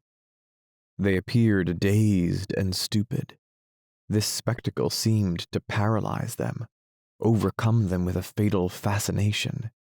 They stared woodenly at the sights, and lowering their eyes looked from face to face. It was a strange pause, and a strange silence. Then above the sounds of the outside commotion arose the roar of the lieutenant. He strode suddenly forth, his infantile features black with rage. "Come on, you fools!" he bellowed. "Come on! You can't stay here, you must come on!" He said more, but much of it could not be understood. He started rapidly forward with his head turned toward the men. "Come on!" he was shouting. The men stared with blank and yokel-like eyes at him. He was obliged to halt and retrace his steps. He stood then with his back to the enemy and delivered gigantic curses into the faces of the men. His body vibrated from the weight and force of his imprecations, and he could string oaths with the facility of a maiden who strings beads. The friend of the youth aroused. Lurching suddenly forward and dropping to his knees, he fired an angry shot at the persistent woods. This action awakened the men. They huddled no more like sheep. They seemed suddenly to bethink themselves of their weapons, and at once commenced firing. Belabored by their officers, they began to move forward, the regiment involved like a cart involved in mud and muddle, started unevenly with many jolts and jerks. The men stopped now every few paces to fire and load, and in this manner moved slowly on from trees to trees. The flaming opposition in their front grew with their advance until it seemed that all forward ways were barred by the thin leaping tongues, and off to the right an ominous demonstration could sometimes be dimly discerned. The smoke lately generated was in confusing clouds that made it difficult for the regiment to proceed with intelligence. As he passed through each curling mass, the youth wondered what would confront him on the farther side. The command went painfully forward until an open space interposed between them and the lurid lines. Here, crouching and cowering behind some trees, the men clung with desperation, as if threatened by a wave. They looked wild-eyed, and as if amazed at this furious disturbance they had stirred. In the storm there was an ironical expression of their importance. The faces of the men, too, showed a lack of a certain feeling of responsibility for being there. It was as if they had been driven. It was the dominant animal failing to remember in the supreme moments the forceful causes of various superficial qualities. The whole affair seemed incomprehensible to many of them. As they halted thus, the lieutenant again began to bellow profanely. Regardless of the vindictive threats of the bullets, he went about coaxing, berating, and bedamning. His lips that were habitually in a soft and childlike curve were now writhed into unholy contortions. He swore by all possible deities. Once he grabbed the youth by the arm. "Come on, you lunkhead," he roared. "Come on. We all get killed if we stay here. We only got to go across that lot and then—" The remainder of this idea disappeared in a blue haze of curses. The youth stretched forth his arm. "Cross there?" His mouth was puckered in doubt and awe. "Certainly. Just cross the lot. We can't stay here," screamed the lieutenant. He poked his face close to the youth and waved his bandaged hand.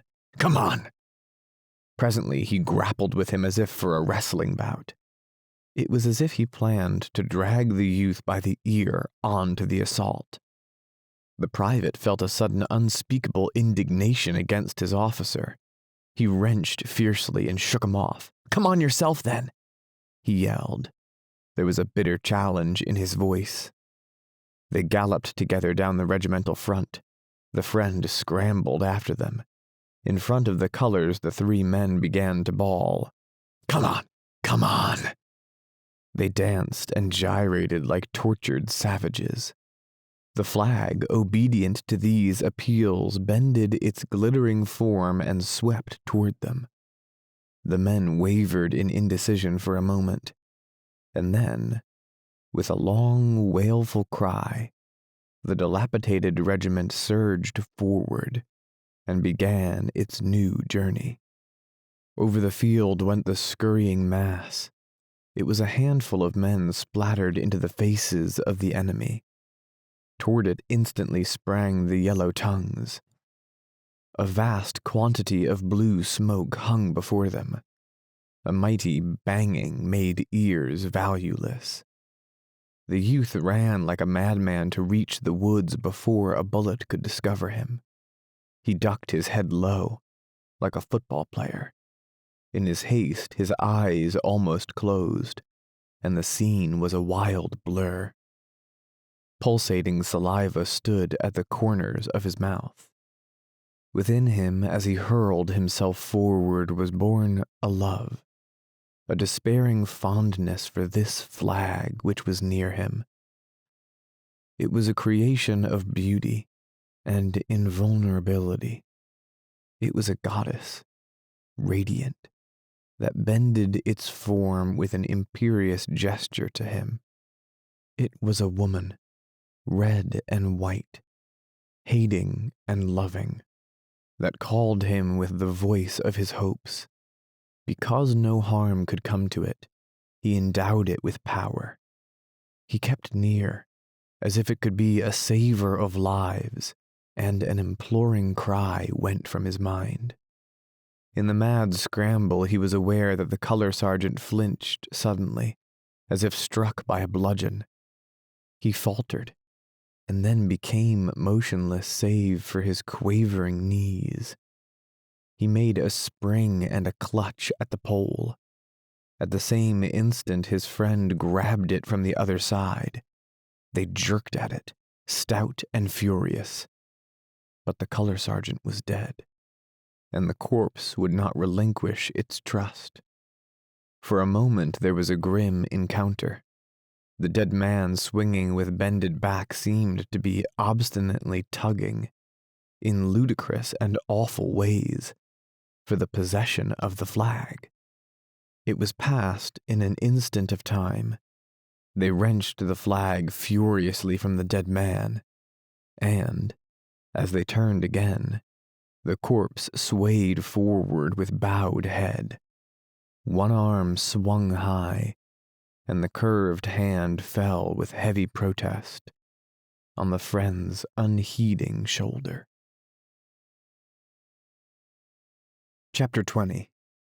When the two youths turned with the flag, they saw that much of the regiment had crumbled away, and the dejected remnant was coming slowly back. The men, having hurled themselves in projectile fashion, had presently expended their forces. They slowly retreated, with their faces still toward the spluttering woods, and their hot rifles still replying to the din.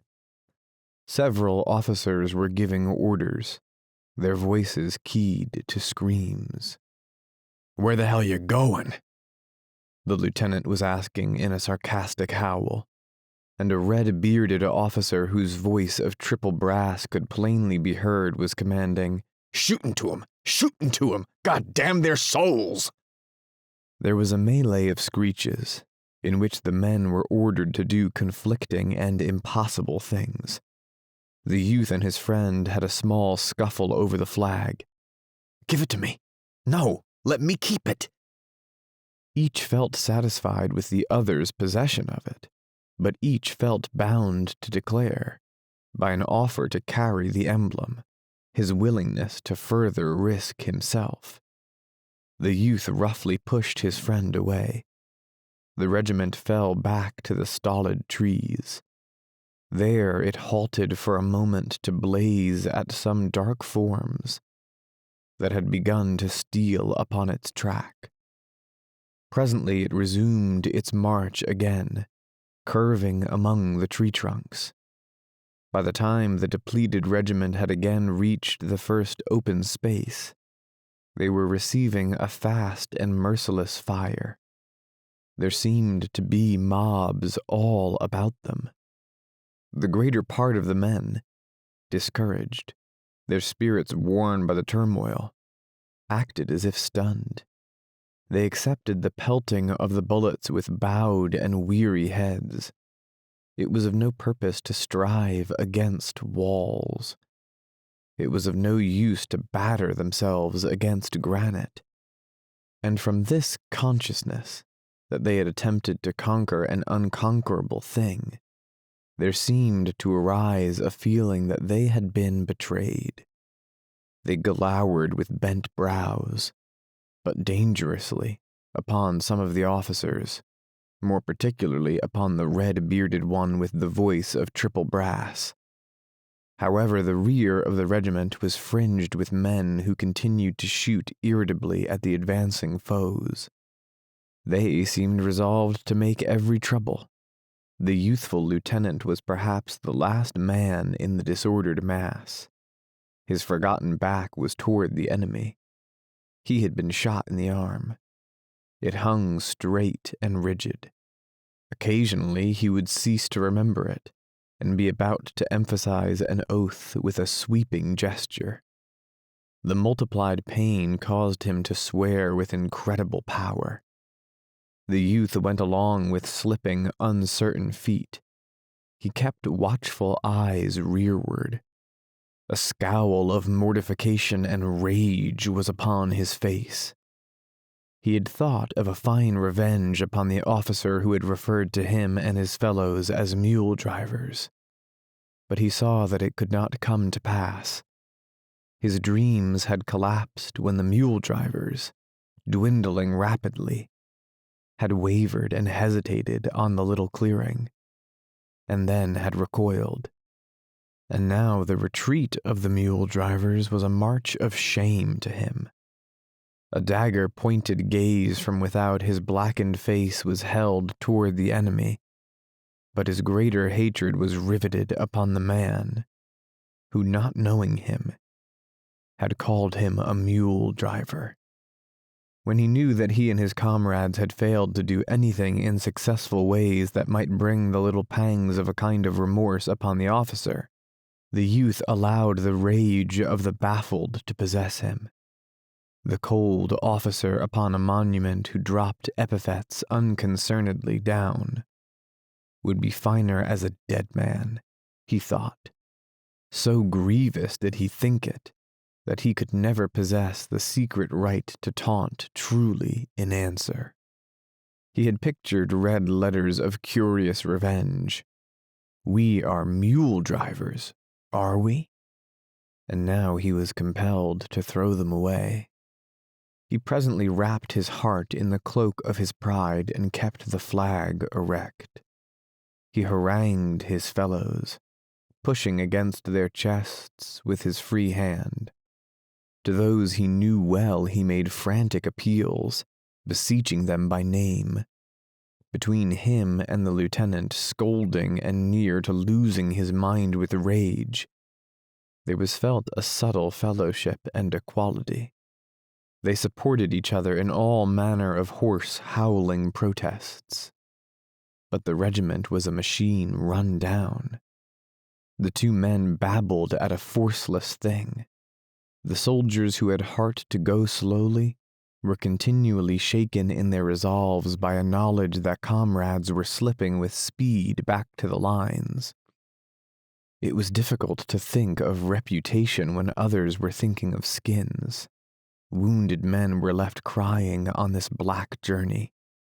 The smoke fringes and flames blustered always.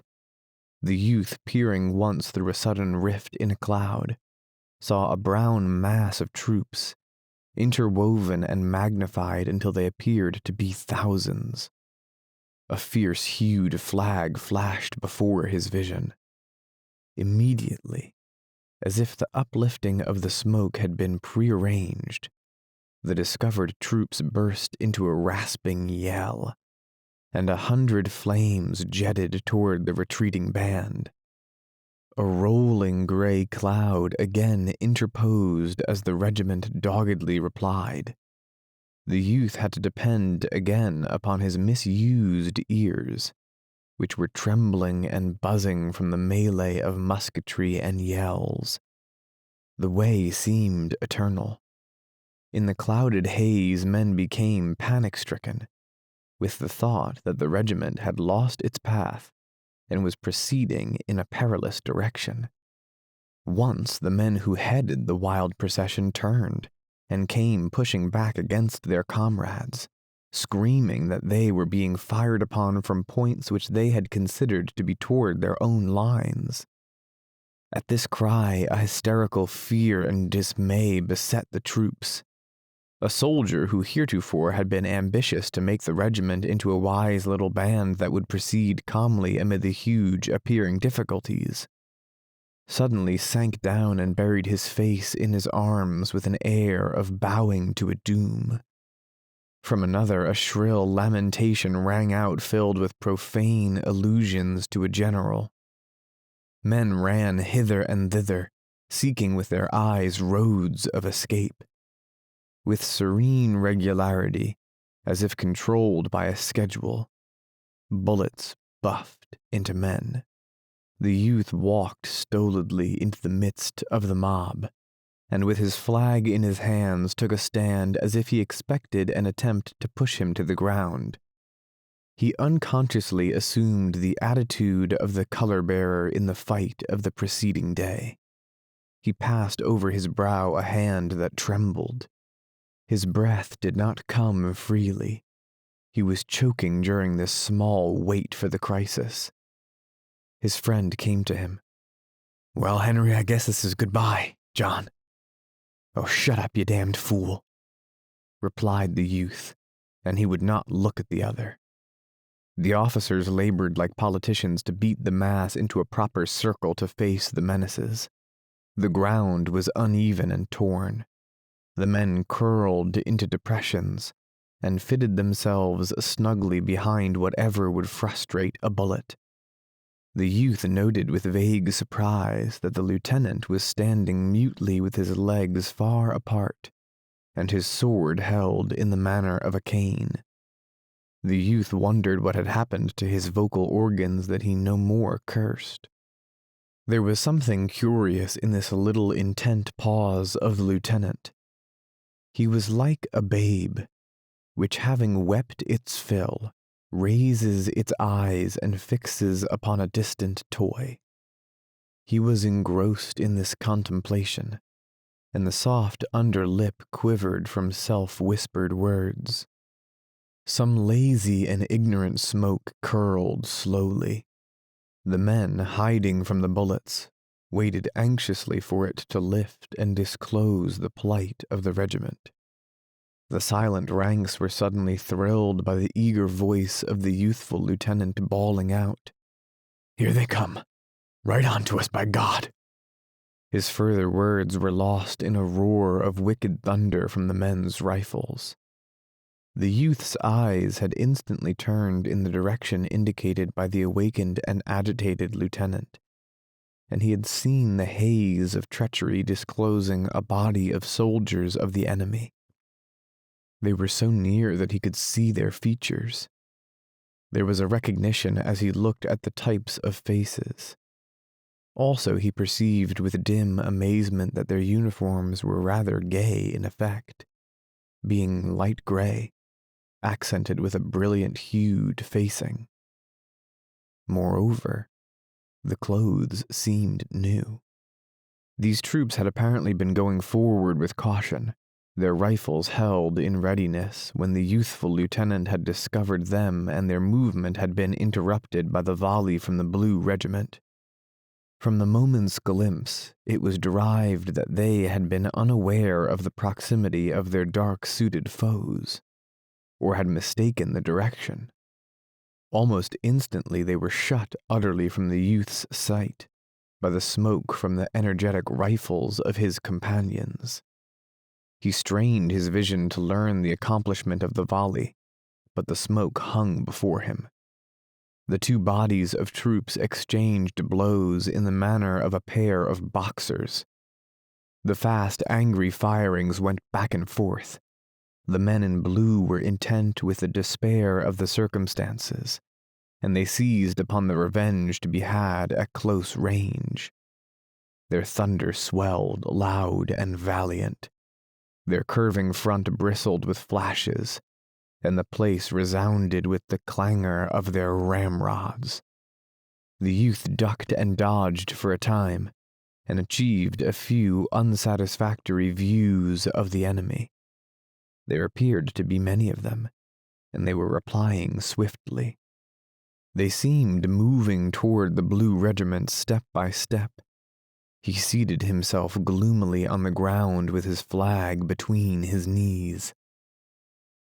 As he noted the vicious, wolf-like temper of his comrades, he had a sweet thought that if the enemy was about to swallow the regimental broom as a large prisoner, it could at least have the consolation of going down with bristles forward. But the blows of the antagonist began to grow more weak. Fewer bullets ripped the air, and finally, when the men slackened to learn of the fight, they could see only dark floating smoke. The regiment lay still and gazed. Presently some chance whim came to the pestering blur, and it began to coil heavily away. The men saw a ground vacant of fighters. It would have been an empty stage if it were not for a few corpses that lay thrown and twisted into fantastic shapes upon the sward. At sight of this tableau, many of the men in blue sprang from behind their covers and made an ungainly dance of joy. Their eyes burned, and a hoarse cheer of elation broke from their dry lips. It had begun to seem to them that events were trying to prove that they were impotent. These little battles had evidently endeavored to demonstrate that the men could not fight well. When on the verge of submission to these opinions, the small duel had showed them that the proportions were not impossible, and by it they had revenged themselves upon their misgivings and upon the foe. The impetus of enthusiasm was theirs again. They gazed about them with looks of uplifted pride, feeling new trust in the grim, always confident weapons in their hands. And they were men. Chapter 21. Presently they knew that no firing threatened them. All ways seemed once more open to them. The dusty blue lines of their friends were disclosed a short distance away. In the distance there were many colossal noises, but in all this part of the field there was a sudden stillness. They perceived that they were free. The depleted band drew a long breath of relief and gathered itself into a bunch to complete its trip. In this last length of journey, the men began to show strange emotions. They hurried with nervous fear. Some who had been dark and unfaltering in the grimmest moments now could not conceal an anxiety that made them frantic. It was perhaps that they dreaded to be killed in insignificant ways after the times for proper military deaths had passed. Or perhaps they thought it would be too ironical to get killed at the portals of safety. With backward looks of perturbation, they hastened. As they approached their own lines, there was some sarcasm exhibited on the part of a gaunt and bronzed regiment that lay resting in the shade of the trees. Questions were wafted to them. "Where the hell you been? What you coming back for? Why didn't you stay there? Was it warm out there, Sonny? Going home now, boys?" One shouted in taunting mimicry, "Oh, mudder, come quick and look at the soldiers." There was no reply from the bruised and battered regiment, save that one man made broadcast challenges to fistfights, and the red-bearded officer walked rather near and glared in great swashbuckler style at a tall captain in the other regiment. But the lieutenant suppressed the man who wished to fistfight, and the tall captain, flushing at the little fanfare of the red-bearded one, was obliged to look intently at some trees. The youth's tender flesh was deeply stung by these remarks. From under his creased brows he glowered with hate at the mockers. He meditated upon a few revenges. Still, many in the regiment hung their heads in criminal fashion, so that it came to pass that the men trudged with sudden heaviness, as if they bore upon their bended shoulders the coffin of their honor, and the youthful lieutenant, recollecting himself, began to mutter softly in black curses. They turned when they arrived at their old position to regard the ground over which they had charged. The youth in his contemplation was smitten with a large astonishment. He discovered that the distances, as compared with the brilliant measurings of his mind, were trivial and ridiculous. The stolid trees where much had taken place seemed incredibly near. The time, too, now that he reflected, he saw to have been short. He wondered at the number of emotions and events that had been crowded into such little spaces. Elfin thoughts must have exaggerated and enlarged everything, he said. It seemed then that there was bitter justice in the speeches of the gaunt and bronzed veterans. He veiled a glance of disdain at his fellows who strewed the ground, choking with dust, red from perspiration, misty-eyed, disheveled. They were gulping at their canteens, fierce to wring every mite of water from them, and they polished at their swollen and watery features with coat sleeves and bunches of grass. However, to the youth there was a considerable joy in musing upon his performance during the charge. He had had very little time previously in which to appreciate himself, so that there was now much satisfaction in quietly thinking of his actions. He recalled bits of color that in the flurry had stamped themselves unawares upon his engaged senses. As the regiment lay heaving from its hot exertions, the officer who had named them as mule drivers came galloping along the line. He had lost his cap. His tousled hair streamed wildly, and his face was dark with vexation and wrath. His temper was displayed more with clearness by the way in which he managed his horse. He jerked and wrenched savagely at his bridle, stopping the hard-breathing animal with a furious pull near the colonel of the regiment. He immediately exploded in reproaches, which came unbidden to the ears of the men. They were suddenly alert. being always curious about black words between officers. "Oh, thunder, McChesney. What an awful bull you made of this thing," began the officer. He attempted low tones, but his indignation caused certain of the men to learn the sense of his words. "What an awful mess you made. Good Lord, man, you stopped about 100 feet this side of a very pretty success. If your men had gone 100 feet farther, you would have made a great charge. But as it is, what a lot of mud diggers you've got anyway." The men listening with bated breath now turned their curious eyes upon the colonel. They had a ragamuffin interest in this affair. The colonel was seen to straighten his form and put one hand forth in oratorical fashion. He wore an injured air. It was as if a deacon had been accused of stealing. The men were wiggling in an ecstasy of excitement. But of a sudden the colonel's manner changed from that of a deacon to that of a Frenchman. He shrugged his shoulders.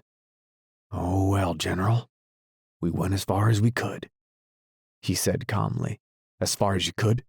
Did you, by God?" snorted the other. "Well, that wasn't very far, was it?" he added, with a glance of cold contempt into the other's eyes. "Not very far, I think. You were intended to make a diversion in favor of Whiterside. How well you succeeded, your own ears can now tell you." He wheeled his horse and rode stiffly away. The colonel, bidden to hear the jarring noises of an engagement in the woods to the left, broke out in vague damnations. The lieutenant, who had listened with an air of impotent rage to the interview, spoke suddenly in firm and undaunted tones. "I don't care what a man is, whether he's a general or what. If he says the boys didn't put up a good fight out there, he's a damned fool." "Lieutenant," began the colonel severely, "this is my own affair, and I'll trouble you." The lieutenant made an obedient gesture. "All right, Colonel, all right," he said. He sat down with an air of being content with himself. The news that the regiment had been reproached went along the line.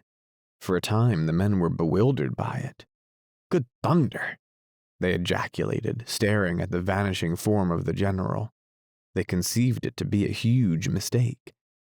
Presently, however, they began to believe that in truth their efforts had been called light. The youth could see this conviction weigh upon the entire regiment, until the men were like cuffed and cursed animals, but withal rebellious. The friend, with a grievance in his eye, went to the youth. "I wonder what does he want?" he said. "He must think we went out there and played marbles. I never seen such a man." The youth developed a tranquil philosophy for these moments of irritation. "Oh well," he rejoined. "He probably didn't see nothing of it at all, and got mad as blazes and concluded we were a lot of sheep, just because we didn't do what he wanted done. It's a pity old Grandpa Henderson got killed yesterday. He'd have known that we did our best and fought good. It's just our awful luck, that's what." "I should say so," replied the friend. He seemed to be deeply wounded at an injustice. "I should say we did have awful luck. There's no fun in fighting for people when everything you do, no matter what, ain't done right. I have a notion to stay behind next time and let them take their old charge and go to the devil with it." The youth spoke soothingly to his comrade. "Well, we both did good. I'd like to see the fool what'd say we both didn't do as good as we could." "Of course we did," declared the friend stoutly, "and I'd break the feller's neck if he was as big as a church. But we're all right anyhow, for I heard one feller say that we fought the best in the regiment, and they had a great argument about it. Another feller, of course, he had to up and say it was a lie. He seen all what was going on, and he never seen us from the beginning to the end. And a lot more stuck in and says it wasn't a lie, we did fight like thunder. And they give us quite a send-off. But this is what I can't stand, these everlasting old soldiers tittering and laughing. And then that general, he's crazy." The youth exclaimed with sudden exasperation. "He's a lunkhead. He makes me mad. I wish he'd come along next time. We'd show him what." He ceased because several men had come hurrying up. Their faces expressed a bringing of great news. "Aw, Flem, you just oughta heard," cried one eagerly. "Heard what?" said the youth. "You just oughta heard," repeated the other, and he arranged himself to tell his tidings. The others made an excited circle. "Well, sir, the colonel met your lieutenant right by us. It was the damnedest thing I ever heard, and he says, 'Mr. Harsbrook,' he says, 'by the way, who was that lad what carried the flag?' he says. There, Fleming, what do you think of that? Who was the lad what carried the flag?" he says. And the lieutenant, he speaks up right away. 'That's Fleming. He's a Jim Hickey,' he says right away." "What?" "I say he did. A Jim Hickey," he says. Those are his words. He did, too. I say he did. If you can tell this story better than I can, go ahead and tell it. Well, then keep your mouth shut. The lieutenant, he says, he's a Jim Hickey. And the colonel, he says, he is indeed a very good man to have. He kept the flag way to the front. I saw him. He's a good un, says the colonel. You bet, says the lieutenant. He and a feller named Wilson was at the head of the charge and howling like Indians all the time, he says. Head of the charge all the time, he says. A feller named Wilson, he says. There, Wilson, my boy. Put that in a letter and send it hum to your mother, eh? A feller named Wilson, he says. And the colonel, he says, were they indeed? My sakes, he says. At the head of the regiment, he says. They were, says the lieutenant. My sakes, says the colonel. He says, well, well, well, he says. They deserve to be major generals. The youth and his friend had said, You're lying, Tom says. I'll go to blazes. He never said it. Oh, what a lie, huh? But despite these youthful scoffings and embarrassments, they knew that their faces were deeply flushing from thrills of pleasure. They exchanged a secret glance of joy and congratulation. They speedily forgot many things. The past held no pictures of error and disappointment. They were very happy, and their hearts swelled with grateful affection for the colonel and the youthful lieutenant. Chapter 22. When the woods again began to pour forth the dark-hued masses of the enemy, the youth felt serene self-confidence. He smiled briefly when he saw men dodge and duck at the long screechings of shells that were thrown in giant handfuls over them. He stood erect and tranquil, watching the attack begin against a part of the line that made a blue curve along the side of an adjacent hill. His vision being unmolested by smoke from the rifles of his companions, he had opportunities to see parts of the hard fight. It was a relief to perceive at last from whence came some of these noises, which had been roared into his ears. Off a short way he saw 2 regiments fighting a little separate battle with 2 other regiments. It was in a cleared space, wearing a set-apart look. They were blazing as if upon a wager, giving and taking tremendous blows. The firings were incredibly fierce and rapid.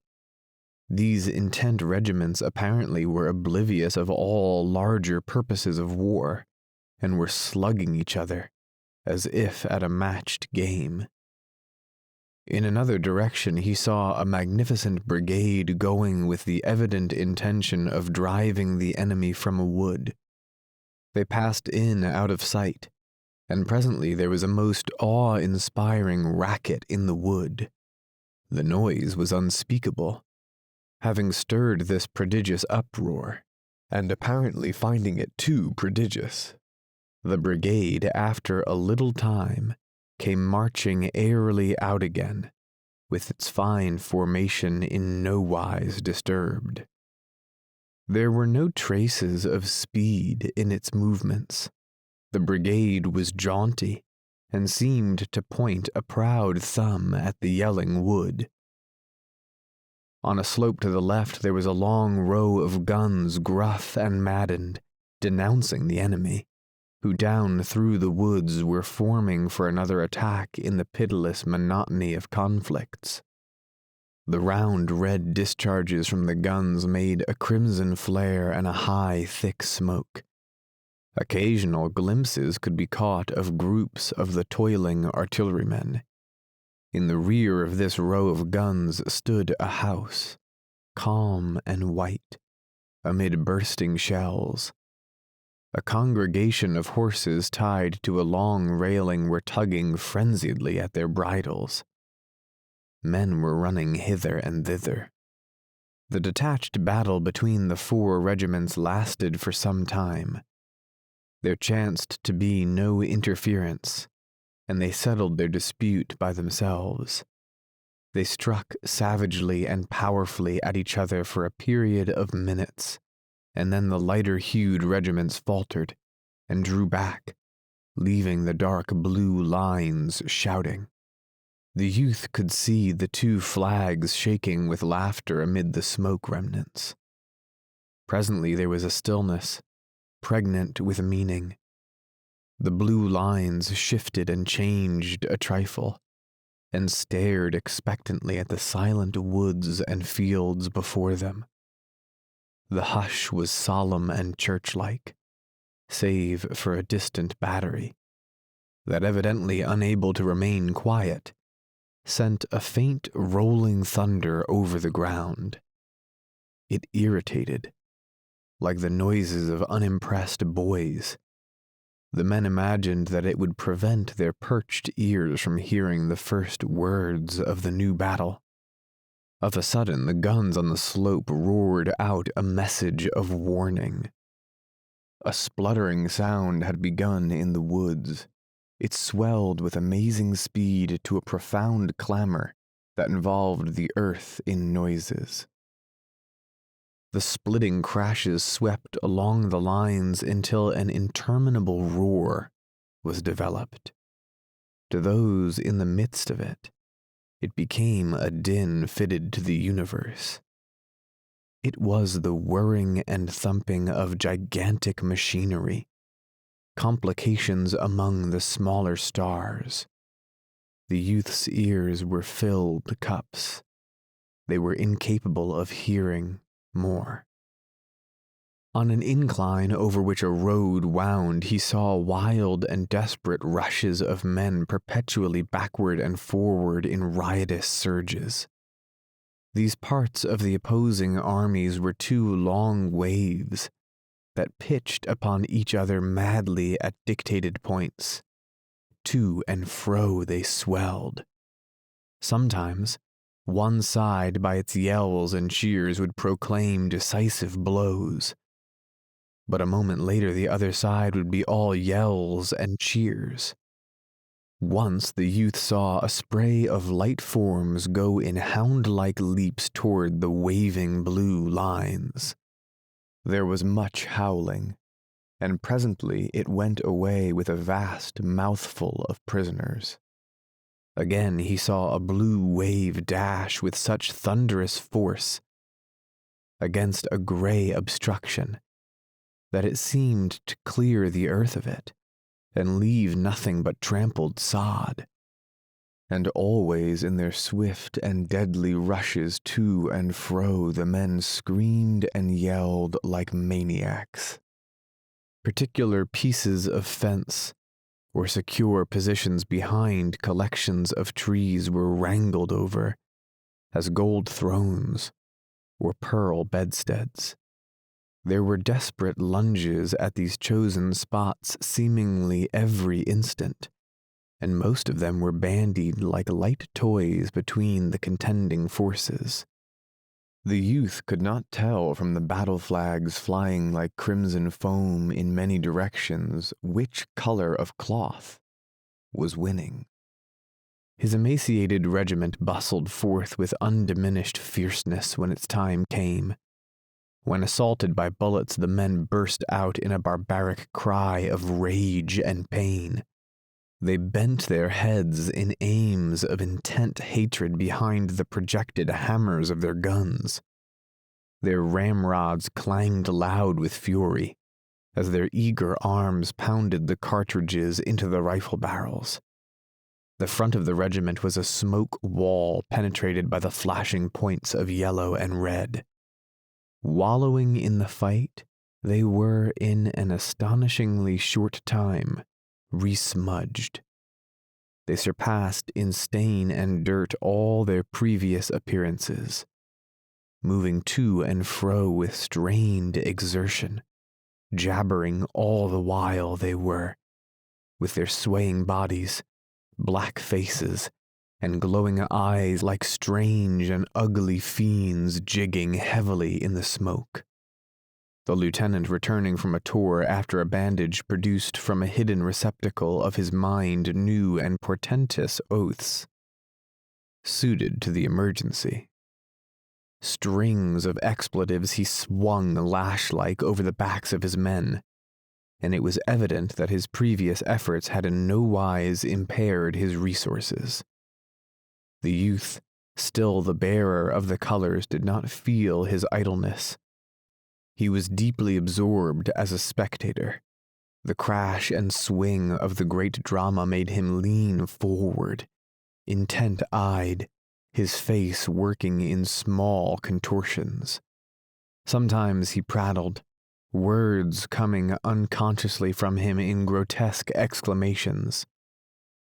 He did not know that he breathed, that the flag hung silently over him, so absorbed was he. A formidable line of the enemy came within dangerous range. They could be seen plainly. Tall, gaunt men with excited faces running with long strides toward a wandering fence. At sight of this danger, the men suddenly ceased their cursing monotone. There was an instant of strained silence before they threw up their rifles and fired a plumping volley at the foes. There had been no order given. The men, upon recognizing the menace, had immediately let drive their flock of bullets without waiting for word of command. But the enemy were quick to gain the protection of the wandering line of fence. They slid down behind it with remarkable celerity, and from this position they began briskly to slice up the blue men. These latter braced their energies for a great struggle. Often white-clinched teeth shone from the dusky faces. Many heads surged to and fro, floating upon a pale sea of smoke. Those behind the fence frequently shouted and yelped in taunts and jibe-like cries. But the regiment maintained a stressed silence. Perhaps at this new assault, the men recalled the fact that they had been named mud diggers, and it made their situation thrice bitter. They were breathlessly intent upon keeping the ground and thrusting away the rejoicing body of the enemy. They fought swiftly, and with a despairing savageness denoted in their expressions. The youth had resolved not to budge whatever should happen. Some arrows of scorn that had buried themselves in his heart had generated strange and unspeakable hatred. It was clear to him that his final and absolute revenge was to be achieved by his dead body lying torn and gluttering upon the field. This was to be a poignant retaliation upon the officer who had said mule drivers, and later mud diggers. For in all the wild graspings of his mind, for a unit responsible for his sufferings and commotions, he always seized upon the man who had dubbed him wrongly. And it was his idea, vaguely formulated, that his corpse would be for those eyes a great and salt reproach. The regiment bled extravagantly. Grunting bundles of blue began to drop. The orderly sergeant of the youth's company was shot through the cheeks. Its supports being injured, His jaw hung afar down, disclosing in the wide cavern of his mouth a pulsing mass of blood and teeth. And with it all he made attempts to cry out. In his endeavor there was a dreadful earnestness, as if he conceived that one great shriek would make him well. The youth saw him presently go rearward. His strength seemed in no wise impaired. He ran swiftly, casting wild glances for succor. Others fell down about the feet of their companions. Some of the wounded crawled out and away, but many lay still, their bodies twisted into impossible shapes. The youth looked once for his friend. He saw a vehement young man, powder-smeared and frowzled, whom he knew to be him. The lieutenant also was unscathed in his position at the rear. He had continued to curse, but it was now with the air of a man who was using his last box of oaths. For the fire of the regiment had begun to wane and drip. The robust voice that had come strangely from the thin ranks was growing rapidly weak. Chapter 23. The colonel came running along the back of the line. There were other officers following him. "We must charge him," they shouted. "We must charge him," they cried with resentful voices, as if anticipating a rebellion against this plan by the men. The youth, upon hearing the shouts, began to study the distance between him and the enemy. He made vague calculations. He saw that to be firm soldiers they must go forward. It would be death to stay in the present place, and with all the circumstances to go backward would exalt too many others. Their hope was to push the galling foes away from the fence. He expected that his companions, weary and stiffened, would have to be driven to this assault. But as he turned toward them, he perceived with a certain surprise that they were giving quick and unqualified expressions of assent. There was an ominous clanging overture to the charge when the shafts of the bayonets rattled upon the rifle barrels. At the yelled words of command, the soldiers sprang forward in eager leaps. There was new and unexpected force in the movement of the regiment. A knowledge of its faded and jaded condition made the charge appear like a paroxysm, a display of the strength that comes before a final feebleness. The men scampered in insane fever of haste, racing as if to achieve a sudden success before an exhilarating fluid should leave them. It was a blind and despairing rush by the collection of men in dusty and tattered blue, over a green sward and under a sapphire sky, toward a fence, dimly outlined in smoke, from behind which sputtered the fierce rifles of enemies. The youth kept the bright colors to the front. He was waving his free arm in furious circles, the while shrieking mad calls and appeals, urging on those that did not need to be urged. For it seemed that the mob of blue men, hurling themselves on the dangerous group of rifles, were again grown suddenly wild, with an enthusiasm of unselfishness. From the many firings starting toward them, it looked as if they would merely succeed in making a great sprinkling of corpses on the grass between their former position and the fence. But they were in a state of frenzy, perhaps because of forgotten vanities, and it made an exhibition of sublime recklessness. There was no obvious questioning, nor figurings, nor diagrams. There was apparently no considered loopholes. It appeared that the swift wings of their desires would have shattered against the iron gates of the impossible.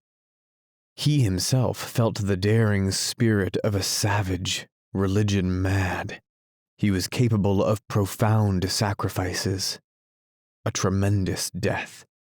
He had no time for dissections, but he knew that he thought of the bullets only as things that could prevent him from reaching the place of his endeavor. There were subtle flashings of joy within him that thus should be his mind. He strained all his strength. His eyesight was shaken and dazzled by the tension of thought and muscle. He did not see anything excepting the mist of smoke gashed by the little knives of fire. But he knew that in it lay the aged fence of a vanished farmer protecting the snuggled bodies of the gray men. As he ran, a thought of the shock of contact gleamed in his mind. He expected a great concussion when the two bodies of troops crashed together. This became a part of his wild battle madness. He could feel the onward swing of the regiment about him, and he conceived of a thunderous, crushing blow that would prostrate the resistance and spread consternation and amazement for miles. The flying regiment was going to have a catapultian effect. This dream made him run faster among his comrades, who were giving vent to hoarse and frantic cheers. But presently, he could see that many of the men in gray did not intend to abide the blow. The smoke, rolling, disclosed men who ran, their faces still turned. These grew to a crowd who retired stubbornly. Individuals wheeled frequently to send a bullet at the blue wave. But at one part of the line, there was a grim and obdurate group that made no movement. They were settled firmly down behind posts and rails. A flag, ruffled and fierce, waved over them, and their rifles dinned fiercely. The blue whirl of men got very near, until it seemed that in truth there would be a close and frightful scuffle. There was an expressed disdain in the opposition of the little group that changed the meaning of the cheers of the men in blue. They became yells of wrath, directed, personal. The cries of the two parties were now in sound, an interchange of scathing insults. They in blue showed their teeth, their eyes shone all white. They launched themselves as at the throats of those who stood resisting. The space between dwindled to an insignificant distance. The youth had centered the gaze of his soul upon that other flag. Its possession would be high pride. It would express bloody minglings, near blows. He had a gigantic hatred for those who made great difficulties and complications. They caused it to be as a craved treasure of mythology, hung amid tasks and contrivances of danger. He plunged like a mad horse at it. He resolved it should not escape if wild blows and darings of blows could seize it. His own emblem, quivering and aflare, was winging toward the other. It seemed there would shortly be an encounter of strange beaks and claws as of eagles. The swirling body of blue men came to a sudden halt at close and disastrous range, and roared a swift volley. The group in gray was split and broken by this fire, but its riddled body still fought. The men in blue yelled again and rushed in upon it. The youth, in his leapings, saw as through a mist a picture of 4 or 5 men stretched upon the ground, or writhing upon their knees with bowed heads, as if they had been stricken by bolts from the sky. Tottering among them was the rival color-bearer, whom the youth saw had been bitten vitally by the bullets of the last formidable volley. He perceived this man fighting a last struggle, the struggle of one whose legs are grasped by demons. It was a ghastly battle. Over his face was the bleach of death, but set upon it was the dark and hard lines of desperate purpose. With this terrible grin of resolution, he hugged his precious flag to him, and was stumbling and staggering in his design to go the way that led to safety for it.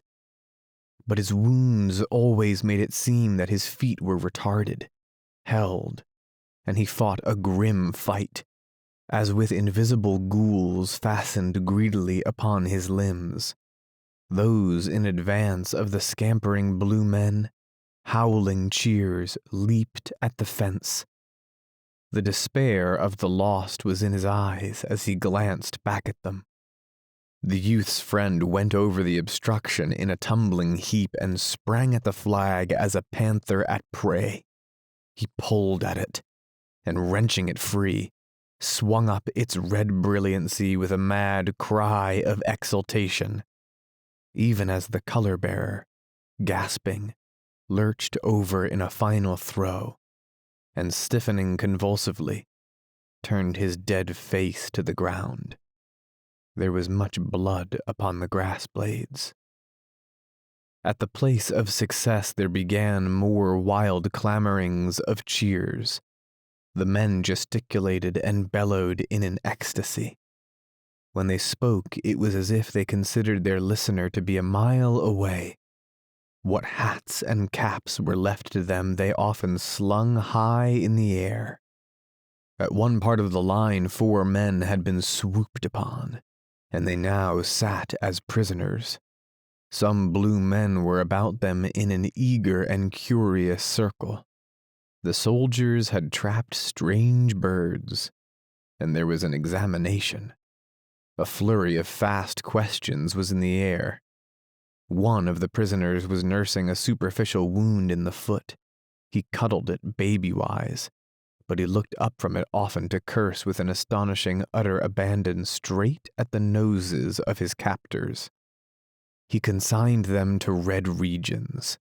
He called upon the pestilential wrath of strange gods. And with it all, he was singularly free from recognition of the finer points of the conduct of prisoners of war. It was as if a clumsy clod had trod upon his toe, and he conceived it to be his privilege, his duty, to use deep, resentful oaths. Another, who was a boy in years, took his plight with great calmness and apparent good nature. He conversed with the men in blue, studying their faces with his bright and keen eyes. They spoke of battles and conditions. There was an acute interest in all their faces during this exchange of viewpoints. It seemed a great satisfaction to hear voices from where all had been darkness and speculation. The third captive sat with a morose countenance. He preserved a stoical and cold attitude. To all advances, he made one reply without variation. "Oh, go to hell." The last of the 4 was always silent, and for the most part kept his face turned in unmolested directions.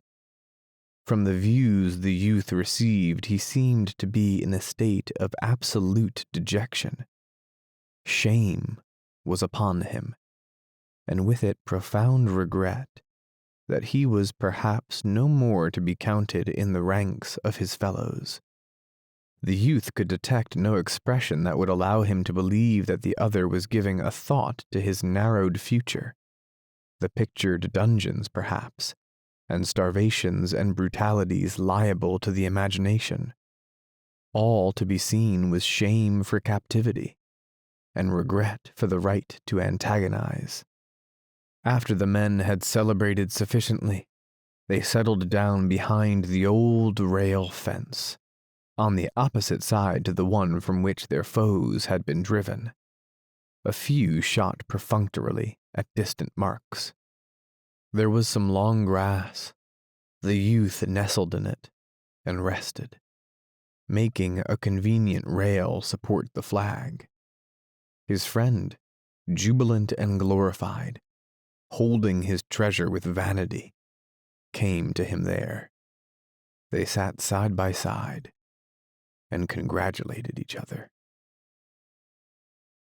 Chapter 24. The roarings that had stretched in a long line of sound across the face of the forest began to grow intermittent and weaker. The stentorian speeches of the artillery continued in some distant encounter, but the crashes of the musketry had almost ceased. The youth and his friend of a sudden looked up, feeling a deadened form of distress at the waning of these noises, which had become a part of life. They could see changes going on among the troops. There were marchings this way and that way. A battery wheeled leisurely. On the crest of a small hill was the thick gleam of many departing muskets. The youth arose. "Well, what now, I wonder?" he said. By his tone, he seemed to be preparing to resent some new monstrosity in the way of dins and smashes. He shaded his eyes with his grimy hand and gazed over the field. His friend also arose and started. "I bet we're going to get along out of this and back over the river," said he. "Well, I swan," said the youth. They waited, watching. Within a little while, the regiment received orders to retrace its way. The men got up grunting from the grass, regretting the soft repose. They jerked their stiffened legs and stretched their arms over their heads. One man swore as he rubbed his eyes. They all groaned. "Oh, Lord." They had as many objections to this change as they would have had to a proposal for a new battle. They trampled slowly back over the field across which they had run in a mad scamper. The regiment marched until it had joined its fellows.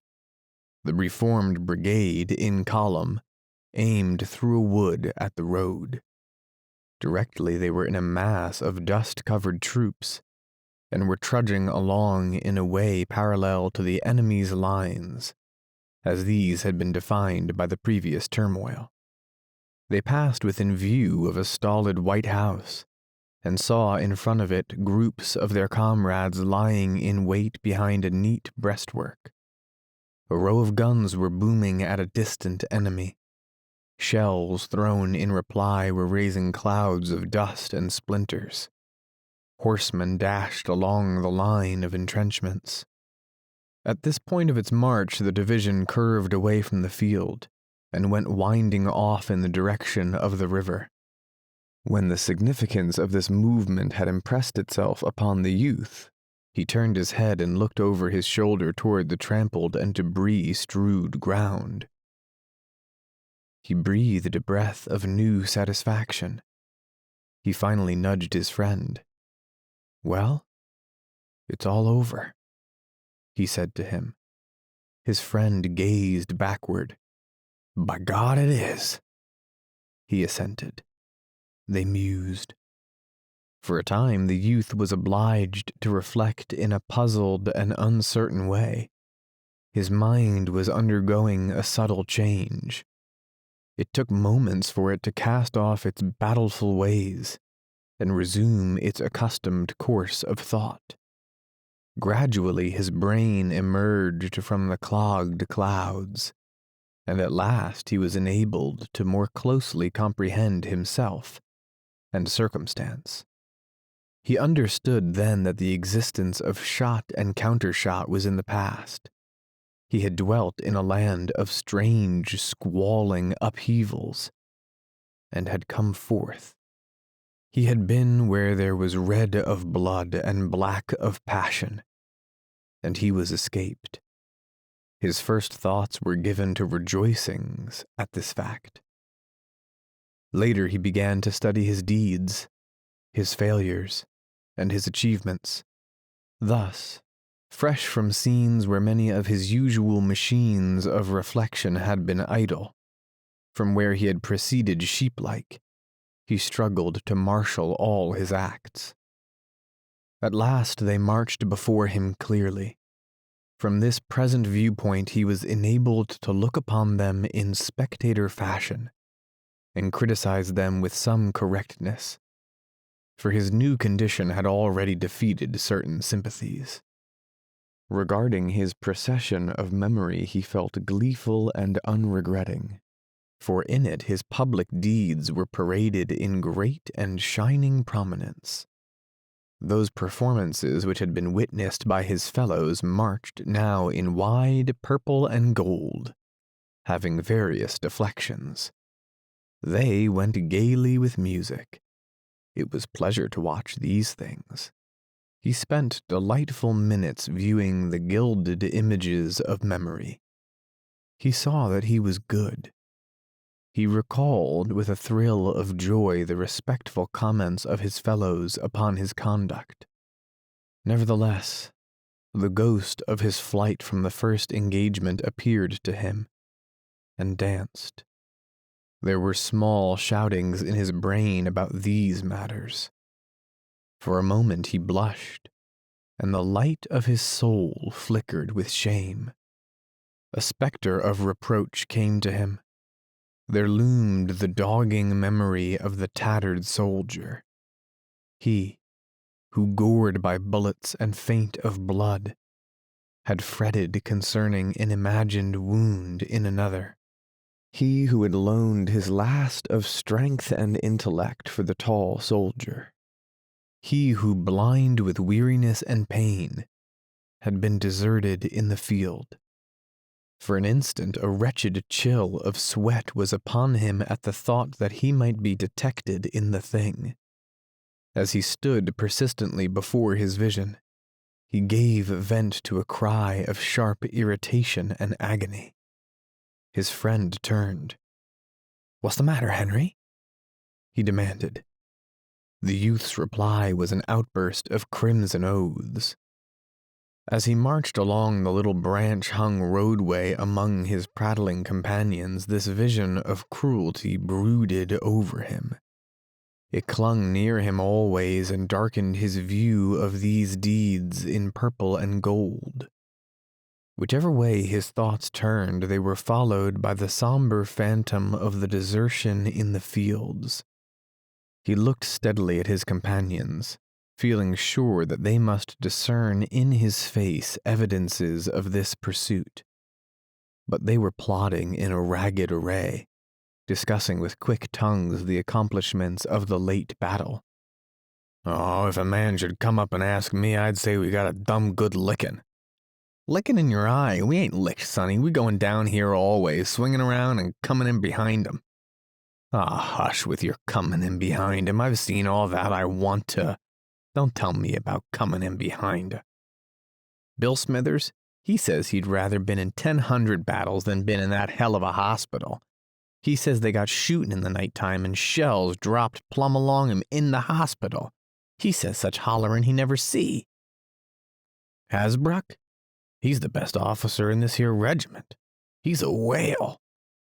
"Didn't I tell you that we'd come around behind him? Didn't I tell you so?" "Oh, shut your mouth." For a time, this pursuing recollection of the tattered man took all elation from the youth's veins. He saw his vivid error, and he was afraid that it would stand before him all his life. He took no share in the chatter of his comrades, nor did he look at them, or know them, save when he felt sudden suspicion that they were seeing his thoughts, and scrutinizing each detail of the scene with the tattered soldier. Yet gradually he mustered force to put the sin at a distance, and at last his eyes seemed to open to some new ways. He found that he could look back upon the brass and bombast of his earlier gospels, and see them truly. He was gleeful when he discovered that he now despised them. With this conviction came a store of assurance. He felt a quiet manhood, non-assertive, but of sturdy and strong blood. He knew that he would no more quail before his guides wherever they should point. He had been to touch the great death, and found that after all, it was but the great death. He was a man. So it came to pass that as he trudged from the place of blood and wrath, his soul changed. He came from hot plowshares to prospects of clover tranquility, and it was as if hot plowshares were not. Scars faded as flowers. It rained. The procession of weary soldiers became a bedraggled train, despondent and muttering, marching with churning effort in a trough of liquid brown mud under a low, wretched sky. Yet the youth smiled, for he saw that the world was a world for him, though many discovered it to be made of oaths and walking sticks. He had rid himself of the red sickness of battle. The sultry nightmare was in the past. He had been an animal, blistered and sweating in the heat and pain of war. He turned now with a lover's thirst to images of tranquil skies, fresh meadows, cool brooks, an existence of soft and eternal peace. Over the river, a golden ray of sun came through the hosts of leaden rain clouds.